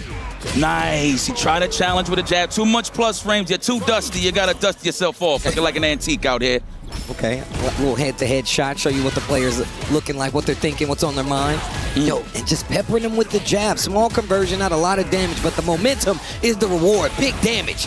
Oh, man, we in the corner already. Throw loose situation, of course, and there is big damage incoming. I thought he was going to catch the punish counter there. Nice, what a snipe out. He walked back. He walked forward and back. That was so solid on the side of Angry Bird. Another perfect dish. Again, bring this man's apron here. Bro, oh my God. You hear that car crash? Yeah, you smell that? It smells like what is it, hibachi? Yeah, he's cooking Nephew in front of everybody. In front of everybody. In front of everybody. You like veggies? How about you? Toss it into their mouth from across the, here you go. Have this shrimp.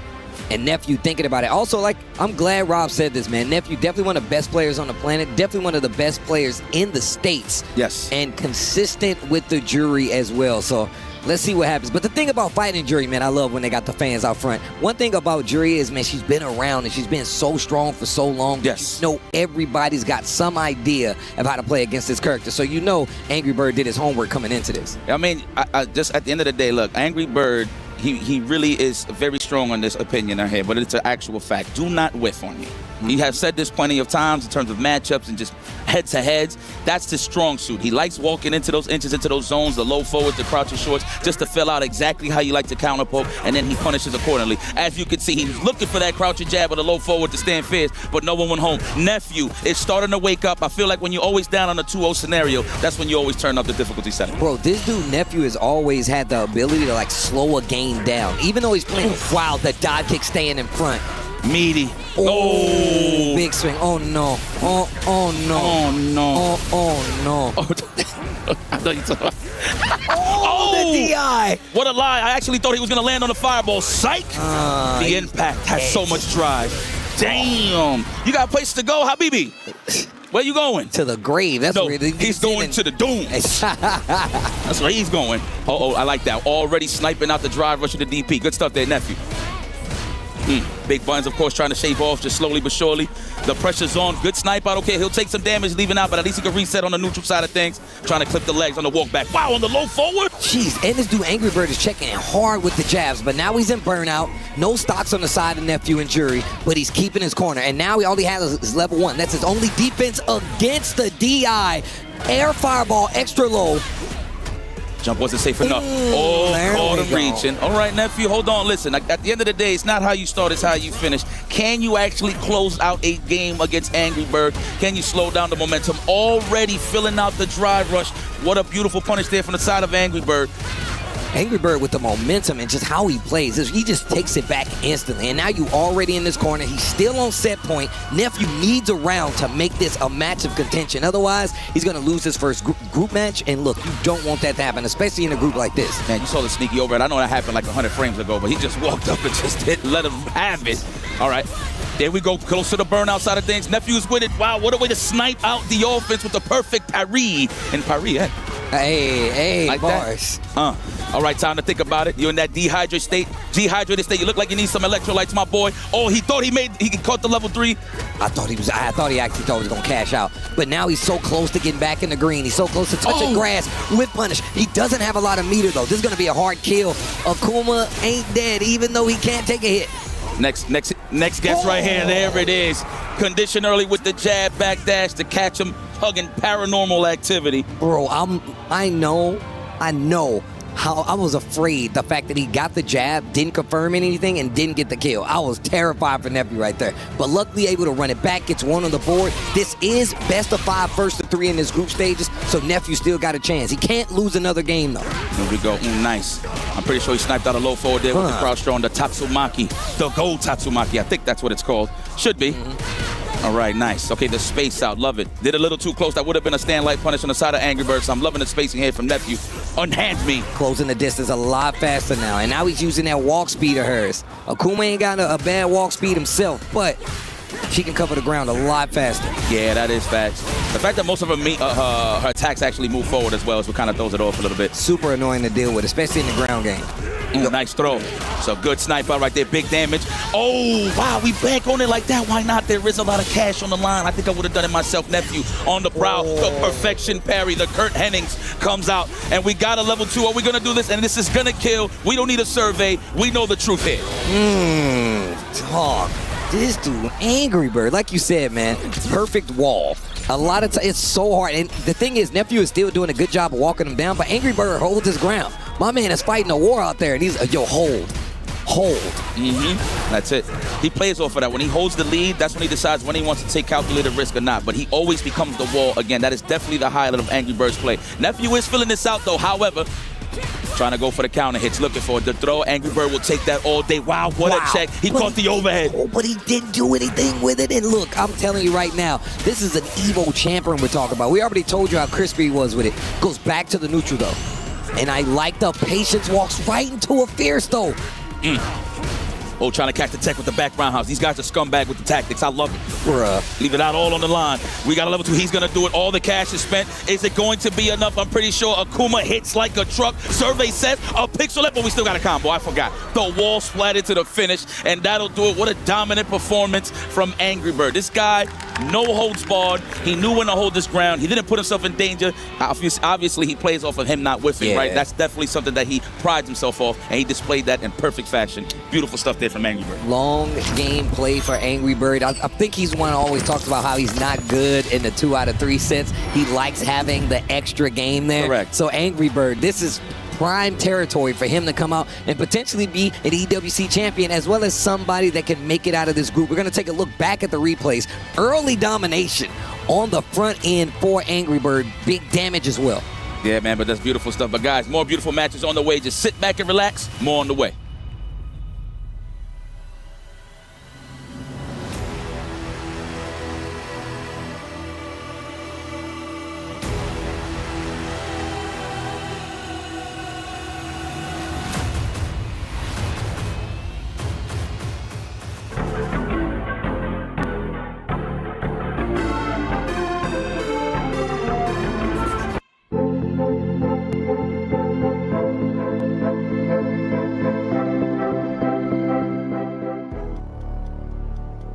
And here we are once again back at it, Group BB, the bonanza of bus ass. And we got another one. We told you it was nothing but bangers, and this next one is just that. You already saw another young prodigy coming up to the stage, and now we got another one. It's going to be Crime coming up against Chris Houstatarian T. Chris T versus Crime. I just always got to say it. I don't know, man. The young buck, this guy's he's grown in front of our eyes. Yeah. Man, that's the beautiful part about Street Fighter. Well, just fighting games in general is the fact that we can see these young fellas, young ladies grow old just playing Street Fighter 6. So it's a beautiful stuff to see, man. Hopefully everybody at home, I forgot to give a beautiful shout out to all of my warriors, monsters at home. I hope y'all enjoying the show. This is a lot of heart, a lot of pride on the stage, man. And you can see this represented heavy from Chris T. He has been traveling all around the world. Of course, you've seen him in SFL World Finals at Capcom Cup. He is an SFL champion in his own right with the Bandits gaming side of things. So the fact that this man is seasoned, I can't even call him a seasoned veteran no more. I think at this point, he is getting to that OG range. He's definitely, look, man, I've been calling this dude's matches in Street Fighter 4, bro. I've seen this dude, Chris, all around the world playing. And on top of that, I'm glad you brought up SFL. Started the journey with Mena and the crew, and now one of the people that have definitely made their way out, and now on his own kind of path, especially coming here for EWC, getting a spot and claiming it. Same thing goes for Crime. Both of these guys were in SFL US. Crime was definitely there representing, and he goes to the Ryu. We're going back to the bodega. Back to the bodega? Hey, you cat. Get off the loaf of bread. Hey, there's a match going on. It's time to watch it. All right, they still checking buttons, but Crime is another one, man. We already saw Hanao, right? Hanao, one of another young legends already starting off and showing great work. Crime is another one. The last, 2-3 years, we've been seeing so much of Crime.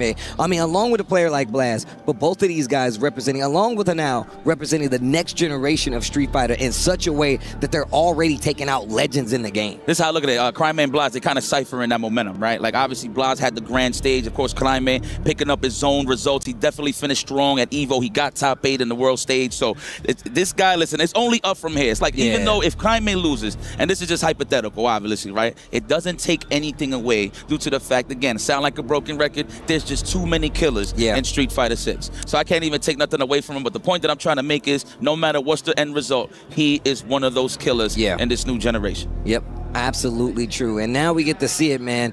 Rob kind of set it up, bro. The old guard versus the new guard. Young Crime definitely got a lot on his plate right now to deal with Chris T. Chris T, I know he's a homework crazy person. My man definitely grinds out a lot of these matchups. But let's see how it works. Will the reflexes beat the old G? Let's see. Well, I mean, he is an actual teacher in real life. Yeah, he is. So he's about to take this kid to school. If you want to talk about fundamentally sound when it comes to footsies, neutral, patient, and really conditioning opponents in terms of how to counter poke back and pretty much punish accordingly, right? Chris T is definitely one of those scrolls that you want to read historically when it comes to playing the beautiful neutral of Street Fighter. And here we go. Chris T versus Crime, Ken versus Ryu. Love it. And look at that, the classic colors. We got the, you know what? I don't want to get fired. There's a lot of things there that I can say about that. outfit, but this is a classic, the Bodega style match. This is one of the first matches I've ever seen walking into an arcade, which is kind of crazy. The fact that you walked into an arcade and just saw vanilla versus vanilla, that's crazy. That's it. Well, in this case, a Bodega. Already, here we go. The confirm, the run low forward. The low forward run, the throw. This is how we condition first. Let's see how Climate feels about this. Another throw. He tried to counter poke there, but the stagger jazz threw off the timing on the defense. Looking for the counter hit. Oh, there it is. What a punish. He was in range. Wait a minute. Punish counter gets the confirm and roundhouse Tatsu to get out of the corner. But look, Climate definitely on the ropes right now when it comes to the life. Ooh. Perfect parry, and he's got 2 bars. And I'm sure he's probably going to use that level 2. Absolutely. Let's go. Tetsugen Naita. Oh, it's been a minute. I know. It's been a minute. That's why I had to shut up right quick. I like you set it up. Yeah, because I haven't heard it in a minute. Let's be real. All right, here we go. Chucking that plasma early. I love that. Anybody that throws fireballs from that range, that kind of tells you like how old they are in terms of playing Street Fighter, right? A lot of the new bloods, they don't really play the plasma game like that as before. I mean, rightfully so, considering it as a drive parry. Oh, caught you peeking. Let me get another one. Ooh, trying to snipe out the drive reversal. That's why he stopped. Took his turn back. Nice. What a dominant call back. What a run back there from my man Climate. Wow, look at the demonic face on this young lad. Yo, that angle don't do him no favors. He look like a problem child right there. Hold on. He looking like he's going right in the back of his mind. Big ankle bone. Let's go. There we go. That's plus range. The Hoshugeki. You thought I was going to sit here and take that, young man? No flowchart offense for you, says Chris T. The drive rush has turned green. That's what I'm trying to get here. Another one. I like that crouching heavy after the drive rush to keep the pressure. He's not trying to give Climate any room to breathe. And we saw the throws in the corner really help him out. Yeah, I love that range from the stand fist. He's trying to get the low forward, but that was the answer that he was looking for. Big damage. Is it going to? It's not going to kill, but we have one more sequence here. The burnout. He can actually chip him out. There it is. Nice. The OD fireball. Jinrai, the overhead. That's a clean hit. No chip out needed. Chris T taking game number 1. Now, back during SFL US, I saw young Climate get mad once. Yeah? Man, my man had the look on his face like you just told him he can't blow bubbles in his chocolate milk. My man was tight. I like, man, that little dude was mad. No, not my house. Let's go. You know what? I just wanted to highlight this right quick. Obviously, it's Ryu and Ken, but the reason why I bring this up is more so on the side of Chris T. He is super comfortable fighting Shotokan. Yes. Let me tell you. Yes. Historically, this is the matchups that he's studying, he's dealt with in the past. So he's looking very comfortable. Perfect dish. No, hood perfect. Okay, we take it. perfect. This is a bodega match, so you know what I mean? It makes sense. Shout out to the boy Mike Ross. Hood perfects all around. That's right. He knows what it is. Big bone Tatsu. Big ankle bone Tatsu. What a whiff punish there on the low forward. And this is the Climate we're used to. Offense very heavy, not giving you time to breathe. But Chris T's been here before. Gets out of there, switches the sides, and now he's got the corner. Early throw puts him in danger, though. Climate going to take full advantage. And I like how both of them are aware. Climate wants to fight you in the middle of the screen. Chris T trying to put you to the corner and put you in danger. I like that Chris T knows that Climate is trying to invite that low forward drive rush. He can hit him with the padded OS. That is what Climate sizing Chris T for. Ooh. Nice. Yo, Climate throw fireballs like an old man, though, bro. He be throwing some classically trained fireballs. Let's go. Like that little light button to start the momentum. Chris, don't take the bait. Tetsugen Naita. Spinning the level 2 early. Big damage up there. Oh, try to hit him with the delay overhead just to try to catch a tech or just an overhead entirely. Big damage on the side of Chris T. We in that throw range. What are we going to do? Looking for the tech with that kill frame on the low forward, but we answer back. Climate. Overhead? No, not yet. I like that drive rush, taking his turn to get out of the corner. Now he's got a couple opportunities. C8 damage is not there on his side, so there's still a lot of fighting to do. And he's got 3 bars. Yo, Climate got aggressive space traps. You saw what he did? He did stand fierce, weight, pushed him out, then drive rush right after. Oh, big damage. Okay, we're going to the 2-0 scenario now. We're going to go into level 2, Tetsugen Naita. Them bad boys is on fire. Now, if you know where that's from, respect to you. Yes, obviously belongs to Ken, but what game? Yo, Chris T with the fan signs out in the crowd. Oh, he gained a lot of fans. When we was over there at Capcom Cup this year, everybody was really cheering for Chris T in the crowd, man. Shout out to Japan, the land of the rising sun, really holding it down for the scene. Shows mad love to fighting games, especially Street Fighter overall, man. If you've been over in Japan and seen a Capcom Cup or just seen these guys play, you've definitely seen how much love they get just from like the people over there. So it's really cool to see the super fans out here. A lot of people coming traveling to support, man. Them Falcon boys still in here, though. I know they all over the place with many games trying to get those points for their clubs. Oh, there it is, the classic. Yes, catch you ducking. You're going to hit this Dragon Lash combo. Oh, I love that. The deep jump in fist. They just walk in slightly with the crouch jab. We trying to make this man budge. Open the door. Jab on the side of Crime just to try to throw another option out there instead of attack. I like how he uses like buttons to try to bait Chris into doing something. Chris a lot of time not taking the bait, but I love that he's able to play this pace. Oh, another throw. You saw him react in real time after he got that last throw. Chris doing it. You called it out though. Chris does a great job at fighting Shotos. He knows what you want to do. Yeah, no, absolutely. That's just the game plan, because he has the same game plan, right? So he knows what type of thing that the Shotokan Warriors is looking for. In this case, Crime. I actually thought Crime would go with the Bison, man. It looks like he just wants a reversal, bigger damage. I mean, Bison got it too. Oh, wow. It looks like he tried to check after the perfect parry on the fireball. Oh, second time we've seen him use that setup. Second time we've seen it work to a success. Crime, he's trying to get that momentum back on his side. He's starting good. He got one round up. Oh, no. He probably thought it was a fireball. Oh, that was a stand light or low forward, and he just got an input arrow. It's all right. Nice technical. Oh, nice stand light kick, punish, counter, drive rush. And now you're in the corner versus Crime, delay, crouching, strong. Big damage. My man hits like a god out here. Watch the bulge. He said, welcome to the Bonanza. Man, with the athlete's foot and all that, yes. No shoes. That's right. That ringworm is putting in work right now. The calluses must be crazy. The callus must be crazy, like getting kicked by a log. Here we go. Well, good stuff. Well, good stuff to Crime, finding his footing in this matchup. I know that's what he's looking for. I like how no matter what's the odds on the side of Crime, he always keeps that good, steady attitude. Yeah. You can kind of see it on people's faces, right? Human nature. You see people kind of like, losing their momentum and stuff like that. You can see the emotions on their face. And a lot of times in fighting games, we know exactly how we read the character, but if you get to see a look at the players' faces, and that's why the people watching at home, you guys are lucky. You get to see every reaction in a lot of these times to see just how actually affected they are. But also, Crime gets one on the board. Chris is on game point. That means if he wins these next 2 rounds, he wins. He takes out Crime and puts him on the lower side of this, especially now because this is his first match. You want to get that W. Looking for that punish counter, Chris T. You already see the turnstile roundhouse. There you go. Lost his turn off of the drive rush, of course, naturally. Good stuff there from a Chris T. Ooh. Okay. Yo, that Hashogeki, bro, he's been killing it with that. Now, Chris T actually had the space for it. He had the right idea, but wasn't in range for the stand rounds. Well, in terms of spacing, that is. Let me go. That's a safe jump. Nice. Wow, he got a lot of cash on the side of Chris T. Very nice stuff there. Oh, organic. In this corner, though, the low parry, that means I knew the low was coming. I did that intentionally, with intent. Riding that momentum all full away from Evo. Look at Crime's face, bro. Yeah, he smells it. Yeah. I mean, he smells the pie of bus ass like around the corner, but it looks like he's missing an ingredient here. I love the DP on the side of Chris T. He's trying to keep Crime honest. Oh, no big roundhouse there on the side of Crime. Did you see what he tried to do to him? Try to walk up stand roundhouse, maybe a stand strong, either or. Love it. Fireball battles. Yes. It's one of my personal favorites. Anybody that Chuck Plasma know how to play some Street Fighter, that's how I see it. Roll forward to the enhanced uppercut. OD just clean. Oh, I caught you. Better than the punish counter. He would have been a burnout in that scenario. There it is, level 3, him immediately after the chin ride. Absolutely not going to kill, but we both going to be looking ashy here.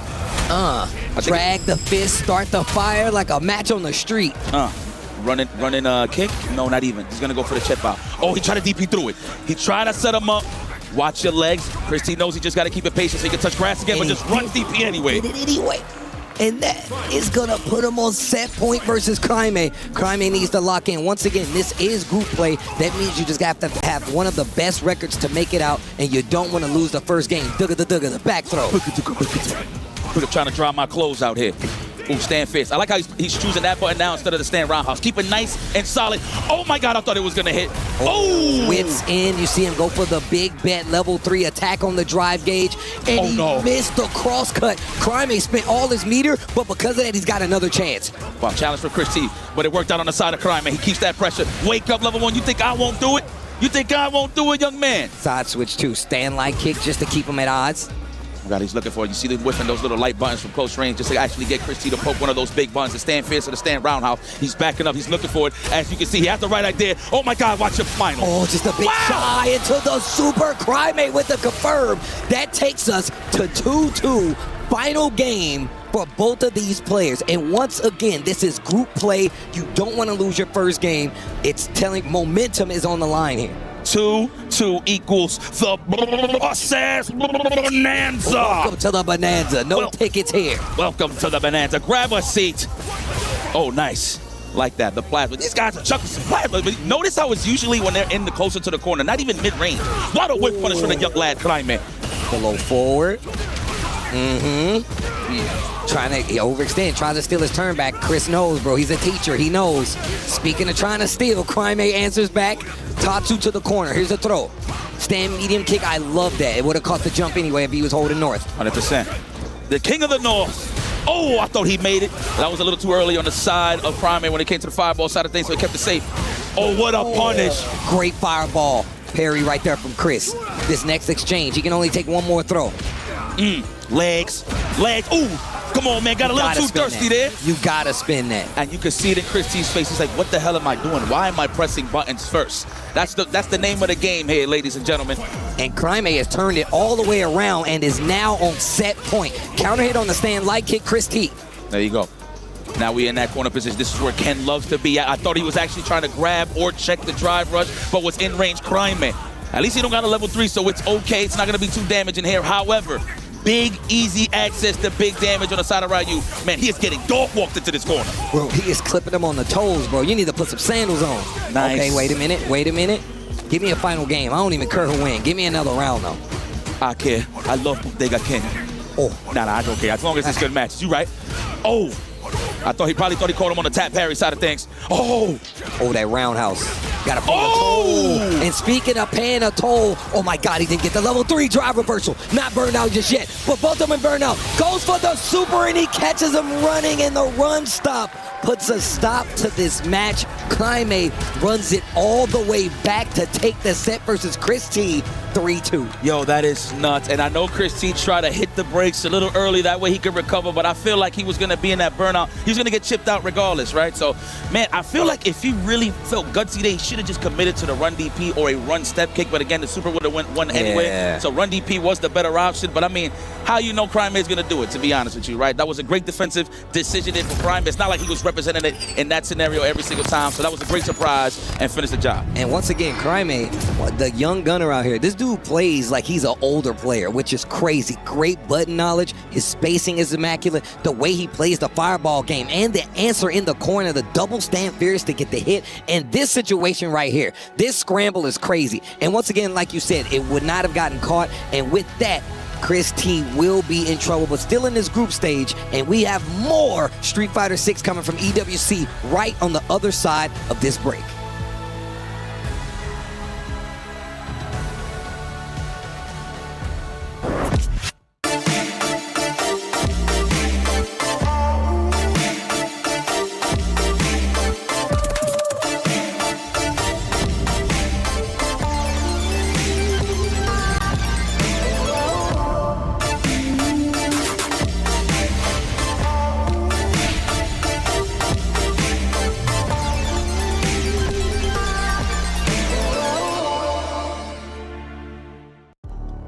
See, it wasn't that long. Just kick back and relax. You got more Street Fighter 6 action coming your way here at EWC 2026. We are officially on the way. Of course, day one. Group BB is where we at right now. This is where me and Tasty Steve stands. The next match that we are about to see on the stage is Tokido versus Lex. And now what makes this an official match, there is no recorded footage, no nada about these guys playing. You know what it means? A classic historical battle is on the way. AKA, this is the first time I see you. I ain't gonna be cheap on the first day. Look, and on top of that, I love talking about the economy of fighting games. The fact that like you don't have any recorded footage, and I feel like these guys have obviously played on some like low-key sessions, right? Obviously.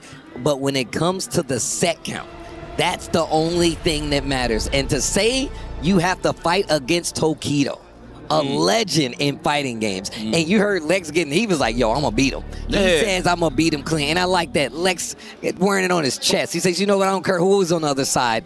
Tokido, Daigo, they're going down. But Lex has come quite a long way. Obviously over in Europe now, playing in SFL, he's taken out some of the biggest players in the business. And now he's got to take out one of the best players in the business with Tokido. Mada face. Mada face. Don't put an R at the end. You got to put an H. Mada face. Okay, so Lex goes for the guy. I was going to touch that up a little bit. He does have a Bison. He does have good results with Bison. However, his real bread and butter is Guile. So, I mean, historically, when you really look at it, Guile kind of does have a bit of a tough time with this matchup. That's why you see the likes of Kaba always playing Sagat on JP. But, this is Lex. It's a different Guile. He loves being a lot more aggro than keep away. Yes. That's just how he works. And he will take those big gambles with those reversals. You've seen it in the past with guys like Problem X in the first EWC, and he hasn't stopped representing that ever since. But that's a bit of an edge, though. You know why? Because the players are aware of that. That does mean that they're going to have to slow down or delay the buttons a little more, which means it'll give Lex more of an opportunity to take his turn back or just get some offense on his own more frequently. And that definitely helps him out. Like you said, he's more on the offensive side, especially with a character like Guile, who typically kind of plays the down back game. He's Yes, like, sir. I'm going to let you run into these booms. But also, Tokido, my man be jumping. He goes to wherever the grass is greener. If it's cheap, he's in it. Historically. That's in the books right there. Well, here we go. Game 1, round 1, Tokido versus Lex. It's JP versus Guile. The second JP we've seen today. And look, JP is definitely one of the public enemies out here. However, Tokido is known to take characters like this and just push them to the absolute limits. No, absolutely. I like the career change here for Tokido. We're not talking about Street Fighter. He's here to the days dry out, right? He's rocking the JP. People don't know the lore. Kakuru has been helping Tokido tremendously in terms of elevating his JP game, and he's been keeping strong with the character in these tournaments. There it is already in the corner carry. Disgusting. Look at the box that he has created. What is Lex going to do to get out the corner? Buttons into Sonic Boom. He got the space, but he can get out. Bro, that was such great knowledge. He did jab into the Sonic Boom. Tokido walked into it, and now he's got a fighting chance in his corner. Tokido has to play back a little bit. Drive rush just to get out of there. Gravity defying kick into the super. Lex. Love it, man. Good old vinyl records, man. I'm telling you. Yo, Guile's a DJ? You know, might as well. On the wax. Wow, nice punish. Oh. Why are you order? Yo, wait a minute. Lex getting the first round of the game. Hold on. Man, guy said, I pay my taxes. Right? Write-offs. With a flight suit. He's flexing write-offs. Write-offs. They write these off. You know what, though? So Tokido hasn't found his footing. Usually what he'll do, he'll do preemptive buttons like a stand fierce or stand strong, just to stuff out Guile's like advancing forward normals, right? But Lex is very wise, considering that he's throwing Sonic Booms instead of the normals once Tokido's in that range. So he's throwing them off just a little bit. It looks like Tokido is still trying to figure out Lex as Lex continues to be comfortable in this game. I love the range he's playing at, though, right? Like, you got to be careful for Spike. Departure is there, too, but he's close enough to get rid of it by just getting off the screen. And now Lex has the corner position in his favor. Back throw that throws the perfect in the trash, but he's still got the life lead. Shit. Man, he don't even got to overextend. He could take a couple of risks here, but not necessary because we do have the baby booms. Yes, I pay child support for every single one of those. Right? The baby boom parade. Speaking of booms, man, I've been seeing Lex chucking booms for quite some time, man. Straight from the Street Fighter V side of things, starting as a young child. And now he's out here in the grand stage at EWC. This is excellent, going up against one of his, I ain't gonna say heroes, but some of those guys that he was like, oh, word, he's nice. One of these days I'll play him. And look at that, fast forward, Lex is here. We say that out of respect. Every person that I've seen playing, I'm like, man, I want to play that guy and beat that guy. 100%. That's just how it goes, bro. That's how it works. Okay, look at that, Lex. He's going to take control here, knowing the fact that he's up 1-0. Sonic Booms, of course, big arms. That's why you see those humongous arms that look like the Tasty Steves right there. Yo. That's Tasty Steve's arms right there, for sure. I wish I had those to survive your freaking pinches. How about that? The big moves to keep the momentum, the jump after the perfect parry. A lot of people seem to forget a perfect parry gives you a little bit more recovery, even on those fireballs. So the jump-ins, if they're repeating it, can get them in trouble. Psych. You thought it was a ghost. Looked like Lex was trying to look for that pocket just to jump in, very sneaky. Oh, the jump, and I actually thought he made it. JP slowing it down a little bit. No, I see. Wow, what a check on the drive rush with the crouch on. That was solid from Tokido. But what I was going to say was one thing that I've seen, we only seen one JP on the side of Juicy Joe, but notice how nobody so far has parried the fake ghost. Nobody's getting caught with it. That's how you know people are so seasoned right now that they're not falling for the stuff that was early on in the season. Oh, gets the back throw. No, you're 100% right. And like that's one of like the elevated guessing games of JP, bro. Like when he started using the feint in his pressure, especially up close, wow, punish counter. Gets the knockdown with the OD into the level 3. And look, getting a little bit of drive back here and puts Lex in a very precarious situation because he's very close to burnout. Lex is about to go hunt mode right now. Good punish. Oh, psych. Ooze. Just put a little extra sauce there, a little extra stun just in case. Perfect dish. I mean, we already know Tokido's one of the greatest chefs of all time. So there's no doubt in my mind. Oh, look at the beautiful fans here, man. Bruh. Representing the team of Varel. Am I saying this right? Varel? No, I'm just adding some extra twang to it, which is okay. But man, I know Tokido doesn't want to disappoint the fans here, so he's going to play at his best. One apiece. Back to this neutral, back to the mid-screen. Still looking for the jump to try to get over the booms. I like that Lex isn't committing to them, at least not when Tokido expects it, because it's giving him a fighting chance. Yep. All right, hold that. Close your window right here on this pierce, on this departure. Ooh, legs. You know, that's good information collection. That's how you know Lex is trying to walk back and whiff punish it with a stand fierce. I'm pretty sure. So Tokido got to be careful here.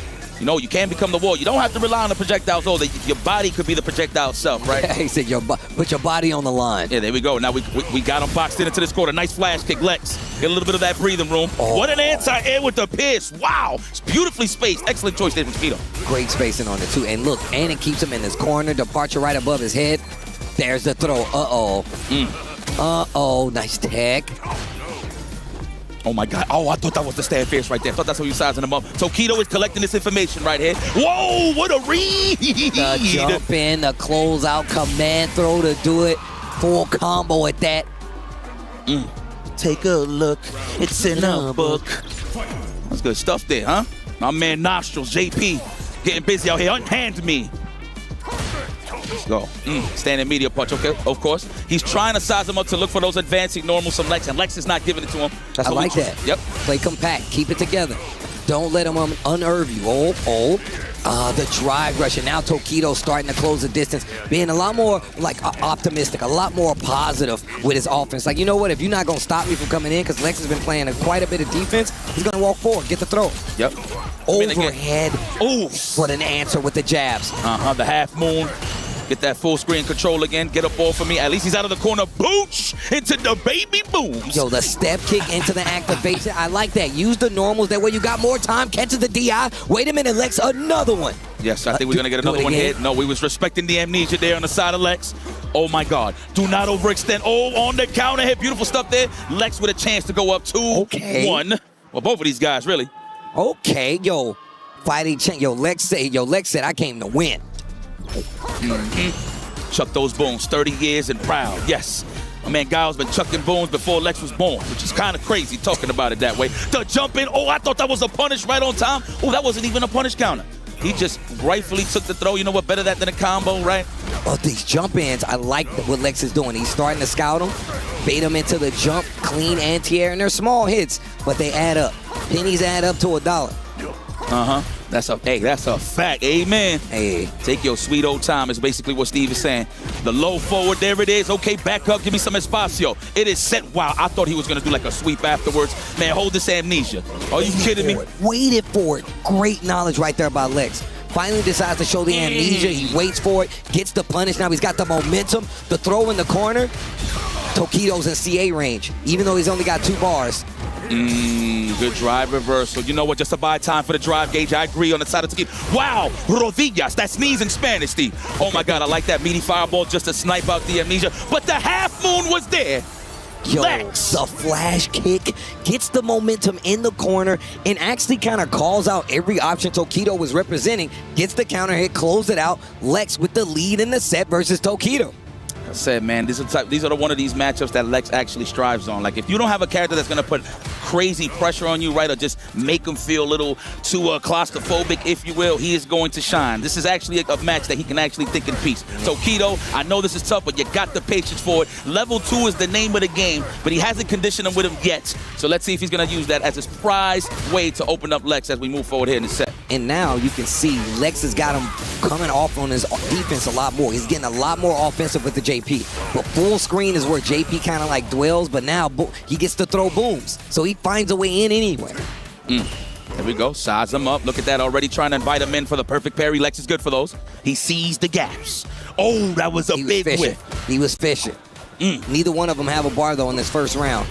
That joint said, oh, OD Sonic Boom.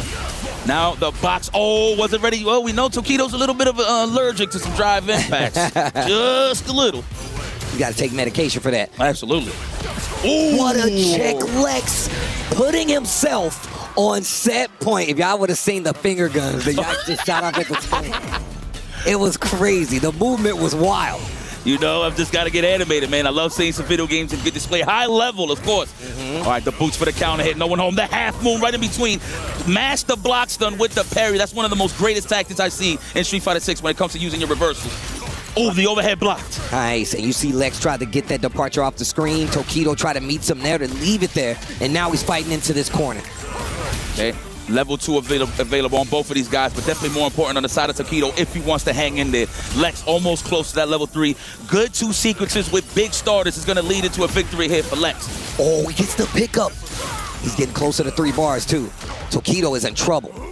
Oh, Tokido's in trouble. Back throw, Lex with the momentum. Finds the hit. He's got 3 bars. So you know he's going to bite his time till it gets to the yellow.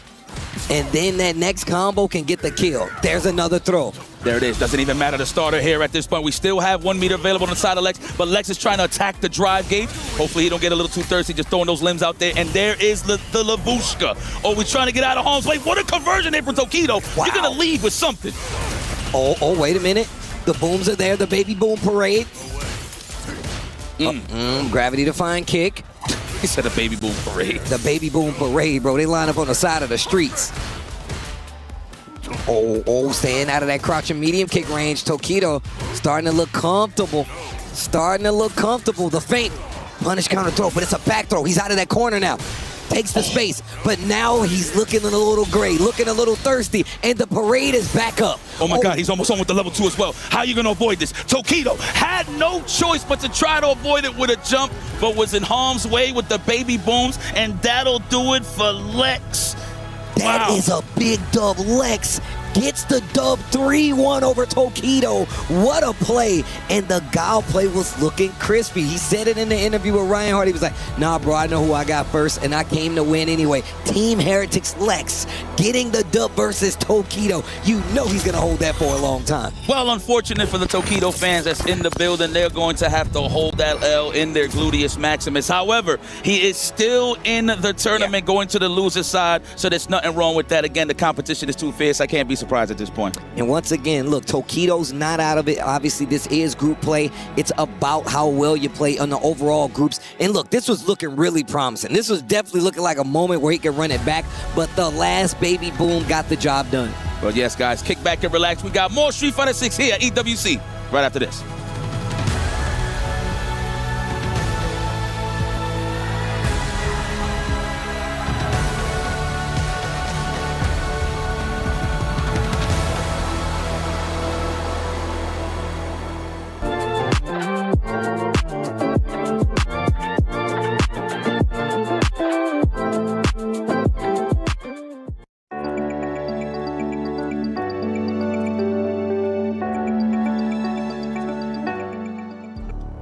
Welcome back to Group BB as the action continues. Lex just took out Tokido, but we got another banger. Yipes, who is it? I can't tell who it is. True. I think that's my man, really from Philly, a.k.a. Victor Woodley, a.k.a. It ain't victory without the victor. Punk the God is on the right, of course, cruising, just winning so many online tournaments, just tournaments in general. That man's resume could go on and on. Going up against your current Capcom Cup champion, this man picked Eddington to win $1 million. And you know what? He earned his right for EWC just through that alone. And he is here to play in the grand stage. Well, just to add to the 1 points, you're going to get like, 1.300 or something. I'm not too sure, but that man played with his heart at Capcom Cup, and that is continuing coming over here to EWC. This is beautiful stuff here.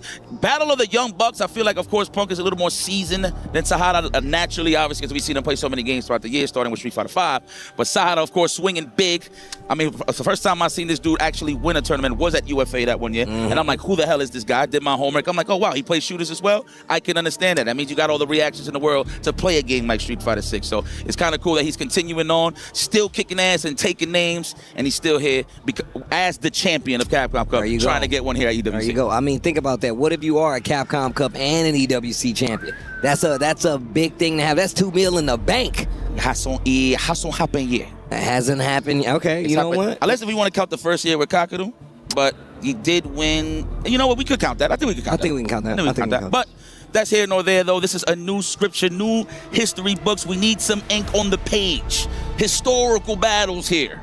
Live. Sahara versus Punk. Where else are you going to see this? Bruh, these are world caliber matches. These are top 16 matches that you are getting for 3 days straight here until we crown a winner. And look, man, Punk just had a great year as well, man. We saw him come from Evo Japan, had a great showing, just recently got engaged, and it's my homie's birthday, man. So look, more life to my guy, Victor Woodley. Punk, man, happy birthday. And hopefully you can get some dubs for the B-Day, you know? Yeah, you know, I had to punch his arm 27 times. You know what I'm saying? Oh, yeah, we still do I didn't do no punch buggies. I ain't do no punch buggies. Nah, he good. Now, Punk the God, of course, we seen this man grow as a child. First time I seen him on the scene was, 17? He's 27 now. Jesus, how time is flying. Wow. It goes fast. It's beautiful. Sahara knows who he's dealing with, so he's going to play his best gameplay, of course. All the way from the land of the rising sun versus Punk the God. USA, yes, but Philly representative. Opening gambit time. Gets the throw. And look, we've seen a couple of Eds out here, but this is a Capcom Cup winning Ed that we're talking about. But this is the footsie god himself, Punk. Yo, wake up OD uppercut. I think that's the textbook. If you want to follow the rules of how to really win punish and condition, Punk the God is one of those guys you want to watch. And he does it every week. Wow, what a catch there from Sahara. What the? That combo was kind of crazy. Ooh, looking for the shimmy. Okay, he's trying to get a little greasy there. You saw the big jump into the back dash. Let me get a throw. Crouch fist? No, throw first, crouch your fist later. It's coming. Oh, try to throw again. The challenge there from Sahara. Checking on the toes. The back jump, not going to get you out of danger, but another OD uppercut. Life lead in favor of Punk right now. He's trying to close out with the drive rush, but he puts himself in burnout to get it done. No anti-air from Sahara in this situation. You really got to be careful, though. Yep, respecting the dive kick. You don't know what it is sometimes, where it's a regular jump or a dive kick. Sometimes the dive kick just throw you off, right, so you can get that cross up easy in the corner. So I'm loving that from Sahara, but good stuff from Punk for setting that trap. Oh, big punish. Win normals. Hello. To the corner we go. Wait a minute. Sahara looking a lot better in the second round. Stand medium kick on the way out. Ooh. Punish on landing almost. And he tried to do it the safe way with the stand jab. He wanted something guaranteed, but couldn't get the finish there. Ooh. Wait a minute. Caught your beacon. Stuck on the wall now. Back on the ropes. This is where it really becomes a problem. OD dive kick and then spins it with the uppercut anyway. Good data collection. Oh my God, the next one I promise is going to be regular into level 3. Imagine into level 3. That should be enough. Hold on. Is that enough? We've seen it in the past, but we don't talk about the past. This is the present. What are we going to do here? Absolutely not. Oh my God, we got to see it. What are you going to do, Sahara? Wow, the jump back. Are you going to get chipped out into the level 2? No blocks on the side of Punk. Is he going to chip him? Yes, he is. Oh my God, that series was both. Look at did you see how that match ended? Both in burnout, a sliver, a fingernail's worth of life on that bar. Nah. Damn, and all really Punk had to do was just walk up, size up, and see what he wanted to do. But he wanted that guaranteed block stun. But of course, holding North was on the side of Sahara for him to survive and finish that job. My goodness, high-level play here is being displayed. 1 round apiece, game 1. Best of 5 once again. Okay. Quick lead. Wow, looks like it was supposed to be an uppercut. A little bit of an input error there on the side of Sahara.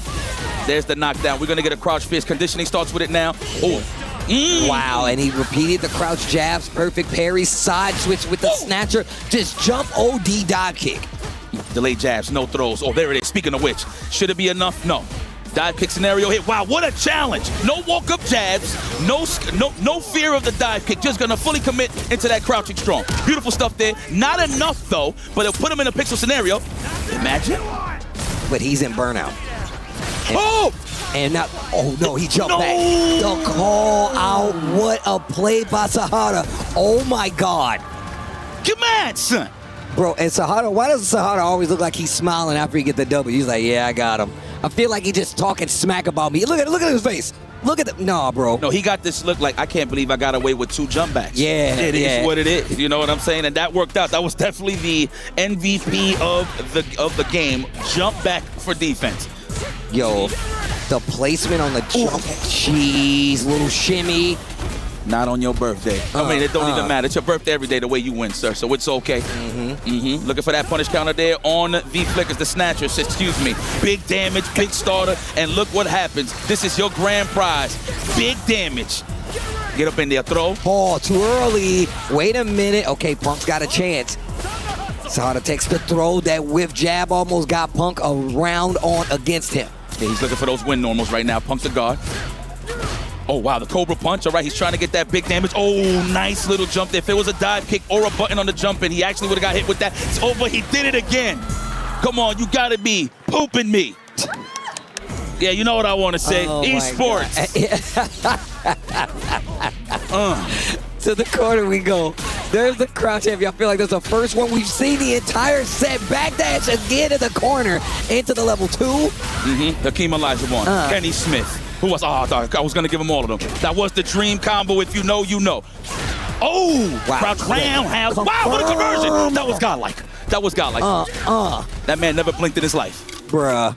Not with those kind of conversions. Sheesh. Back throw. Punk stuck in the corner. Wake up, crouch jab. Try to get a button out of Sahara. He waits a little longer. Finds the counter hit on his side. Sahara 2-0 right now up against Punk. Man. And he is really slowing his pace down to throw Punk off. Man, she looked like she's about to cry in emotion. Like, man, this guy is so pro. He's so pro. He's so pro. He's so pro. He's so pro. Oh, my God. Ooh, placing on the crouch jab. That's a duff. I don't even say duff, but that was a duff. No, that is a duff. She ain't drinking with Homer Simpson either. Right. Let's go. Fall back and relax. The win normals for the spacing. There it is, the crouch strong. Punk with the great defense, though. You know, Punk has been doing great on the defensive side. It's just in terms of really making it count when it comes to damage. Sahara is definitely on the lead on that side. Oh, wow. Little fake. Gets the trade combo, goes into the DI for Punk, and now we have Sahara in burnout. But we've seen the jump multiple times. He did it again. Burnout with the level 1. Sahara trying to go to set point. Man is holding North for real. But I mean, I don't blame him. I would have done the same thing. It's the fact. I'm so surprised that Punk is actually falling for it. And there you have it. Look at him. He's so happy. He's like, wow. I told you, bro. That look on his face. He's like, man, I did it again. He's done 2 back dashes. He's done 2 corner back jumps. And both of them have won him games, bro. Jesus. All right, Punk is going to have to really raise that difficulty setting. Punk the guard. How are you feeling? There it is. That's a beautiful start with the jump roundhouse. Drive rush for the follow-up, but snipes out the offense again with the perfect parry. Side switch, didn't commit to anything big. Punk is in a big life lead, and Sahara knows he's in trouble, so fights out of it. What a catch on the spin knuckle. Jesus, bro. With the big buttons on top of that. Usually you want to keep it safe with the light buttons. Is he going to get the level 3? Yes, he does! Right on time. That it's going to be enough. Punk is removing the headphones. Yes, this is. We don't need a survey for this. Beautiful finish here from Sahara. The Capcom Cup champion took it against one of the greatest ever, Punk the God. And look, man, Punk is ridiculous. But he has not had the best runs at EWC. It's just how it goes sometimes, no matter how good you are. But that could be anybody, bro. We've seen the best players come here after a crazy tournament and have the same thing coming. But Sahara going to take it 3-0 versus Punk. What? First and foremost, it looked like Punk was in his groove. And still Sahara slowed him down. I'm telling you, Punk was good. And in that one scenario where he up backs, that's what throws Punk's offense off immediately. And it was like one of those scenarios, yeah, you know what? I agree with that too. I would have smiled the same way. But man, beautiful stuff there to Sahara. Like, obviously, to fight Punk at a high level, it's crazy, man. So good stuff. But guys, don't go anywhere. More crazy matches on the way when we continue.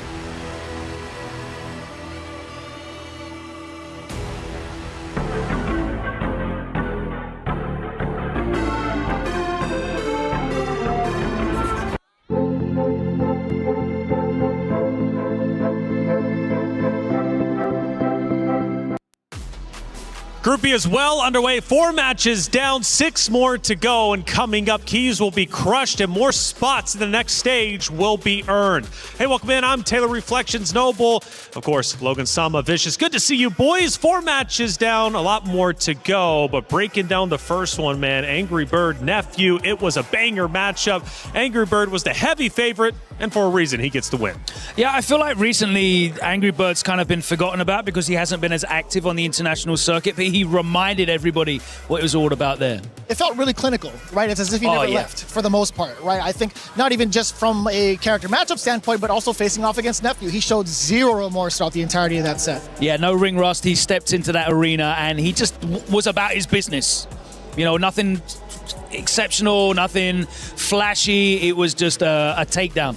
Well, again, 3-1 for Angry Bird, getting the big win. That is tremendous for them. And it was, in fact, 2-1, my bad. My apologies. It is a first, no, 3-1. 3-1, yes, bro. 3-1, that was wrong. 3-1. But, hey, for Angry Bird, though, coming in as the heavy favorite, like you said, it was clinical. He now moves forward, and he's looking to secure a spot in the next stage. Now, these two do have history, and they have met up before, and it was Angry Bird who got the win. So Nephew is still looking for revenge, but he's not going to get it this time. It's been rather difficult to call, right? I feel like Angry Bird is just like forever adapting. And whereas, you know, I feel like a lot of the people have developed counterplays against Jury at this point. So I don't even know if to kind of like take it against Nephew. It's more so about how the matchup has played out at this point.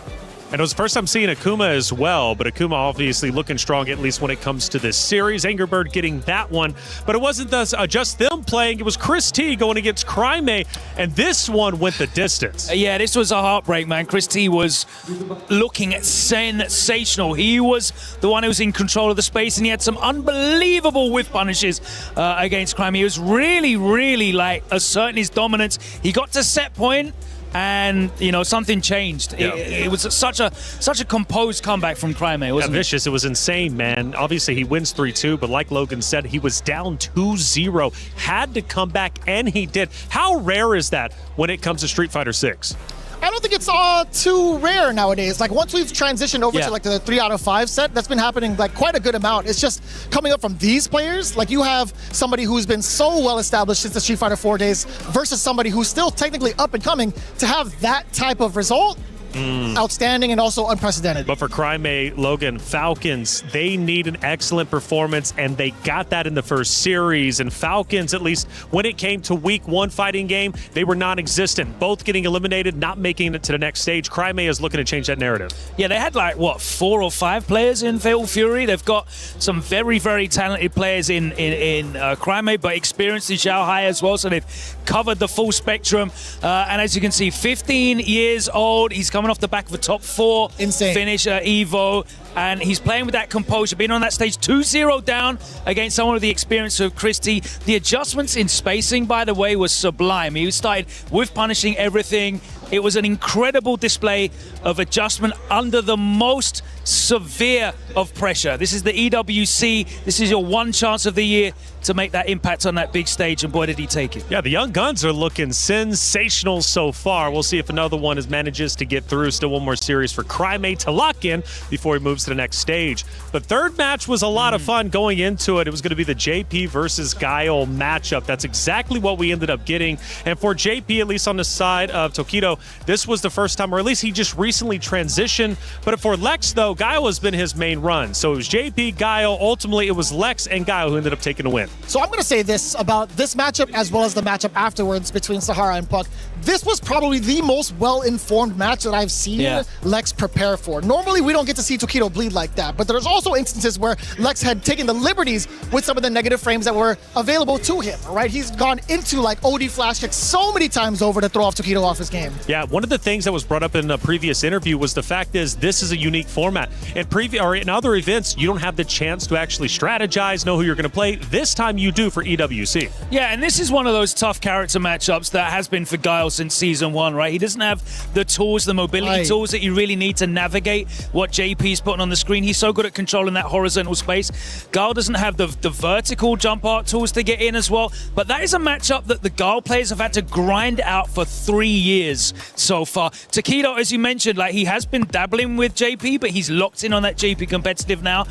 Whereas Lex, he's been all in on Guile for the whole time. He's got that experience and he really deployed it, showing that knowledge, showing that composure, and he closed out the 3-1.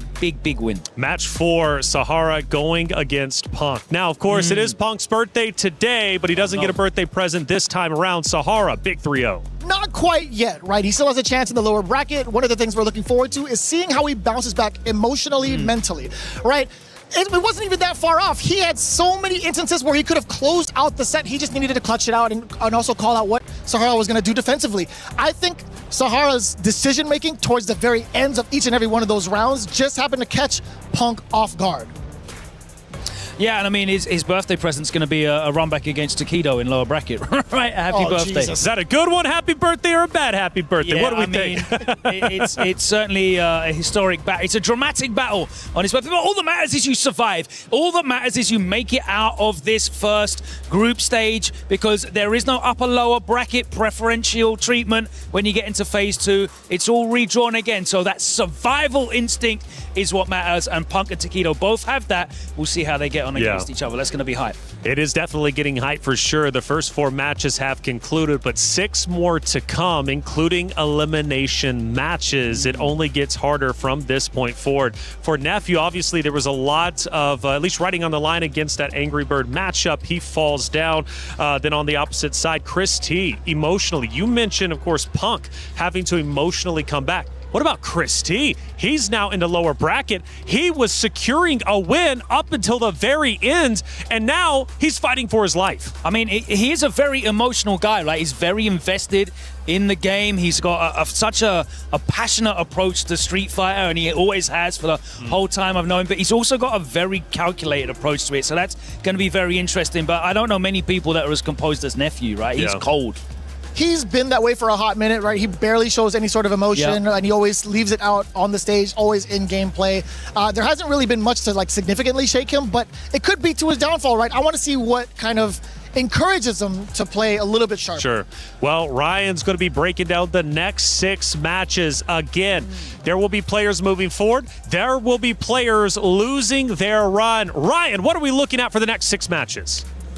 It's absolutely crazy right now. I mean, we've got Lex, absolute clinical performance versus Takedo. He's going to be taking on Sahara, the Capcom Cup champion, who made very short work of Punk. And on the other side of that winners, we've got Angry Bird and Climber, who are setting up behind me right now. Of course, the 15-year-old from Chile really representing, took down Chris Tartarian in epic fashion. A close set. And speaking of Chris Tartarian, he's going to be going up against Nephew, the cool card, cold and calculated. Never shows emotion. I like that from Vicious. Very, very true. And then Takedo is going to be taking on Punk, the birthday boy. I mean, this is all to play for. Losers are going to come out of this, man. These champions, these stellar performers, everyone on this card is insane, but 2 of them are not going to make it out. This is sad. Back to you guys. It is sad, man. I don't know what that laugh meant. I mean, I hate to break it to Ryan, but it's even sadder because 4 of them aren't going to make it out of this phase, right? That's right. That's 4, which is, again, it's brutal, man. You fly all the way here. You tried your best to qualify to the stage. You get on stage. You get 2 matches. You're done and dusted. But that's just how EWC goes. It's a brutal format, but it really does formulate the best players, and ultimately one can be champion and only one. Who's it going to be? We're going to have to find out over the next days. Hey, EWC's incredible, and so is our EWC Play. Come in here and play my game. Let's go. He knows nothing. Let's go! Tyler 1, you're done. Raw energy.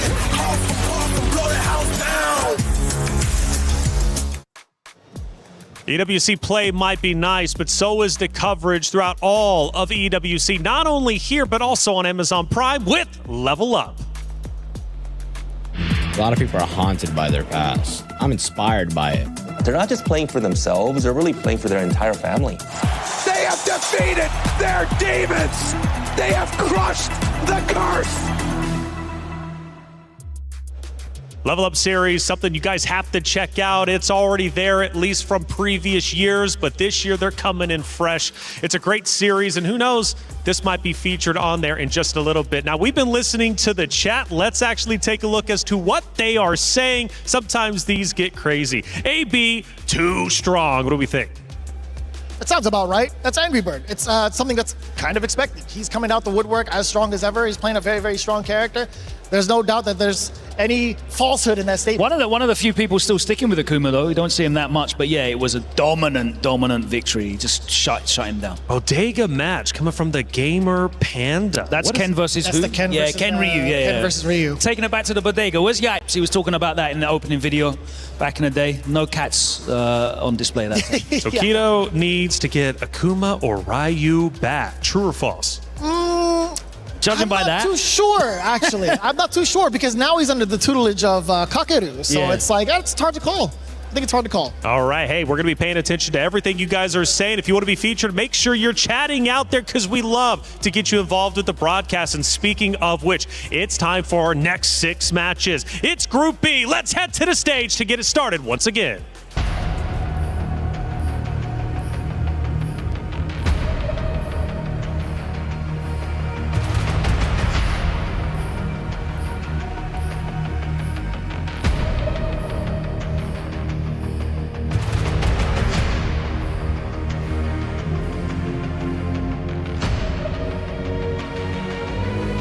Yes, ladies and gentlemen, of course, we are keeping things rolling with the action. And I gotta ask, are you enjoying the matches? Oh yeah. So far, everything has been absolute insanity. Did you see Lil Crime showing that poise? Reverse 3-0 over my brother Chris T. I gotta respect it. Hey, that was clean. I've also seen Angry Bird cleaning house, looking so solid. I love when I see Angry Bird strong, man. Yo, Angry Bird with the 3-0 over the Dark Lord, over the That's extremely difficult, ladies and gentlemen. But in the end of the day, Angry Bird showing that he is still in elite shape. Absolutely elite. And you know what? He's on the stage right now because he's about to face Nephew to be qualifying for stage 2 on Friday. Who do you got? He's definitely about to be playing against Crime. Man said Nephew. Put some respect on Crime. Hell no, man. On my man's Lil Crime. Bro, in all honesty, bro, he is only 15 years old and he is putting belt to ass like that, ladies and gentlemen. Much respect to my guy, but this next match is about to be a banger. I think it's about time we get it started, man. It's about time we get it started. Listen, it is time for Angry Bird versus Crime. Are you ready for Angry Bird Crime? Hey, shout out to the fans. It's been beautiful with the crowd. Shout out to the Reject super fans out there. We see you all. It is time to go to our commentators for the match. Big match, Angry Bird Crime. Who makes it to Friday? Y'all know what it is. Ringe and Jammers on the mic. And despite how hype I am for Angry Bird and Crime, that Ryan Hart segment where he said, "This is sad," and then laughed is still living in my head rent-free. I don't know what's wrong with Ryan, but I love it. Don't listen to what they say. Watch what they do. He laughed. That was the real answer to the message here. But yes, we are here with Angry Bird representing Red Dune's new team from the Middle East. Going up against your boy Crime. Now, Crime is part of Team Falcons. They need to be catching up in the points in terms of the club championships.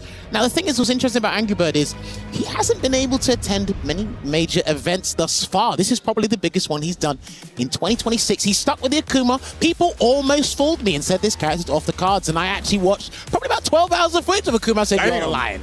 You all are lying. I will tell you what's up."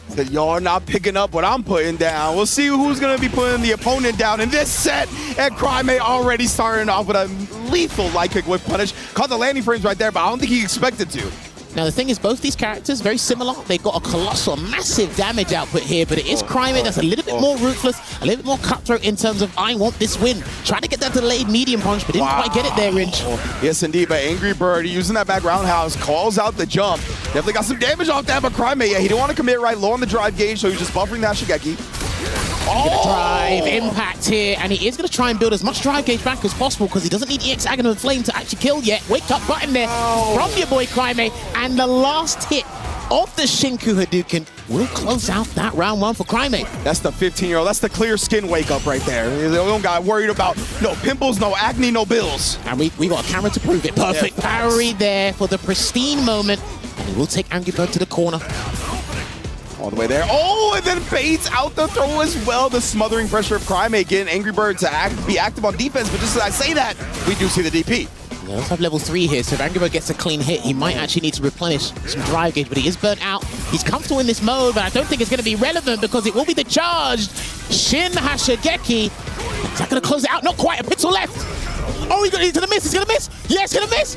Oh, and he tried it there. Luckily, he was already airborne, and there is some invincibility on that to make him avoid it there. So he's laser focused. This kid is locked in. Very nice from Crime Man. Of course, he would have chipped Angry Bird out as well if he didn't wake up with anything, right? That is why you saw the DP in that instance. Charging the fireball there. Nice drive rush into the anti-air to close it out in that situation. Oh, wow. He ended up pressing into the overhead. That was wild. Just visually, but Crime finding the hits again here. Ooh, trying to go with the frame trap. Does eventually catch Angry Bird flinching. Coin with a delayed button, it looks like there, and that was the meatiest overhead, and it hit his shin, so that didn't quite count in terms of visual burst, but that should be, not quite. Wow, delay on the wake up DP as well. Called out Crime's delay timing himself. That was some layered Oki, but nonetheless here, trying to fish for the big forward heavy. Crime staying at prime position to get an easy whip punish. Well, it's been pitch perfect spacing for the most part, and actually when he loses his turn, Crime, he then uses his reactions to beat Angry Bird to the punch, and then capitalize on that damage even more. Oh yeah.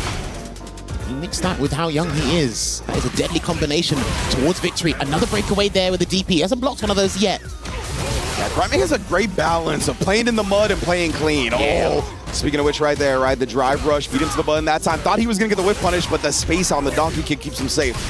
Just missed the opportunity to get punished, kind of adamant flame there, but Angry Bird can still pick this up here. Charges up that Denjin. Oh, they both hit the air at the same time. Here they are on the jumping and the chop. We'll confirm off that. Again, both players below the 3 bars. That's why Crime forcing the issue with drive rush. Doesn't spin the level 3, surprisingly. Oh, but you know Angry Bird ain't gonna leave nothing on the table here. Level 3, let's go to another round and make Crime try to beat him all over again.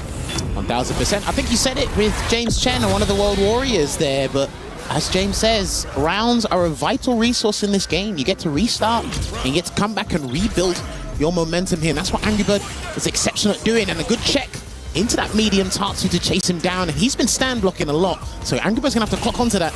Indeed, right. Switch it up for the drive rush, low pressure. Right now, waking up with the DP. Let's see what he does here. Yeah, it did go low, but wasn't really ready to convert with anything significant. And again, almost as he turned pale again, and good pull on the brakes there from Crime, really trying to be malicious and burn Angry Bird out. Oh, he can swap him into level 3, and it is gonna be the Shinsoryuken, and it actually is gonna put Angry Bird in throw range to lose the game. Actually, if he gets thrown, he might still be alive, I'm not sure. I mean, if he blocks, I was gonna say, if he blocks one normal, it does not build enough meter. So he was completely locked out of any hope of surviving that sequence. Crime up 2-0 in the blink of an eye. And the funny thing is, my God. Oh, and again, off to an exceptional start here into the Denjin. Angry Bird, I want him to be a little bit more cutthroat because he does redefine aggression, but Crime's got a point to prove here as well, so. There we go, Angry Bird starting to find it now. A little bit of hezzies, but Crime with the wake-up backdash.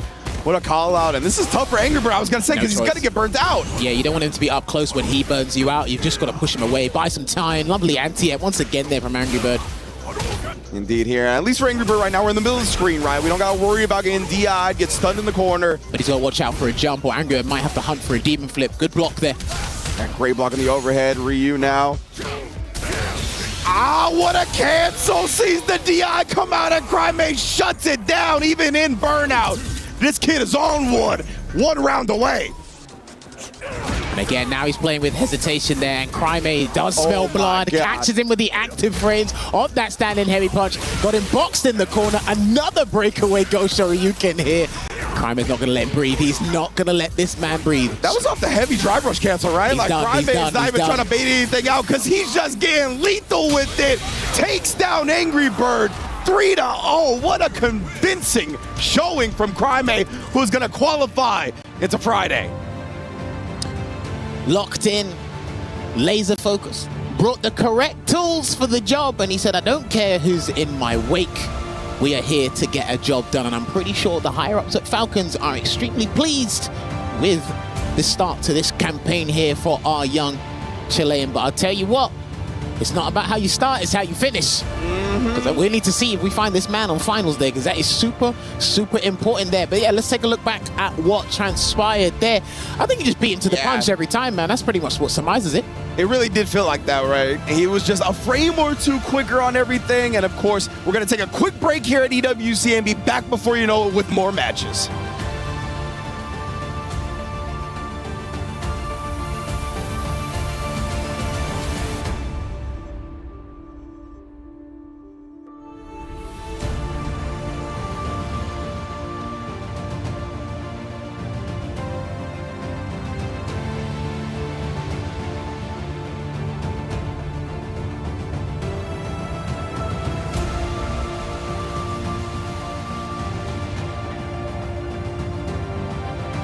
Indeed. Look at these fans in the building right now supporting Team Reject. We've seen the Zeta fan base, the Reject fan base, and everywhere beyond coming out to show support for their favorite players, of course. But now we got another qualification match into stage 2 of EWC. It's going to be Lex versus Sahara. Oh, what you're telling me is the Capcom Cup 12 champion versus the Lexecutioner? Is that what's coming up on the fight card next? All right, well, look, man, he actually had a brilliant showing against Takedo earlier with that 3-1 victory, but Sahara, man, listen, when you have so much pressure just offloaded your shoulders and you can just enjoy life, you can place a gap for no reason, you can smile at any mistake that you make, well, you're big chilling. And it's all about mentality we've spoken about in this game, Ringe. Yeah, absolutely. The $1 million smile from Sahara. But, you know, we've talked a lot about us in the green room and in the back from the different commentators. 2 of these players really exemplify one of the things we've been talking about with the newer players in Street Fighter 6 not really having any baggage from previous fighting games to bring into this one and kind of rule their ideals, right? Lex, obviously, as well as Sahara, both kind of newer to the scene in general. So Street Fighter 6 was their first real main competitive game, and you could tell how much they're flourishing behind it, right? There's not preconceived notions of how footsies are played or what rewards you should get for doing certain things in fighting games. They've really embraced Street Fighter 6 for what it is, and they've come out so successful because of it. Both of them have been 2 of the most consistent players we've seen grace the game. Yes, these guys have got that blank slate approach, and they said, okay, is this how we have to do it? Is these the win conditions to win? And again, these guys pick it up because momentum, we've spoken about, we've parroted it so much, but it is such an integral part of this game. And sometimes you could prepare in the greatest way possible for these big events, but on the day, just something flips on its head. But these guys, they said, you know what? I want to have a good start, and they're doing that. But unfortunately, for both of them, only one of them can qualify in the winner's side on this side of the fence here. Guile versus Ed. I think this is a pretty even matchup, to be honest with you. When either character has the life lead, they've got the tools necessary to hold the lead well. But Sahara's been pretty exceptional in Burnout, especially when he played against Punk prior moments, Ringe. Also, Sahara, I saw those Travis Scotts. I see where that money's going, bro. But beyond that, tried to go through the early boom with the DP, right? Just a little bit short on the horizontal range, allowing Lex to get a full punish. You can see Sahara already turning it back up.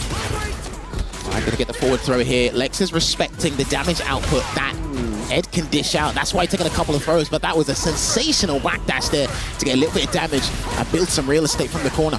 Yeah, Lex is extremely good at cycling through his defensive options. You will always see him be very active defensively, whether it be parry, throw tech, wake up with a button, back dashes we just saw. And what a play from Lex right there. Knowing Sahara was going to nullify, but hey, I'll be right there with the bazooka knee before you can get that projectile out. There's a situation, I think, with Guile especially, where it's how he monopolizes the space after a fireball. If you think you can kind of counter back with your own, especially in EX1, if Drive Rush Bazooka Knee gets you and beats the punch, that's punish counter, free damage, baby. Nice check there from Lex again. Yeah, Lex, right, he's been really challenging a lot of these knockdowns. Oh, but this time, Sahara, beautiful spacing, gets the whip punish. Now we're in the corner. Oh, and again, he saw the backdash and wakes up with a crouch medium punch. Great reaction. Which means that backdash he got prior is going to allow him to wake up with buttons and then supers. Okay, it's unfolded now. I like it. The unravel of defensive options. Good That's what we were saying, right? The cycling through the defensive stuff from Lex, extremely potent. Right now, though, and then the throw tech, right? He's shown so many, but what a perfect parry into the punish from Sahara. Ooh, no whiff there because that has been a little bit nerfed there, that crouching beating kick from Ed, but it's irrelevant now because of the positional advantage that Lex is building. He will build up to that level 3, but the EX cycle uppercut breaks away. Indeed, right. Now Sahara's just going to go raw level 2. Good choice. Oh, but beautiful defense from Lex right there after blocking the first normal, straight OD flash kick through it. And now try to drain some of this drive meter from Sahara. Spraying it out here. Nice down medium kick anti-air, but solid punch is about to be completely depleted here. Pulls him in, and instead, he tried to go for a delayed tech there. You could see he was walking back, so drive reversal wouldn't work. ES flash hit wouldn't work. So Sahara knew what walk back covers. And Lex felt the need to tech in that moment because he would have died to throw, right? You probably don't see Lex tech in that moment if he doesn't die to throw. Tech there again. And remember, you actually build less meter and dry gauge from throw tech now as well. So it's not as potent, but I'll tell you what is potent. It's going to be this damn combo from the Psycho Cannon. He's going to have to switch up the follow-up because he's not mid-screen. Oh, but that's still nice damage right there from Sahara. Waking up with a throw, gets level 1 for it. He needed the space again, garnered as much space as he possibly could, and the crouching heavy punch did not work because even that range looked ambiguous to us. Yeah, I was going to say, he found the dead angle right there, right? Where the hitbox for that crouch fierce was just nowhere to be found on Ed's jump in. So great angle of approach from Sahara, right? That's really the art that doesn't get talked about a lot when it comes to jump-ins, right? Trying to pick those dead angles to where opponents either have trouble cross-cutting or just lose outright. Remember, Flash Kick probably would have lost there as well because he didn't have his charge, so he had no choice but to use the crouching heavy punch there. But Lex, he's not going to let that phase him. He's not going to be deterred. He's going to go right back in and try and get a life lead here. Getting a hit early, knocked down. You saw a little slight hesitation before that, but now we get the perfect parry, Sahara. Because he wants to keep that momentum. Basically box him in, marshal him in that corner here. He's waiting for Lex to do another delayed option, but he respected it. Yeah, exactly right. You saw that Fierce was a slight delay just in case Lex woke up with something. And now he calls out the Snatcher with a DI. Set up shot. Interesting. He didn't go for a mix-up. He normally goes for a mix-up or a safe jump after that, but he's just playing it safe with the zoning because he knows his dry gauge is low, so he doesn't have to overcommit too much. Yeah, and Lex, right after that, his drive gauge was low as well, right? So you just want to set up shop, refuel, and go about it from there. Was doing a great job. I love that. Sending out the OD projectile, out prioritizing the fireball. Bait, lovely bait there from your boy Lex, and he will decimate that life gauge. Because I tell you what, there's been a couple of psycho uppercuts that have been successful on his end. So sometimes you've got to make the Capcom Cup jabs twitch. And he twitched in the right way this time. Exactly. That was the very first interaction we saw. Sahara just didn't get a walk forward enough the first time. Oh, nice again, establishing the boom here. Sahara looking to jump over, but Lex always so clean with the anti-airs. Okay, perfect parry again. He's been perfect parrying a lot of those lights. And again, perfect parries and block strings now are actually more pivotal than on Wake Up. And that's why these guys are building momentum from those situations. Shall see. Ooh, Lex off that Fierce. Yeah, the big delay on the drive rush cancel just in case Sahara tried a reversal with anything. Back throw. Nice. He respected it. I think he thought he was going to flash kick or something there. 100%. He's going to build the level 3, and he's going to have to go into the crossfire somersault here. Take that round, and it will put one game on the board to make it 1-1 as the score's on the doors here. Lex is not afraid to put his cojones on the table, man. Like, he will make some big defensive reads that are real scary, like that situation right there, right, where he's minus up against the Snatcher, the Charge Snatcher. But as you said, Sahara thought he would reversal because he's been so frequent about being active defensively. But instead, he just goes with the throw, ends up turning the momentum completely around. Damn, does he have a real tattoo on his knuckles? That's crazy. I had never seen that one, Lex. I'm telling you, man, these guys, they know what they're doing. They know what must be done, man. And again, I wish we had a heart rate monitor to see how they're really feeling on every interaction, because it just keeps going and going and going. Again, just looking to establish the boom game early. Sahara teasing the Snatcher here and there. Good block last minute, and another perfect parry on the jab. I think Lex might have to change it up and do jab into throw. Let's see if Sahara reacts to that accordingly or adjusts on the fly, because these jab strings are not working out for him. Yeah, a lot of time it feels like Lex, throws less than most. He tried to get a throw there to switch the sides, right? But good tech from Sahara, does eventually find it. Yeah, okay, there you go, yeah. You exactly called it, right? He's switching it up now. Yeah, he knows all the parries, even though these haven't been punish countered, but he's looking for that exact thing. But he might allow Sahara to reversal soon, because it's like... Lex is the one that ends up reversaling instead. Level 2's there, the Psycho Cannon's there, and he might burn him out, Ringe. Yeah, he is. Let's go with a stable route to make sure he gets that at the end. The drive rush does get blown up. He's got one more Hurricane, so if he throws out a projectile on the Psycho Spark, he's dead. He's going to have to firm this one, I think. Move it back, yeah, move back. And he's going to have to charge it. Keep charging, Lex. Again, the confidence on Lex. He even pressed the button in that instance right there. Blocks out the DP. Yo, the clutch on this kid. And that's it, man, because how did Joe lose against Kaba earlier? In those moments like that. Tournament-defining moments there. Takes him straight to the corner there, and a perfect parry again. Ooh. Yeah, I think Lex has clocked on how often he's doing it. I like that as well. He switched up. He didn't go for the back throw this time. Went with the normal, but Sahara beat him to the button. Oh, waking up with it. Get that space there. He generates as much space and time as he needs before Sahara comes breathing down his neck. Gets a soap back kick. He's about to put that level 3 again, and he's not going to cancel into it on this sequence, but the next one, he's done it again. Indeed, right? Yeah, the light into the throw. He tried to catch him doing something different that time. The eye is parried. Oh my goodness, bro. Lex with a big tech throw. That's going to get him above 3 bars again. Level 2 off the step kick.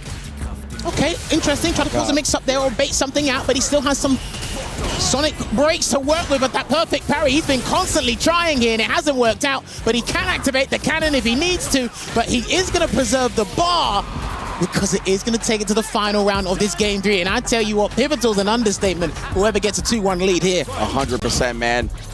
The composure from Sahara at the end of that round, so impressive to be able to consistently parry the DIs rather than try to DI back or anything like that on low light. So smart. Under these conditions, man, some things you do in this game are exceedingly difficult, but these guys make it look like another day at the office. Gonna get pushed back here, but Sahara needs a clean hit so he gets the dream combo. Indeed, right, you know he's gonna be scheming on that. What a perfect parry to blow up the second boom. Locked in the corner. Oh, the empty low. Lex has a flash kick. There it is. He literally done it right as I was thinking about it there because he needs a breakaway once again. But the next hit, and it's a trade, and he will confirm into the chamber because he needs to lock him up and get the lead. And you can see him giving that little pop-off in your top right side of the screen. And Lex looks a little bit deflated, but he can't show too much emotion here. Yeah, them Sam Presti trade combos, bro, they definitely do a lot of damage and a lot of demoralization. Oh, but we got, of course, Sahara supporters in the building. When Lex actually had to face Tokido, he talked about wanting to shut down the reject fans in the crowd. He wanted to make it quiet. He's got to do that. Much noise. Gotta do that up against Sahara as well, man. Plenty of good A squad supporters out there. This man is Capcom Cup champion after all. Yeah, I'm going to be curious to see a perfect parry. And again, if you go back and watch that set he done with Killjoy in the grand finals, you'll see he has one of the best perfect parry games in the business. He's actually been executing it really well against Lex's entire tool set here, Ringe. 100%. We've seen it time and time again. It's been impressive that he hasn't gotten caught too often with the punish counters. Damn, he done the right read on the heavy. Lex just jumped back. He's lucky that it wasn't longer, like the medium one. Yeah. Lex is going to have to go in soon. Nice anti-air with the standard medium kick. Yeah, it's looking good, right? He's got the life lead. Trying to make Sahara come to him. Yeah, but Sahara's on the prowl. That's the biggest problem. Perfect parry again. Ooh, beats him to the button. Now it's getting real scary in terms of health. And then again, man, just the snatcher block string right there. Lex trying to nickel and dime Sahara, but he hasn't been able to find many hits. Does find one there, and a little bit of a tag there. Yeah, slowly chipping away, just doing a little bit of tidbits of damage there. That's working out. It's building up over time, and there's 25 seconds on the clock. I wasn't even paying attention. Exactly. This has been a war of attrition type round, right? And Lex is really just relying on the timer at this point. Sahara's got to make moves, but it's still, man, it can blow up for Lex so quick. Every second counts. Time waits for no one here, and he's going to activate the puncher again and try and force the burnout, and he does, but there's a lot of real estate on Sahara's end, but he actually needs to go for the gusto, do anything, but it's actually going to send him to his demise and give Lex that round there via the EX Sonic Boom. Strategical play there from your boy. Yeah, I love the sequence Lex with at the end there, but Sahara again, a whip punish on a snatcher at 99 seconds, huge backdash. Dude, this guy's defensive reads in situations I didn't think he'd take that risk, they've been absolutely phenomenal. That's what I mean, like, he really will take the big risk defensively, and more often than not, he's right. And Sahara hasn't delayed enough to see if how often he's going to backdash. That's the other thing. But Lex hasn't given him that breathing room because he's had to work his way in continuously. And sometimes it hasn't worked out for him. It's indeed here. Yeah, trying to catch him moving forward with the upside down kick. Just switch up the pace a little bit. Same thing with the step kick here. Tried the jump, thinking Sahara was going to commit to something, but we commit to the OD. I can't remember the last time he blocked a flash kick. I think he's been hit by 90% of them at least. Yeah, for sure. Ooh, very nice spacing with the light kick, drive rush cancel, and Lex ties up the set just like that. You thought this man was going to go down without a fight? No, my friends. He wants this just as much as the next player. They are all here for a reason. They qualified for the Esports World Cup for a reason. And he's had a couple of bad round starts. Sahara's always been successful in the round starts, but this one was a little bit better. Indeed. Now Lex getting that space that he so desires. Gotta just try to catch Sahara coming in, whether it be with the boom, whether it be with the step kick, Sobot, the plethora of guile options. Wow. Damn, burnout so soon? Well, I mean, when my guy has been lost his color saturation, he's actually been all right. That's true. Sahara's done a good job, but right now he's on the verge of taking a DI no matter what, and that's exactly what happened. But watch the next choice. As soon as he gets that gauge back, pay attention to the choice that Sahara does. That's the key moment here. Oh, he just ends up taking the throw for now. Oh, and Lex waits for him to do something on Wake Up, catches the backdash, and he is on set point. Hopefully he doesn't get too big for his boots here, no pun intended, but he's brimming with confidence. At least you can see it in his gameplay. His face is stoic right now. Good backdash. He's clocked on to what was happening earlier. Yeah, ends up getting the air hit, so no big conversion for Sahara. He needs to replenish as much drive gauge as possible. He needs to get back into that drive gauge safe zone, and that's exactly where he is now until Lex pressed that heavy kick to take it away. Fantastic block. And that was a huge tech throw, right? Finally getting that out from Sahara, gonna give him some breathing room, gonna allow him to build back that drive a little bit. Just in general, take the real estate advantage as well.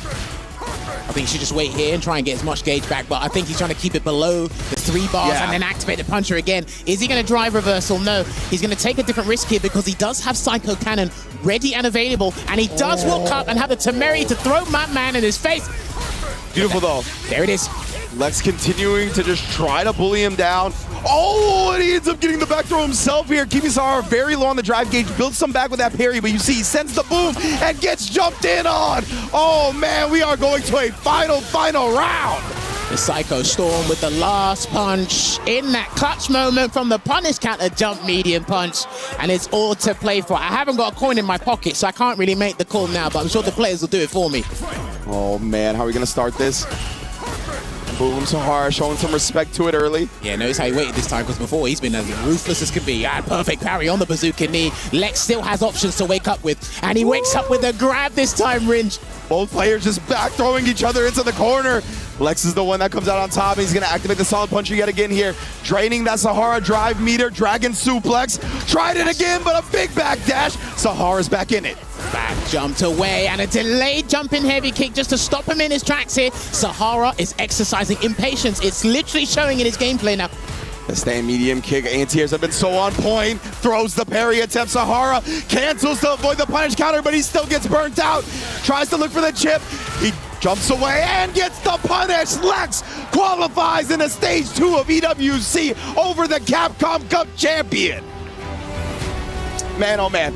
The prioritizing of keeping him below that 3-bar threshold to never let him get any drive rush cancel pressure started. Amazing stuff from Lex right there. That really hindered so much of Sahara's game plan. I think let's go back to what you mentioned prior to the set even beginning, right? The thing you said to stand out, the thing to look out for, paint the picture, it was the defensive decisions. Those backdashes, those flash kicks, they played a massive role in propelling this man to phase 2. And I tell you what, looking back at these highlights, this is something we're going to have to analyze for the ages. But I tell you what, that was sweet victory there from your boy representing Heretics there. And you can see that, damn, she definitely wasn't happy with that. And we're going to go to a short break, but there is going to be more matches here after this.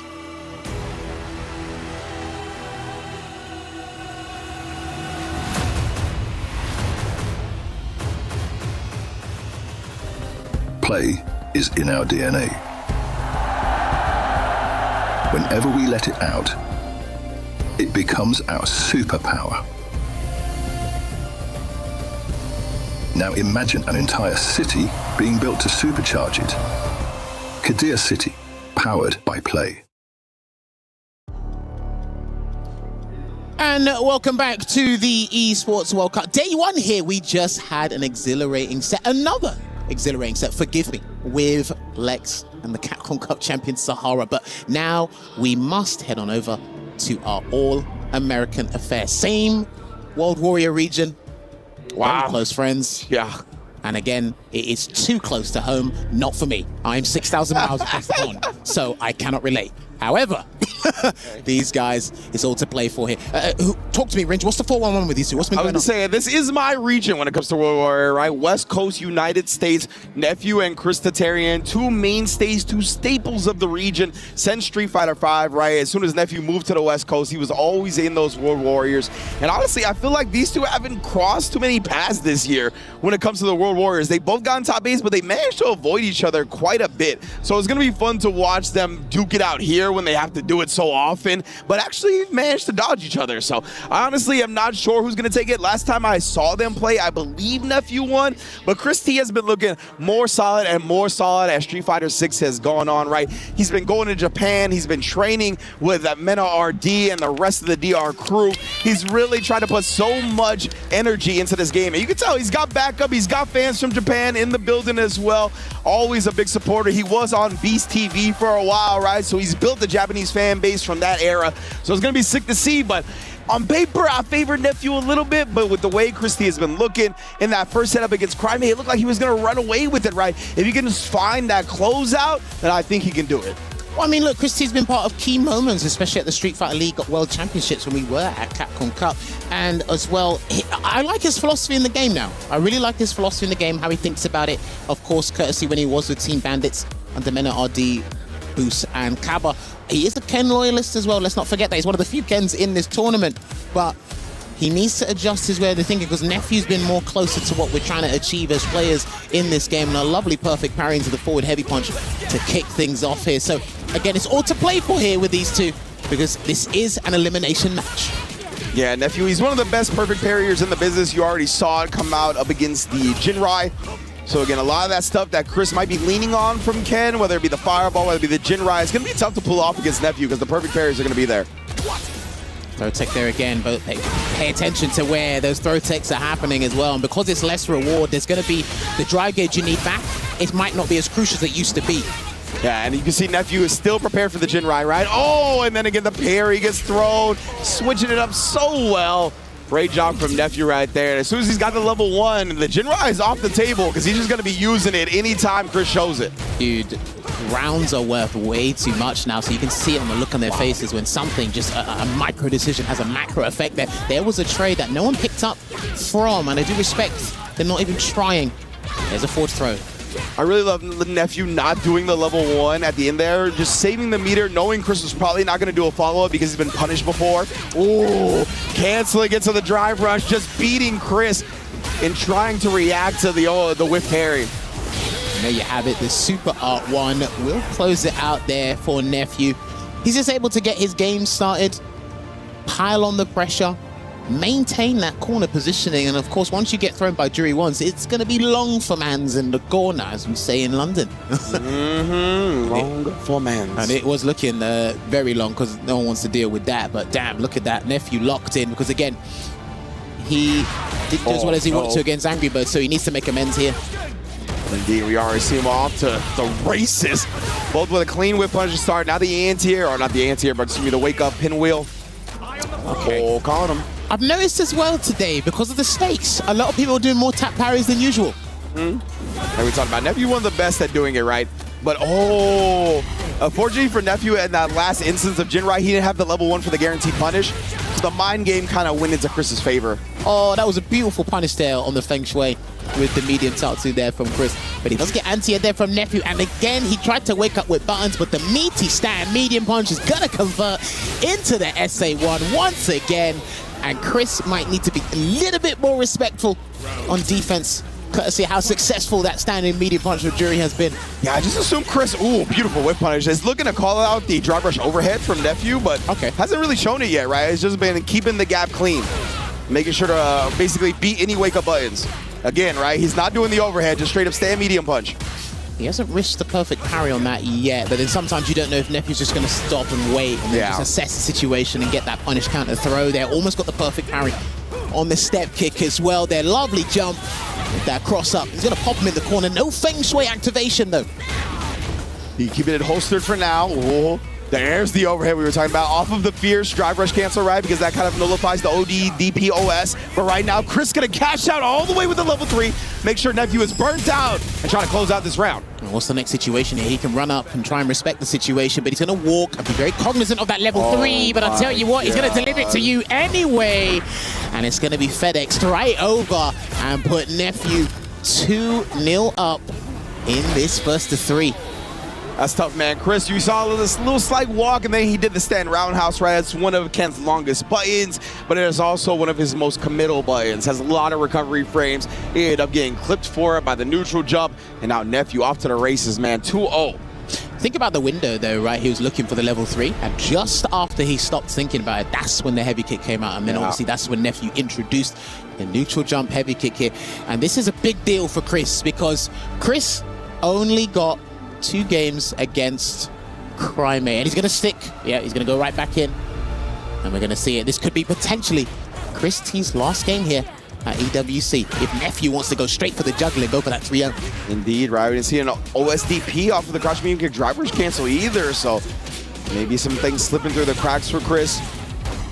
Let's get to the other side, though, into the corner. Ooh. Oh, that was a gimmick. That was fake. That was fraudulent as hell. That was like a counterfeit bill. What the hell was that? My man put the mask on for that turn. He was like, I'm still in this bad boy. Almost got the perfect parry again. He's not trying to really risk challenging Jinrai with the DP. He just wants to see if he can parry it, because, like you said, he's got some of the best parries in the business there, and an anti-air from Chris marshaled him in the corner, and we might see a resurgence in my man's EWC campaign from that round. What a whiff punish! Yeah, the micro movement from Nephew right before that was insane. Like, how little he moved forward to bait out that button from Chris was nuts. Backdash, no punish though. Oh man, just inside the range. No punish from Chris this time, and does finally find the perfect parry. He's been fishing for it after the Fujin. So the whiff punish there, and it's gonna give him the round. The Fuha, excuse me. And he responded in kind, and we are looking at set point here for Nephew. Yeah, this is scary, man. Chris, I mean, he's got 3 bars, but Nephew's been in such control of this match. He does spin it. I like that. It's gonna create a huge disparity in the drive gauge, right? He could do Fierce, Drive Rush, cancel Fierce, so he might respect that level 3 again. Depends how Nephew's feeling today. Oh, yeah. Instead. Exactly, just doing the medium and then seeing what Nephew would do afterwards. Try the perfect parry because he's been so confident that does catch the whiff on the stand medium punch, crouch medium punch. No. Okay, avoid the danger there by the whiff drive reversal. Luckily, he got a second chance here. Here's Chris. Blocked on the overhead. He's just standing up the whole time, but he's burnt out. Rinses his orb. This is guaranteed. This is guaranteed. Indeed, right. Once he risked the parry, it was all over. Nephew making the folks at home watch the cinematic, but we'll cut to the stage as he moves on to losers bracket semifinal for a day with the Capcom Cup champion Sahara to move on in EWC. Unlucky there to Chris, but absolute elation there for Nephew. He's a chill guy, but I tell you what, his gameplay speaks much louder than he does, so he is relieved that he did not get eliminated here, right there. But I tell you what, again, he's come with a purpose. They all come with a purpose, but sometimes it's who can execute it better on the day. Unlucky to Chris, he had moments to change things around in such a great way, but I think once Nephew snuffed that out, he just said, right, I'm just nipping this in the bud immediately. I'm not really giving you any breathing room to think about starting your resurgence. Yeah, that's the thing, right, is that Chris is like so sound fundamentally and so sound when it comes to the footsies and the ground game. But Nephew is right there with him when it comes to that, right? We have highlighted before, if you're a longtime fighting game fan, you know that Nephew has been roommates with Punk for quite some time. He's not roommates with him anymore, but they really did a great job in that footsies. But we're going to stage and talking to Rob for the Key Crush. Nephew, congratulations, bro. One more. You do still need one more, correct? Okay, make sure I'm factually correct. One more in order to make it to the next phase. And now you got to crush Chris Tatarian's key. Was that 30 ball? What's going on right here, Nephew? Looking kind of nasty. Yeah, I mean, he stopped me from getting the Capcom Cup last year, so I feel like I had to get my revenge. Oh, okay, he needed that get back. My man Dark Neff had to spin the block. Now, some of y'all, I know Street Fighter 6 is growing. Oh, go ahead. I know Street Fighter 6 is growing. Some of y'all might not know. Y'all know about Nephew. Y'all know about Dark Neff. That's his alter ego. And that's what we're seeing right now in the Key Crusher as Chris Tatarian, Ken Extraordinaire, officially has his Key Crush, ladies and gentlemen. Nephew, one more step away from making it to the next phase. Congratulations, Neff, and good luck in your next match.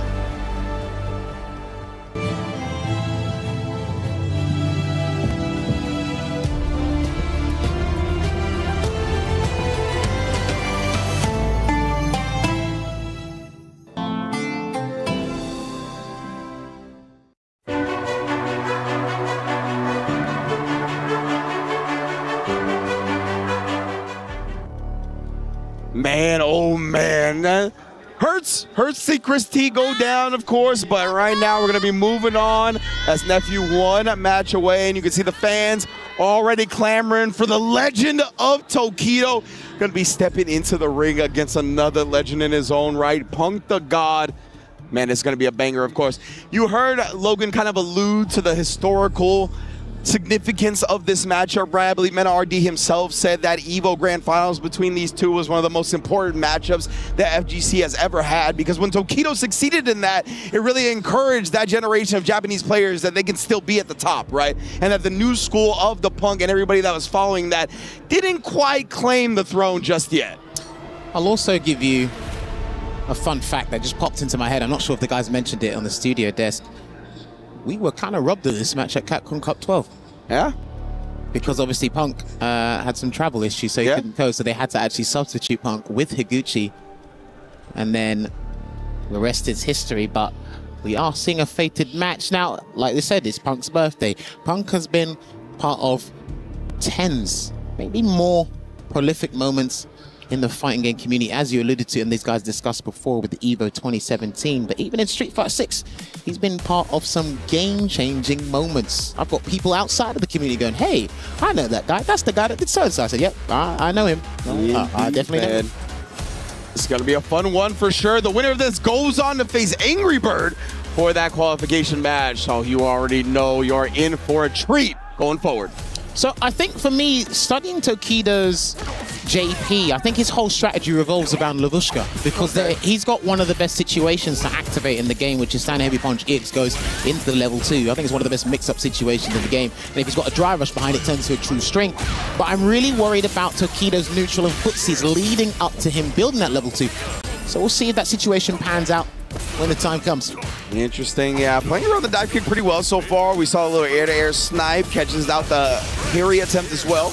Almost got the burnout. He had to take the spike just to avoid that. Buy him a little bit of time, and that is a two-hitting combo here. Not going to use that level 1 yet. And he does get the two-piece off of the Torbaline in the corner. Punk is not off to a good start again, Ringe. And it's scary to reversal level 1 on JP, right? Because so many of his strings have projectiles in them. So even if you want to reversal that first normal, you might get stuffed out. With the crouch and media punch. No sweep there from Punk. Rare sight, honestly, to see a medium whiffed and Punk not punish it. It's the jump. No perfect parry there. Got to get a punish on the throat instead. And there's an amnesia. Can he get the side switch? Not looking at it. He's just going to go full screen instead here. Build some drive, goes back before it really counts. Indeed. He's got level 2 now as well, right? Oh, man. Just outside the range of that crouch. Medium kick. Punk already ready. Takes a grab. Wasn't afraid of amnesia this time round, because you've got to think about the thought process at this high level. You got away with it once. He's looking to bait it a second time there. Here he comes. There's a back throw.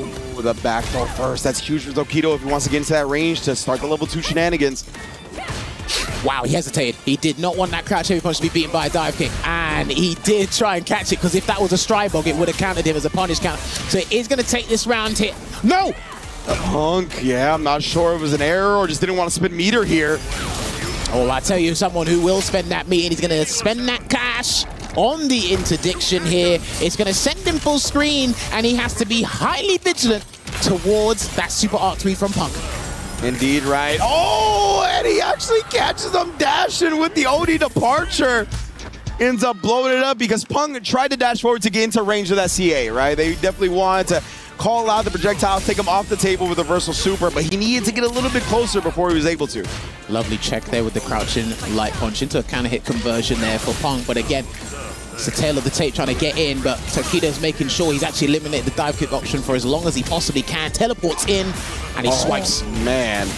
And that walk forward jab is usually so good for Punk right there, but Tokido not playing those games, just sending out the stand fierce. And letting the departure do the heavy lifting now. Triple dash, but nonetheless, Tokido immediately presses back. The impatience is showing. He's dashing too many times, and I think he knows it as well. He's too far away and initially to kickstart his offensive campaign, but he's in the corner now. Delaying heavy kick because he wanted to respect the amnesia there. And they're still harassing with the heavy kick regardless. Actually gets the punish on the same medium kick in time. Again, right, a lot of hezzies on wake up. We don't see it that time. The crouch fierce instead. Okay, he wanted to see if Punk would try to run away, which is why he threw out a heavy kick again this time round in quick succession here. Trying to bait a parry, but no dice. He still has the Lavushka ready and waiting if he needs to. GP from Pong into the level 2 here, and he's got so little drive gauge. Oh, the fuzzy instant overhead was nasty. He's got the lead to play with it, though, and he slips his way out with the portal. And that's going to be a lock. And actually, damn, okay. I like that improvisation. All right. Yeah, that actually worked out for him right there. I was going to say if he was going to be able to get the DI after, but it doesn't look like he's going to. But instead, he baits Punk into a whip. And that's going to be a nice little spot. Tokido did burn himself out for that conversion, though. That's safe because of the burnout. Caught him reaching, and Punk, we feel the heartbeat. That's it. He had to take that slight gamble. I love that micro walk back into the conversion here and making sure he keeps that heart rate high on Tokido's end. Indeed, man. Trying to overwhelm the mental stack. But, you know, you really highlighted the level 2. Tokido's got that again. And what a drive rush E-break right there. He's baited him because I think he's trying to read the swipe and he's not doing it. And Lavushka's going to come out. He's almost going to be burnt out from this range. So if he wants to be cheeky, he can actually go for a different setup after he puts the departure out. Yeah. And we saw at the end of the last game. Oh, I'll get to that in a second here as we get OD Amnesia. Gonna be setting up shop. Does preserve his drive, both with the parry and the throw tech. He jumped again. Oh, yeah, Tokido up 2-0 just like that. And yeah, I love Tokido being aware of the DI. We saw in the very first game, Punk try to call out that same string. He didn't actually counter the DI for it, but he didn't get punished. So Tokido well aware now, and Punk, you can tell the frustration is mounting right now. Trying to cool, calm, collect himself as he's got 3 games straight to come back from now. He needs to go character select. And I think what really tilted him was those 2 jumps in quick succession. That second jump immediately after he went on the ground and it caught the recovery. Yeah. That's something here, but this is very important. Okay, he's gone right back in, I promise you. If he starts a miracle from here, my word, we're at the greatest event of all time. And yeah, I mean, he's definitely looking in the zone right now, but Tokido already able to establish some space, right? He's been able to work so well with that, and now a neutral jump throw bait. He is definitely trying to pour salt in the wound. He's too fidgety, he's too anti on defense. It's the tap parry, it's the DI on the heart, incorrect read, it's the throw tech. It's very uncharacteristic, but you got to give Tokido credit for finding out the kind of the dent in the armor here that's working out for him. Yeah, the fact that he's recognized this, right? And he's picked ways to punish him for it. Again, another jump, catching the recovery of the roundhouse. Puts Punk on a pixel. Tokido is burnt out, though. He's got him here to defend himself, but it's not going to be the easiest thing to do as Punk answers with a magic pixel of all magic pixels. Double drive rush, level 1. We still alive. Bring that Prixie Dust. Bring that second gust of wind. Tokido not looking phased at the moment because obviously it is potential 3-0 for him. But Punk, he needs to throw everything and the kitchen sink. Maybe not that roundhouse too often, but oh, Jesus. Oh, man, at least he didn't pay too heavily for it. Managed to actually find another significant hit before Tokido did. It'll be tough now, though. Punk low on the drive gauge, right? He's not as keen at getting in Tokido's face. He can't really drive rush cancel without burning himself out. Couldn't quite check it. And now level 2 is on deck for Tokido once again. Beat him to the punch there with that drive rush into the jab. If you get to, yeah, good. Because Tokido will sometimes do EX Ghost, and you have to stop him from doing it. Gets a burnout here. He might be able to cheese out around back throw. Uh-oh, you're going to have to deal with it now. You are going to have to guarantee deal with this. Oh, my goodness, bro. Tries the parry, ends up getting clipped low afterwards. Tokido, nice Please little don't conversion. wake up DP, please don't. Thank you. Ooh, woke up with a low. Instead, does burn himself out with the drive rush pressure. Yeah, he definitely tried to input level 3 to chase the jump back. That was the full force you saw on the top right screen. Double dash, gets it, raises his fist to the sky as he managed to get a dub on the board and is still in this set. But again, he needed that, but look at the situation. He's kind of like forced himself. He's actually boxed himself in a situation where he has to do these uncharacteristic double dashes. You notified us with that triple dash. We seldom see the dive kick at the moment. So yeah, true. And the interesting thing is Tokido actually can't see his face on the other side of the screen to actually play with it. He's got to sense it through his gameplay. Which he's done a good job of so far, right? We've seen him go to those neutral jumps again and again, but Punk starting to settle down a bit. The challenge from Tokido once again has been on point, though. That was his first win, by the way, between him and Sahara. So I think that's probably why the emotions are riding high, because he hasn't won a game at all until that point. 100%, right? You never want to go into an event and not take a single game. Oh, but again, the neutral jump base from Tokido. Such a big reward, catching Punk reaching. And now he is 1 round away yet again. Punk's got to lock back in here. The thing is, you got to be careful throw tech in mid-screen. A lot of the top players will tell you, if you think they're going to throw you mid-screen, do anything else but the thing. And then you can't dive kick because he's neutral jumping to cover that as well. And he's going to get a pickup here, Tokido. No Labushka just yet. D-Ride not putting it out there, but you know, he wants to get close because Punk's so low on the drive meter. Definitely force a situation with that level 2 to potentially put him in burnout. He's choosing not to anti-air. He's choosing not to do it now. Kind of respect that from Tokido's end. He still has it in the threat. Another drive rush check from your boy. He's low on drive gauge here, so he's playing with fate with the drive reversal to keep him locked in the corner here, Ringe.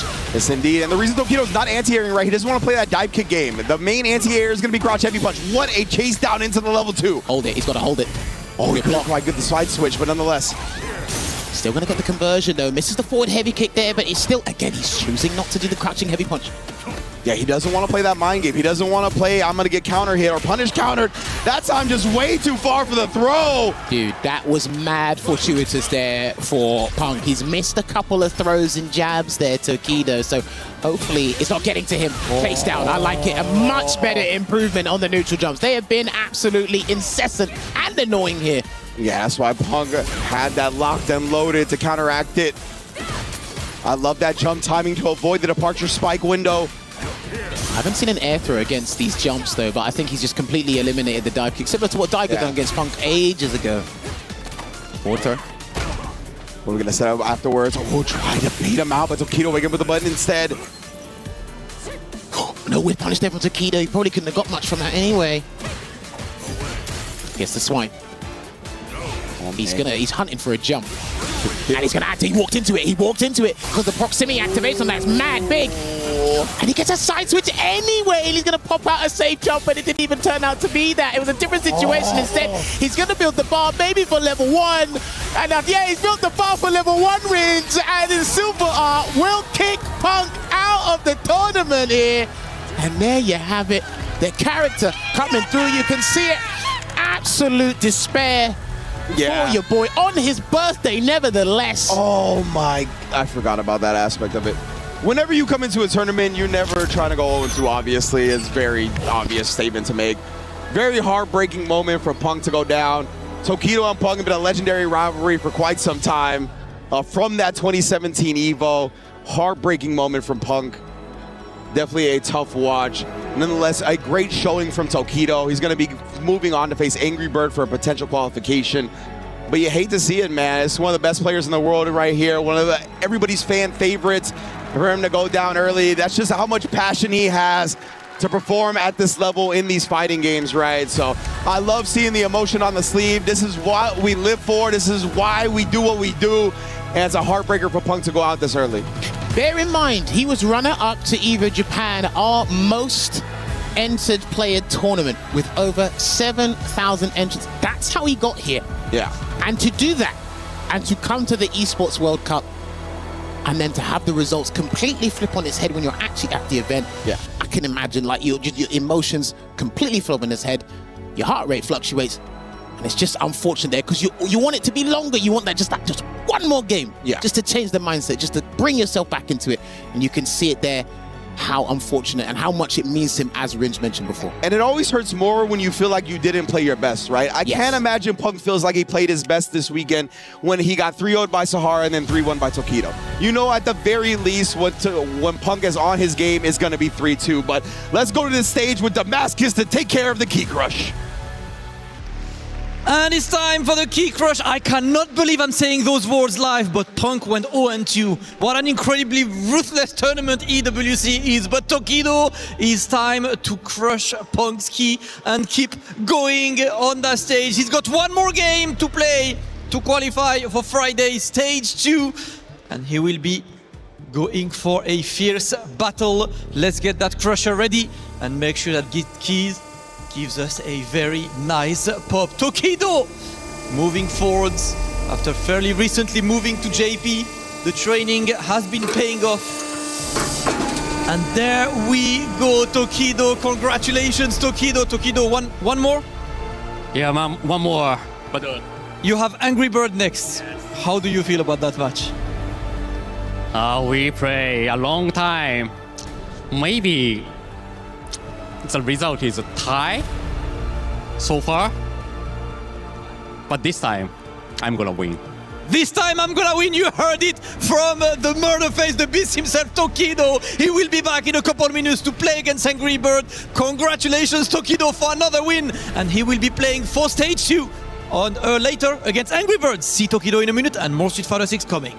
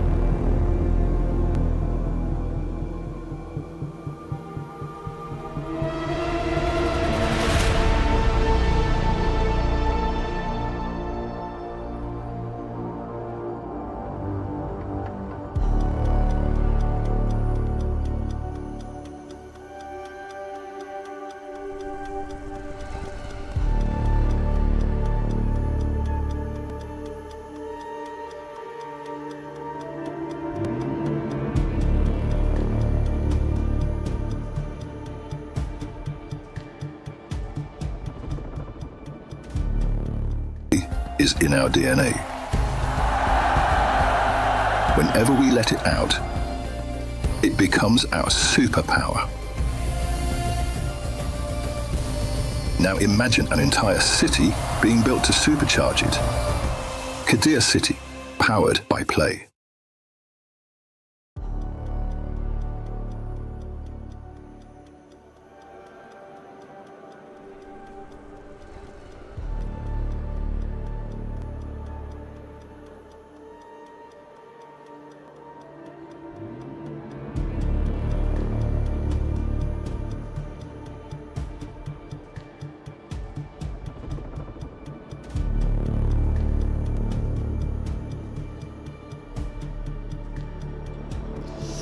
These matches have been absolute bangers, Rob, so we had to check in really quickly with the Zeta Division team. Is everyone liking Street Fighter 6 today? Love to see it, Rob. It's been lively here. Oh, yeah, man. And how about these matches so far? Not my dog, not my boy, Punk the God, the Alpha. Happy birthday to the homie. But that's how insane this tournament is. That someone with, in my opinion, probably the best fundamentals of all time still goes 0-2. Isn't that Rob TV the best fundamentals of all time? I mean, I thought that was I didn't want to say the obvious answer. I heard he was nice. Thanks. Appreciate you, bro. I had to do it for a moment, but Appreciate I cannot believe that I'm saying Punk went 0-2. This is a sentence I didn't expect to say one day in my life, but it is what it is. That's EWC. It's ruthless. Our next match is the Capcom Cup champion in losers as well against Nephew, playing tournament life on the line. You know, we've been talking behind the scenes, ladies and gentlemen, and I want you to pay attention when you're watching Sahara, when you're watching him play. The way he smiles in between rounds and crazy interactions, because he is what?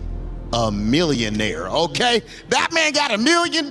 You think he gets what? He completely comfortable, and it's tough to beat somebody when they sitting on that type of bread. You know when they say, would you DP for $1 million? What if you already have one anyway? He gonna do whatever he feel like doing. Ladies and gentlemen, that said, I do think it is about that time.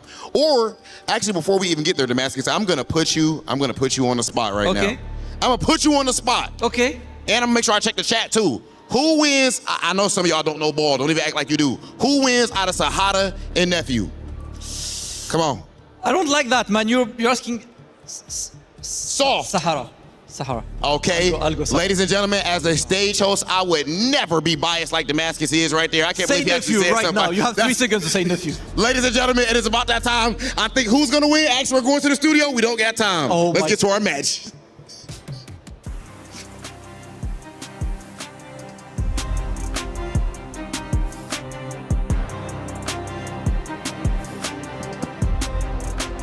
Damascus, you biased individual, you. I can't believe you would give your prediction like that, Stu. I always knew it was him. I always knew it. Hollywood We've Rob always TV known. could never.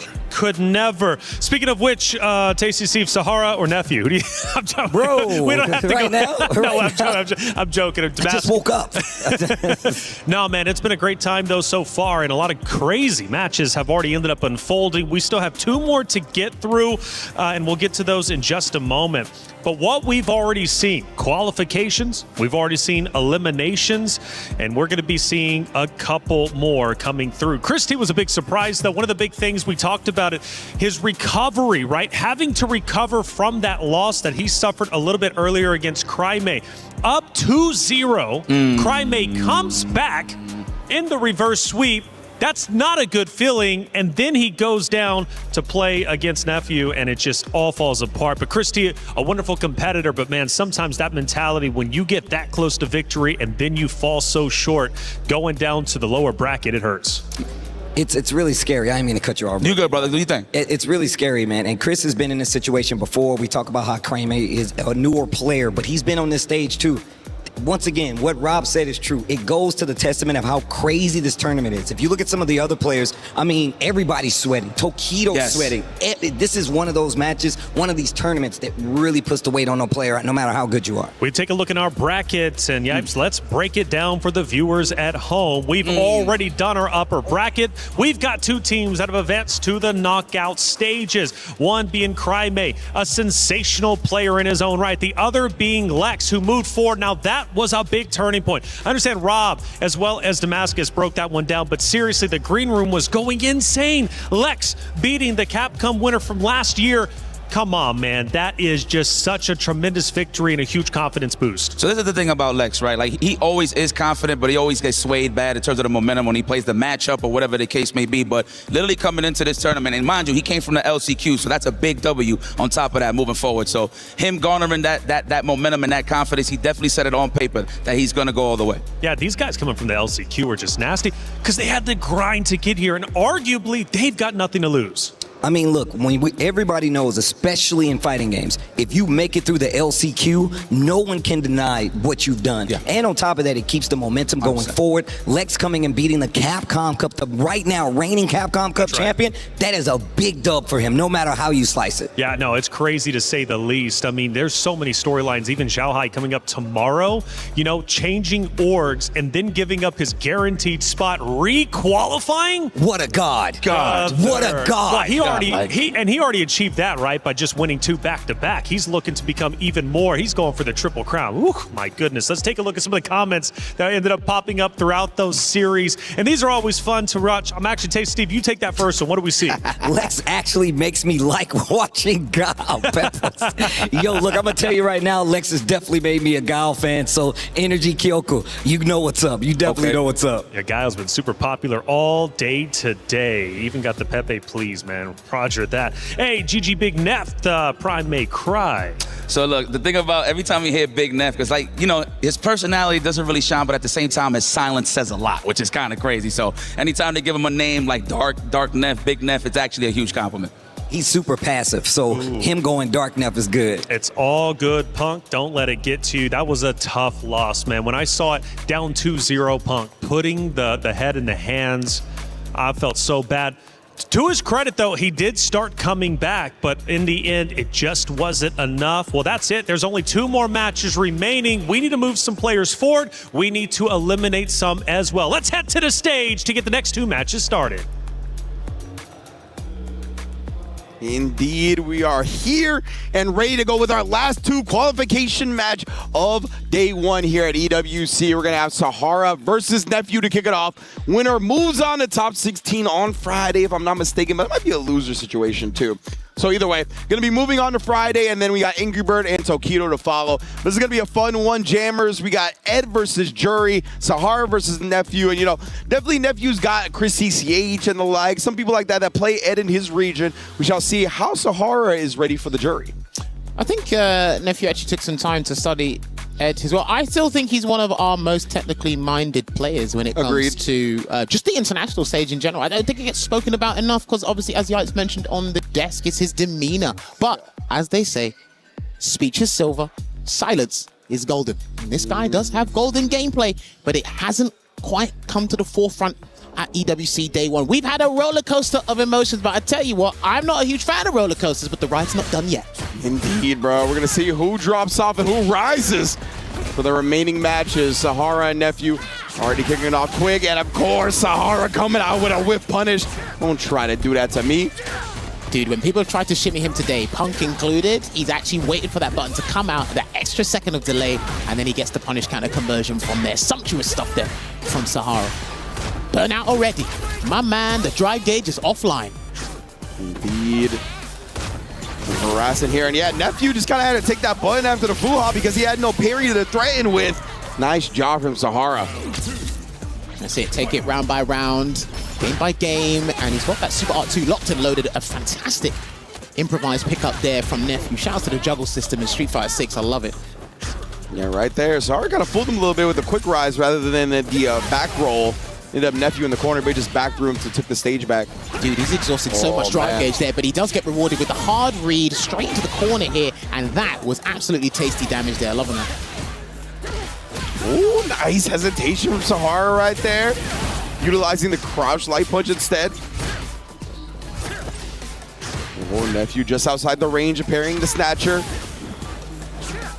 Jump again, and there you have it. I think he was flicking out way too many medium kicks, and Nephew took a gamble with that jump. I actually respect him being observant, that astute, and going for the hard read once again with that jump. So Sahara's gonna have to swap it around, and that didn't combo because it didn't say counter hit on that jump in medium punch, so the dive kick miss. So he will have to lose, unfortunately, about 45%. Look at that get shaved off. My goodness, bro. Health gone. Oh, and then the fierce whip punish set up perfectly as well. Sahara is rolling right now. And a perfect parry there just to mix it up. Good discipline there on defense from Sahara with the block, but no level 3 yet there to cash out. Oh no! Ends up getting clipped as he gets hit by the jab. Nephew not expecting him to end up getting clipped. And yeah, you can see Sahara again land the smile out as it falls his way. I mean, Rob TV said it, man. When you look at the top left side of the player cam of the screen, pay attention. When it goes to those two players in between rounds, pay attention, man. Because again, his demeanor, his composure, just his attitude towards life in general has had a dramatic shift, I'll tell you that much. Legitimately, man. In so many of these instances where players are going to be sweating and their heart's going to be beat out of their chest, Sahara is just smiling along for the ride. He said 250,000? Man, that's 2,500 to me, bro. Yeah, bro, you know. Talking to $1 million man. Punish. Clean punish there from Nephew, and he's actually going to opt to go for an even greater situation subsequently there. You hear, oh, cut off at the pass right there, and then reaching, thinking he was going to die to a throw. Of course, he was in range to do that, so a little bit more willing to tech. I thought he was going to do EXDP from that juggle situation. I thought he would have enough juggle points to do that, but again, he didn't take the gamble. And lovely anti-air there with that psycho uppercut. Going to chase him down with that kill rush, and he walks into the medium kick for the conversion here. He's going to store up that level 2 here. And he done a frame kill with that crouching heavy punch there, Ringe. Indeed. After the Renko kick, yeah, the Renko kick is a heavy button, right? So canceling that into the drive rush cancel, going to be easily able to bait out the DPs. Does it again as well. Sahara trying to go straight back to the well, only to find it dry. All right, Feng Shui engine activated, and he might have to take the empty jump because he is dehydrated, as Yates would say. Good block, and he's still having that great defensive sequence there. Manages to escape, but a little bit of a punish on the way out, and he is going to close out this round with that Psycho Chamber. Managed to wake up with that button and turn it around just when you thought Nephew sunk his fangs into his neck. Yeah, I wonder if Nephew was just holding back instead of down back or what, because he drive rushed at him, didn't press anything, didn't get counter hit. Must have been trying to base something out, just not expecting to wake up low. And that's what catches people out the most, what you don't expect there. And he didn't expect that wake up level 1, did Sahara. Low on drive gauge, below the safe zone. Oh man, Nephew again trying to turn up the pace a little bit, especially with Sahara below the 3 bars, right? He sneaks in another heavy kick to keep him down low. These guys were doing shadow boxing just momentarily, and another wake-up psycho uppercut. That's going to be tail of the tape for his gameplay throughout the tournament, or his tournament life. And just the tip of that uppercut caught him. God damn. That was crazy. Yeah, Nephew tried to bait out an anti-air, right? A really late dive kick on that one. Nonetheless, Sahara still reached it. Finally finds an ODDP on wake up, and then forces the issue. Plus frame off the drive rush forward heavy into a throw. Now, we did speak to our stats guy. Shout out to Lazarus. We did say you might have to get a counter for wake-up reversals from people, and I think we found the person who's actually going to make my point proven, because he don't care. Yeah. He said, and the thing is, every time, he's actually gambling a massive reward for you. He said, look, I will put 40% on the platter for you. It's an appetizer. I'll let you taste it first. Yeah. And if you want to pay, there's a service charge. You know? But if you want to pay, you can do so. First one's free. It's the classic. But well, last time I checked, the only thing free was the cheese and the mousetrap. But that's what I was told. But he always has to think about it. He always has to think about it. And that's going to be the worrying thing here for Nephew. He's 2-0 down here, Ringe. Can he bring it back 3 games on the trot? That is a lot to ask for, but Nephew, he's been here before, right? We've seen him bounce back. Has 2 games of intel under his belt now. Hopefully, that fuels him for a comeback, at least in this game 1. You got to take it 1 game at a time. Forward throw. Toss to the corner. Oh, my. Dude, he's got to pull the brakes. He's got to let him get up. He has to let him get up. Yeah, he's been showing out so much of the ODDPs. And then again, tried an anti-air version that time, but Nephew recovers. Empty jump after all, and is able to punish. Do you know what's funny? Where he's throwing out EXDPs, if you bait it, he'll actually pick it up with a perfect parry later. So he'll actually, yeah. There we go. And yeah, Sahara is the one that's looking out for the wake-up DPs. Does that here, does Nephew pull the trigger one more time? Not against the safe jump, but a beautiful perfect parry on the 3rd light. So glad people are perfect parrying the light strings now.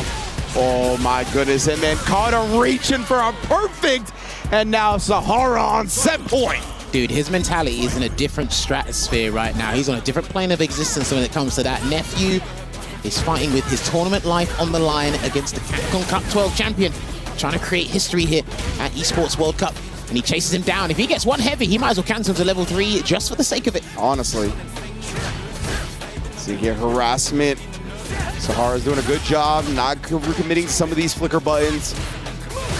There we go. That's fine. That's fine. Again, offer it up on the platter. It's going to be free, but I tell you what, he's got another one up there. Indeed here, Nephew, nice little string that's going to keep him below 2 bars, right? Yeah, really whittling down the drive meter now. No level 3. He didn't do the level 3, but he's burning him out instead here, so he actually needs to ash in a big hit, and he does get the stun here. Now, it is going to be kind of scaled because it was a stun combo, and he is going to spend. That's an executive decision. Yeah, he managed to get over 3 bars in the string, but I think it was a little bit too late to continue it regularly, so he had to go into the level 3. Oh, but it's all good. Nephew with the slight micro walk back just to get out of throw range. Puts a dub on the board. Do you know what I like about that as well? He got the jab, and normally I'd expect you to block so I could do my tick throw. He done the jab, and he walked away, and most people are flinching on hit, so I like that. He was very astute with that. And remember, one of the rounds ended earlier on when he got that drive rush crouch jab and then immediately committed to throw, and he was too far because Sahara ended up getting hit by it. So I love the fact that Nephew still has that in his mind, switching it up a little bit. Very, very well done. So we know right now one of the biggest interactions is when and where is Sahara going to do EX Psycho Uppercut. Are you going to block it, you can take the 35 to 40%, or you're going to let it rock.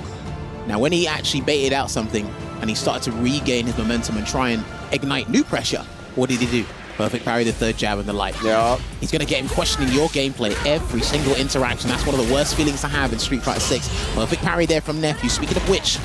Yeah, it's huge, right? Being able to switch sides like that. Gonna set up Nephew for a potential control of the round.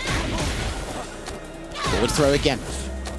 One more time. Doesn't need to uppercut. Yeah, he doesn't need to uppercut at all. Not now. Man, and then just perfectly out spaces waiting for Nephew to get a little sloppy. Ooh, good DP because he was about to set up a +11 scenario for the trade. So if he'd done drive rush jab, he would have got a combo from that. Sahara, you think you're slick? I mean, he is. Money. He is slick at the end of the day. Nephew, though, definitely started to come back into this and is looking much more competitive in this set. Tries to base something out, but Sahara not giving it to him. Was ready with the anti-air. Both players respecting a lot on the wake-up. Oh, and he missed because he crouched just in time. I don't know if the button was too fast or maybe he recovered later than expected there, but it was serendipitous there for Nephew, and he might be able to bring this to 2 apiece. It's looking like it's going that way so far. Gets the overhead as well. It's a nice starter for Neff. He's going to keep the meter holstered. See if he can make another big hit happen here. Sahara trying to fight out of the corner, but got caught charging the snatcher. And that is going to be a 2-2 tie. Real quick like for Big Neff. Dark Neff showing up in the building, substituting that alter ego. He said, Neff, step aside, let the big dog come in and bring us back. It's the 1-1 now, and notice how there was no EX cycle uppercuts in that round. Yeah. Funny how that's a life-changing moment, isn't it? Ah, interesting, you know? I don't know, if he lets him rip now, that'd be hilarious. But to be fair, it is the qualification match. It is, man. This is lives on the lines right here. You win this one, you go to Friday, you lose, your key gets crushed. And in situations like that, man, Sahara, being $1 million man, I think he's gonna let the DPs fly. This is a key crushing match. Nephew, it's all to play for. Sahara, it's another day at the office, but he wants to create history. And there's the whiff punish with the standing heavy punch. And he will convert into that Cobra punch and pop him in the corner. Hopefully Nephew doesn't break too early, Ringe. Oh, man. What a call out right there on the tick throw. And again, catching Sahara reach. And he's been very active defensively now. With only 2 bars, I can't see him waking up with a DP. He does not. Backdash again! That was exquisite there from the Capcom Cup champion into the MC jump just against the tap parry. Oh, players here. Dude, this is exactly how Lex beat him. This is exactly how Lex beat him. Lex waited for the tap parries and the Cobra punch. No one, I promise you, at least at the time of me watching this game, no one has perfect parried that move. So he's awake and he's here. Well, the perfect parry, but it was OD, right? So it was 2 hits. Sahara couldn't immediately just take his advantage back. Damn, that two game leeway is not so good now, and he's going to get a fat punish counter combo on that jumping medium punch there. Interesting how his defensive choices are not that fruitful this time round for Sahara.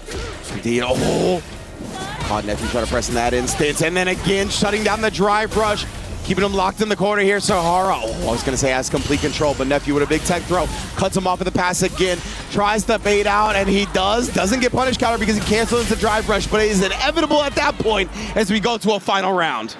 It's going to be a big choice here. The shareholders in each of these players' brains are going to have to come together and say, how are we going to splurge this super meter? Because it's going to be important, and a lovely drive rush with punish into the level 1 there.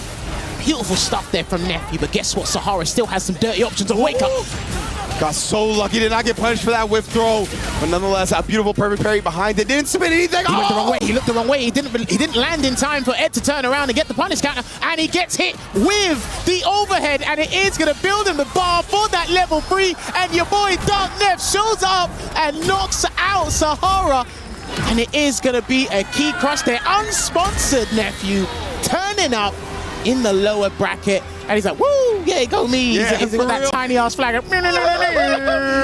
Straight black tee, black gear, ready to rob people's dreams. Good stuff to Nephew, turning them right into nightmares as he's able to take down the Capcom Cup champion and qualify for stage 2 of EWC. It was looking a bit bleak when he lost to Angry Bird 3-1 at the top of the hour, but man, he's managed to turn it round. He had to beat his homeboy Chris T, and he had to go through the Capcom Cup 12 champion there. Obviously, Sahara would have liked to go the distance and write a new chapter in that competitive career book he's been developing, but as we take a look back, that was a key moment there when it didn't look the right way. But I tell you what, Neff said, I'll take that, I'll pick it up and collect that victory. But what we're also going to collect is wise words from the man himself. And we actually do need to check out the key crushing moment. Let's head over to the guys right now. All right, ladies and gentlemen, it is time for Sahara, the Capcom Cup champion, to hand over his key to Nephew. Nephew, Sahara, congratulations. God bless, brother. Now, Nephew, congratulations. Sahara, you're good to go now. Respectfully, by the way, respectfully, he just wasn't sure. Ain't no, you're good to go now, no disrespect. Shout out to Big Sahara. Neff, down 0-2, bro. Up against the Capcom Cup champion, and you do that. Take us through what was going through your mind right there. Yeah, I was kind of getting flashbacks because I was down 2-0 against Tachikawa 2 years ago, and then I won 2 games, and then I lost the 3rd one. So I'm glad I was able to close this out. Also, Sahara actually reversed 3-0 in me at UFA to qualify for Capcom Cup, and he got $1 million off that. $1 million after the run back is crazy. Maybe you will share the same fate here. Neff, last thing, of course, you are someone who some people might not know if you're new to the scene. You had a big time, job, big time career outside of Street Fighter, and you switched over and went full time, and we see how strong you've gotten. How do you feel about that choice right now? Yeah, I mean, I just love Street Fighter and I love competing, so I'm glad I did it. Ladies and gentlemen, please put your hands together for Nephew. Neff, please go ahead and crush Sahara's key. It is time to crush the Capcom Cup Champions key. That key might be worth $1 million, but that $1 million won't be taken by Sahara this time. Nephew staying alive after an incredible reverse sweep, man. From 0-2 to lock-in mode into 3-2. Nephew will stay alive and bring forward the American hopes, as he is the American player moving forward on that bracket. Time to pop that key, brother. Ooh, that one was loud. That one smelled like money. Nephew, congratulations. Listen, I have a very quick question for you, yeah? You just made it through on like your plain black t-shirts. What do you have to say to the sponsors, man? What are they doing? I mean, they should have picked me. You guys should have picked him. Don't make that mistake again. This guy's kind of sick, Nephew. Congratulations. He will be back on Friday for stage 2. And we still have one more match today. Let's go for the final match. Let's go.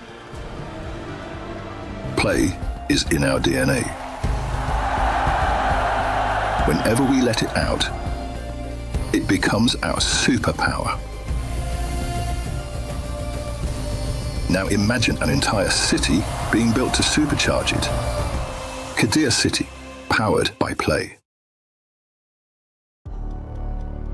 Ooh, Nephew gonna be moving on to stage 2 of EWC, and we're gonna find out who our last competitor of day 1 will be joining him. It's gonna be Angry Bird versus Tokido for that final spot here in Group B.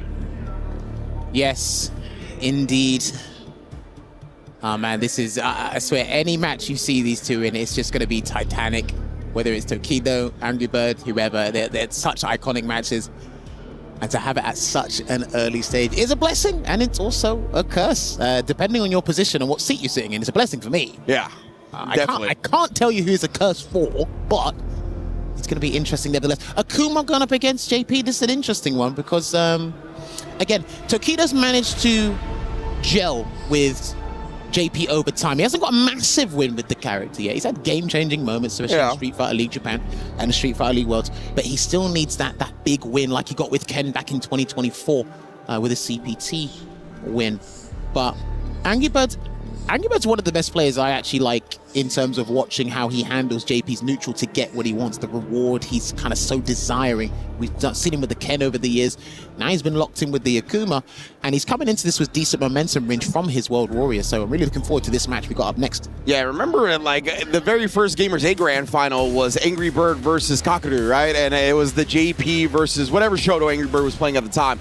And even just from that moment alone, Angry Bird has done a lot of studying against JP because of that, right? That was hundreds of $1,000 decided in that Grand Finals. So he wants to make sure he never gets caught by this character again. And we've seen that going forwards. He's got a lot of great ideas up against JP, right? He's always looking to parry, not even just perfect parry, but make sure to parry a lot of the normals, the big heavies. He doesn't want JP to just whittle down his drive gauge bar and really control that type of resource management. So that's going to be something to look out for as well. Of course, Tokido's going to know Akuma very well. Obviously, he's known for that character himself before changing to JP and having to be under the tutelage of Kakadu and really starting to gel with the character a little bit more. It really feels like ever since he's gotten mentored by Kakadu on this character, he's found a lot more gelling, as you put it, with it. We'll see how it phases up against the Akuma from Angry Bird, though. Yeah, well, I'm still trying to identify key moments, key tendencies that Tokido illustrates to us in his matches with the JP. One thing I was studying before, because you did see it in one of the matches Tokido had prior this set here, is how he activates level 2. Now, he done a raw activation before, and because of the proximity box that you have to deal with, you can activate Lavushka from quite far away. There are a couple of characters that can take advantage of that if they're alert and have a follow-up. Akuma's one of them. Okay. So if he does stand heavy punch into the EX Ghost in the corner, you've left a gap. If he's got level 2, you're in the corner. So he gets the combo from the wall bounce. Okay. Chun-Li gets a follow-up. I think Alex gets a follow-up as well. I think it depends. A couple of characters. So there's really nuanced situations you can work on while seeing how Tokido's trying to basically revolve his gameplay around that. But Angry Bird, to me, I've always said this, he redefines the word aggression.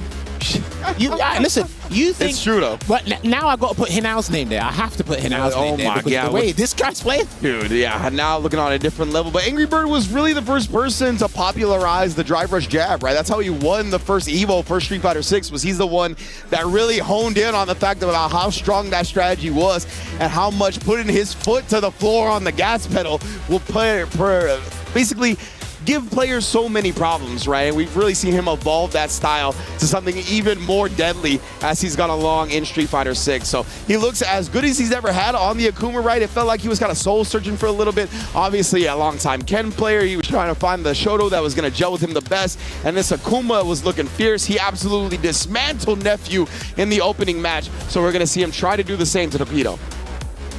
Both these guys have a killer mindset as combatants. They are EVO champions for a reason. They have met on several occasions on the world's biggest stage, and now they're here once again to bless us with a riveting set here. Both characters are elusive in their own right, but I tell you what, there can only be one winner. Now, he chose not to anti-air against Punk with the dive kick and just regular jumps. Demon Flip, however, is very different. So we're going to see how he handles the aerial approach, and already not close enough. You're going to see if he can get Tokido to flinch. But good start there, nevertheless. Indeed, already looking for the parries. That's what we highlighted, right? Angry Bird very much looking to parry up against JP consistently. Tokido already honing in on that, already punishing it. Oh my goodness, the trades from both sides. Drive reversal against the standing heavy punch. Not going to deal with any mind games there and keep him caged in the corner. Going to get that grab, but he needs, yes, just a little bit more drive gaze. That's why he didn't do Adamant Flame there, but he still gets beefy damage from that range. Yeah, still definitely a good look for Angry Bird. Wow. Met him in the air. Did have the juggle point accessible, but now we get a perfect parry right back. Angry Bird trying to keep Tokido locked in this corner. What are we going to do? Oh no, he's going to charge the fireball just in case of amnesia or even a wake up level 1 there, but he does have that level 2. No level 1 to follow up. Wasn't quite ready. Amnesia, the active frame, saved him in time. Oh my goodness, Angry Bird, yeah, he's just going to be guaranteed chip now. Level 1 would not have saved him. It would have died to the projectile. Level 2 would not have reached. It would have just been a waste of meter. Amnesia coming in clutch, man. That's a very good insurance policy, whether you pay for it or not. Oh, yeah. Yeah, he hesitated. He saw it. Headshot. Straight up. All right, throw now, Angry Bird. Oh, trying to base something now. You saw the shimmy. Oh, and he whiffed it because he wanted the target combo to that level 2, but he's not going to take the round in a traditional fashion. Instead, he got him to flinch and praise to the sky because nobody came down and gave him an answer. And an immediate rebuttal there from Angry Bird. Tokido, man, he's been very frequent, very happy with these OD amnesias.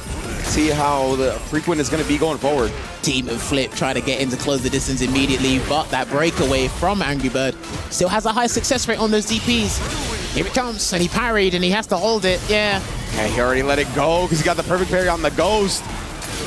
Oh, man, such big damage here. No meter as well. So Angry Bird looking thirsty. Oh, and again, Tokido, that's what he's been doing all tournament long so far. The neutral jump baits, especially after the departure spikes. Yeah, mid-screen as well, nevertheless. That's where it's been mainly happened. I think it's just the intensity, just those tournament nerves kicking in at the right moment, and he's able to snuff out blood and really capitalize on that. That's where Tokido's actually been getting most of his damage from outside of level 2 conversions and mix-ups range. Yes, indeed. See Tokido, he's going to need to find more and more of that. Angry Bird, on the other hand, got a holster the text. Does find an anti-air here. Oh, the amnesia. We talked about Tokido is more than willing to wake up with it consistently. Oh, the DI! Caught onto the habit of him fireballing after that block string. Hard read, he take the stun. He can. He's got an EX departure if need be. Doesn't even need it because the level 1 is gonna take him out there. He went for a drive rush cancel conversion just to pop him up high enough to get the conversion into the Chornabog. I like that. Yeah, it's a popular strat in this game, right? When you get pushed out by a block string, but you know the opponent's negative, you throw your own fireball, and you can see it just got exposed heavily right there. Oh, okay. Again, the footsie's working out for him right now. Couldn't get the proper counter hit conversion he needed from that forward heavy punch there, Ringe. Oh, my goodness. I tried the perfect parry, meet him in the air. Angry Bird just doesn't want to get put in the corner right there, so he's jumping out. Nice jump. Kind of hit. Yeah, again, he thought that was all going to be a block. That's why it looks a little bit messy in terms of that sequence there, but Angry Bird can pick up on it. Nevertheless, too far to get the Adamant Flame conversion he needs, and Labushka is coming back with a positional advantage here because you're about to get burnt out. Oh my goodness, bruh. Not quite. Not quite just yet, but he's gonna drive reversal because he would have got burnt out by that block string regardless. Oh, and that's gonna connect on the sky. Sends him bird watching and takes a 2-0 lead. Dude, there must have been a massive hurt box by my man's feet for that drive impact to even dream of hitting him. And it's always funny when someone gets wall splattered from sky high. It looks kind of funny because it's like, hang on a minute, you got to fall down from the top floor. Legitimately right here. And you can see we got Reject fans in the building showing support to Angry Bird, who was recently on Team Reject, right? So we see those supporters still out here. However, Tokido, man, it's been a monster this tournament so far. Chases him down after having the neutral control from that departure. Trying to get the whip punish there, but these neutral jumps, they've been absolutely destroying these top players' mindset, and he's so lucky that he recovered just in time there, Angry Bird. So lucky indeed, man. Oh, okay. Yeah, I think he's choosing not to do it. You know? He's not, yeah. He definitely is not trying to play no games with the anti-air against these characters that have a dive kick, that have a demon flip. Does get the perfect parry out, though. That's huge. You can win that situation, I'll win in another interaction. Yep. If that's the mindset he has towards this, what a block. Wow. What a block. He's done. I think he's done. The empty jump. Too much scaling. With the Kuma health, though? Too much scaling. Oh, yeah, but he's going to burn him out regardless here. Are we going to cover the wake up level 1? No, it just goes with a safe jump instead to set him up for... Okay. All right. Tokido wanted to spin all his drive meter, made him watch it before getting the chip out. Okay, because obviously no normals chip in this game. They only chip your drive games. They don't chip your health bar. So even I was looking like, what's he doing? I was quite confused. I will not lie. Angry Bird here now back against the ropes. Who does have, when it comes to the most recent set between these two, I believe it was Capcom Cup 11 where Angry Bird did take the victory. Oh my. Yeah, so like Tokido is bouncing back like this. Because he's doing it in a dominating fashion there. Checks the overhead because there's plenty of start up on that. But Angry Bird, he's going to have to go to the wishing well and pull out something. And toss your quarters in, dog. Oh, D. Start. Yeah, he thought Amnesia was coming because he can taste blood. And he is not going to cancel into Super Calamity. He's just going to be incessant enough to get the conversion he needs. I thought he was going to be a little bit obstinate with that meat and said, you know, I might be able to do this without doing that. But again, spend the cash to make money because scared money don't make money. Come on. Indeed, man. I was expecting after the first Adamant Flame for the OD Amnesia to come out, but Tokido holstered it the whole time here. Holding on to it again. You talked about it, right? Choosing not to interact at certain situations. It's because it's happened too many times for me to think you're not hesitating. You're choosing not to do it. 100%. You can tell just kind of focusing his mental stack, his focus, his mental energy elsewhere. At that time, though, the air hit caused him big trouble. And again, this is the kind of trend they do good backdash, because if he let that Demon Flip rock into the sweep, he might have actually caught the backdash there, but Angry Bird not going to be overzealous here, and he's going to get the conversion because he does have the level 1, one of the strongest level 1s in the game, and it will put one game on the board, and we have got a set on our hands. Indeed, Angry Bird. Feel him coming back, taking a game here. Definitely starting to catch on to Tokido a little bit more. Not falling for as many OD Amnesias, being able to fight cleaner on the ground. See if he can continue it here. Oh. Okay, was the jab into the throat, just in case. And again, with punish there. He was letting them go a bit too much earlier, Angry Bird, but now he's starting to feel a little bit more confidence get that resurgence. That's exactly what he needed here, and that is going to be the round that he's going to splurge everything, because when you see EX Air Hadouken in a combo, you know what time it is. Oh, yeah. And again, right, really starting to call out these OD amnesias so significantly. And again, here he's going to set him up. Trying to bait it out that time. Tokido! My goodness, bro, these block strings, they're just not there. Good air to air and a beautiful pickup there. Couldn't get the trig lamp to connect, unfortunately, and he jumped in last minute DP there. Good mindset to have, and he is going to close out this game because he does have Empyrean's End locked and loaded, and the wall splat will close this one out, and in half the time, Tokido got the 2-0. Angry Bird reduced that deficit, and we are on an even playing field. This is what we live for as Street Fighter fans. Yeah, it's crazy to see, right? The fact that Angry Bird was able to tie this setup so quickly after it looked like Tokido was about to run away with it. Very convincing run back from Angry Bird here, but who's going to take the last match? Goes up with the drive rush low. I like that. Establish it early. Bear in mind, this is a decider match. That's why this is imperative that the boys are looking to get that. Oh, wait, what? Okay. Yeah, that was wild, man. Just dashing all the way through, but this time Angry Bird hits Tokido with his own pimp. Goes with the neutral jump. Jumped. Oh, okay. He thought he was going to throw tech or something else, but Tokido had other plans here, and there's a safe jump into the grab, and it's going to put him in pole position once again for that set point. Quick sip of that water. Man, it's been so quick, honestly, after those first two games. Angry Bird gonna be able to land on the original side, try to teleport into the grab, but we get an amnesia. Oh, lovely throw tech just to beat the crystal at that 0.1 second. Last minute, and another neutral jump. That has been one of his stoic. I'm telling you, man, this has been crazy. Like the fact that it hasn't even been acting as just a bait, but a defensive option that has rewarded Tokido so heavily. Oh my goodness, just waits for the throw whip, gets a punish counter with his own throw, then hits him with a crouch medium punch. Tokido takes it 3-2 over Angry Bird. He's had game-defining moments, life-changing moments here, and again, another riveting 3-2 set for just today on day one here at the Esports World Cup. And you can see it there, huge exhale, huge sigh of relief, and a bow of respect, because he knows how much respect he has towards Angry Bird as an opponent. But hey, we're on business, we're on job. I gotta get it done, man. What a performance from Tokido, defeating two EVO champions in Street Fighter 6 back-to-back, taking down Punk and Angry Bird. Is the murder face truly back? I mean, with that face in the background for his picture on Team Pro, I'm not so sure. Maybe there's a new meaning to it. But yeah, look at this. Just at those last closing moments there. Because remember, when you do throw a JP, you're further away now. So he is forcing a dry brush, which I don't think JP players actually mind, to be honest. But it has been insane to watch these matches and watch these guys react. And look at that, the emotion, the excitement to be able to progress to phase 2. But we do need to progress to an interview with the main man himself, Tokido. So let's hand it over to Damascus to have a few words. And it is time to exchange the key. Make some noise for Angry Birds. And of course, Tokido, congratulations. You said you would win.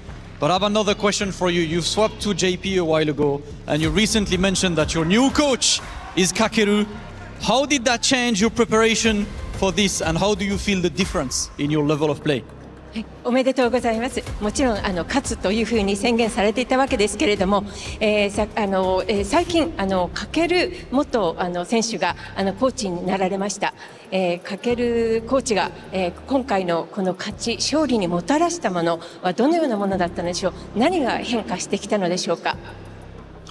はい、特にパンク選手との試合でかけるくん、パンク選手のキャミーとの試合、キャミーと JP の試合が全然データがなかったので、かける選手にゲーマーズ8で、パンクとやった時の試合のイメージとか、あとはキャミー JP の組み合わせそのものについても彼と綿密に打ち合わせをして今回準備できたので、本当におかげさまで勝てました。ありがとうございます。I'd like to extend my gratitude.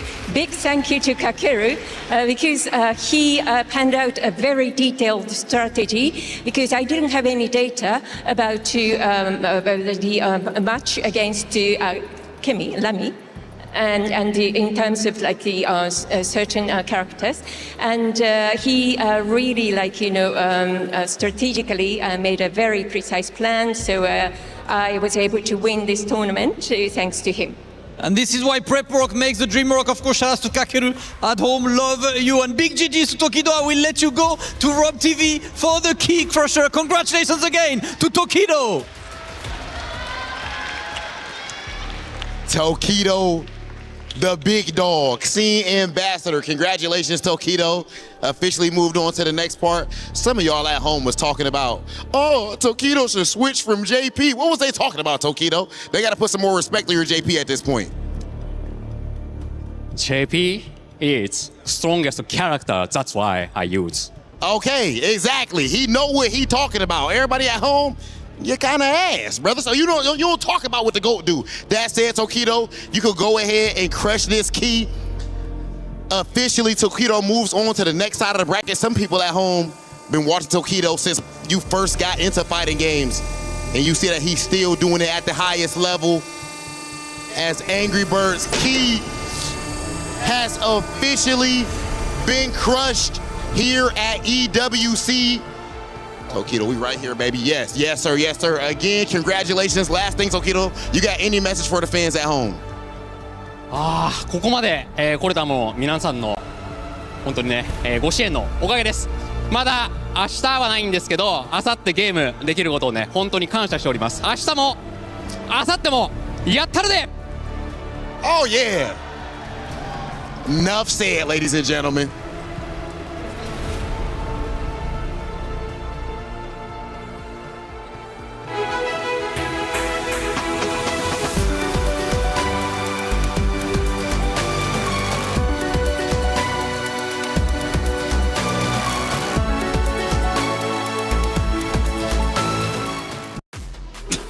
Oh, what a day, what a day, what a day. Finishing Group B as well as Group C. We crushed 8 keys. We moved 8 players forward.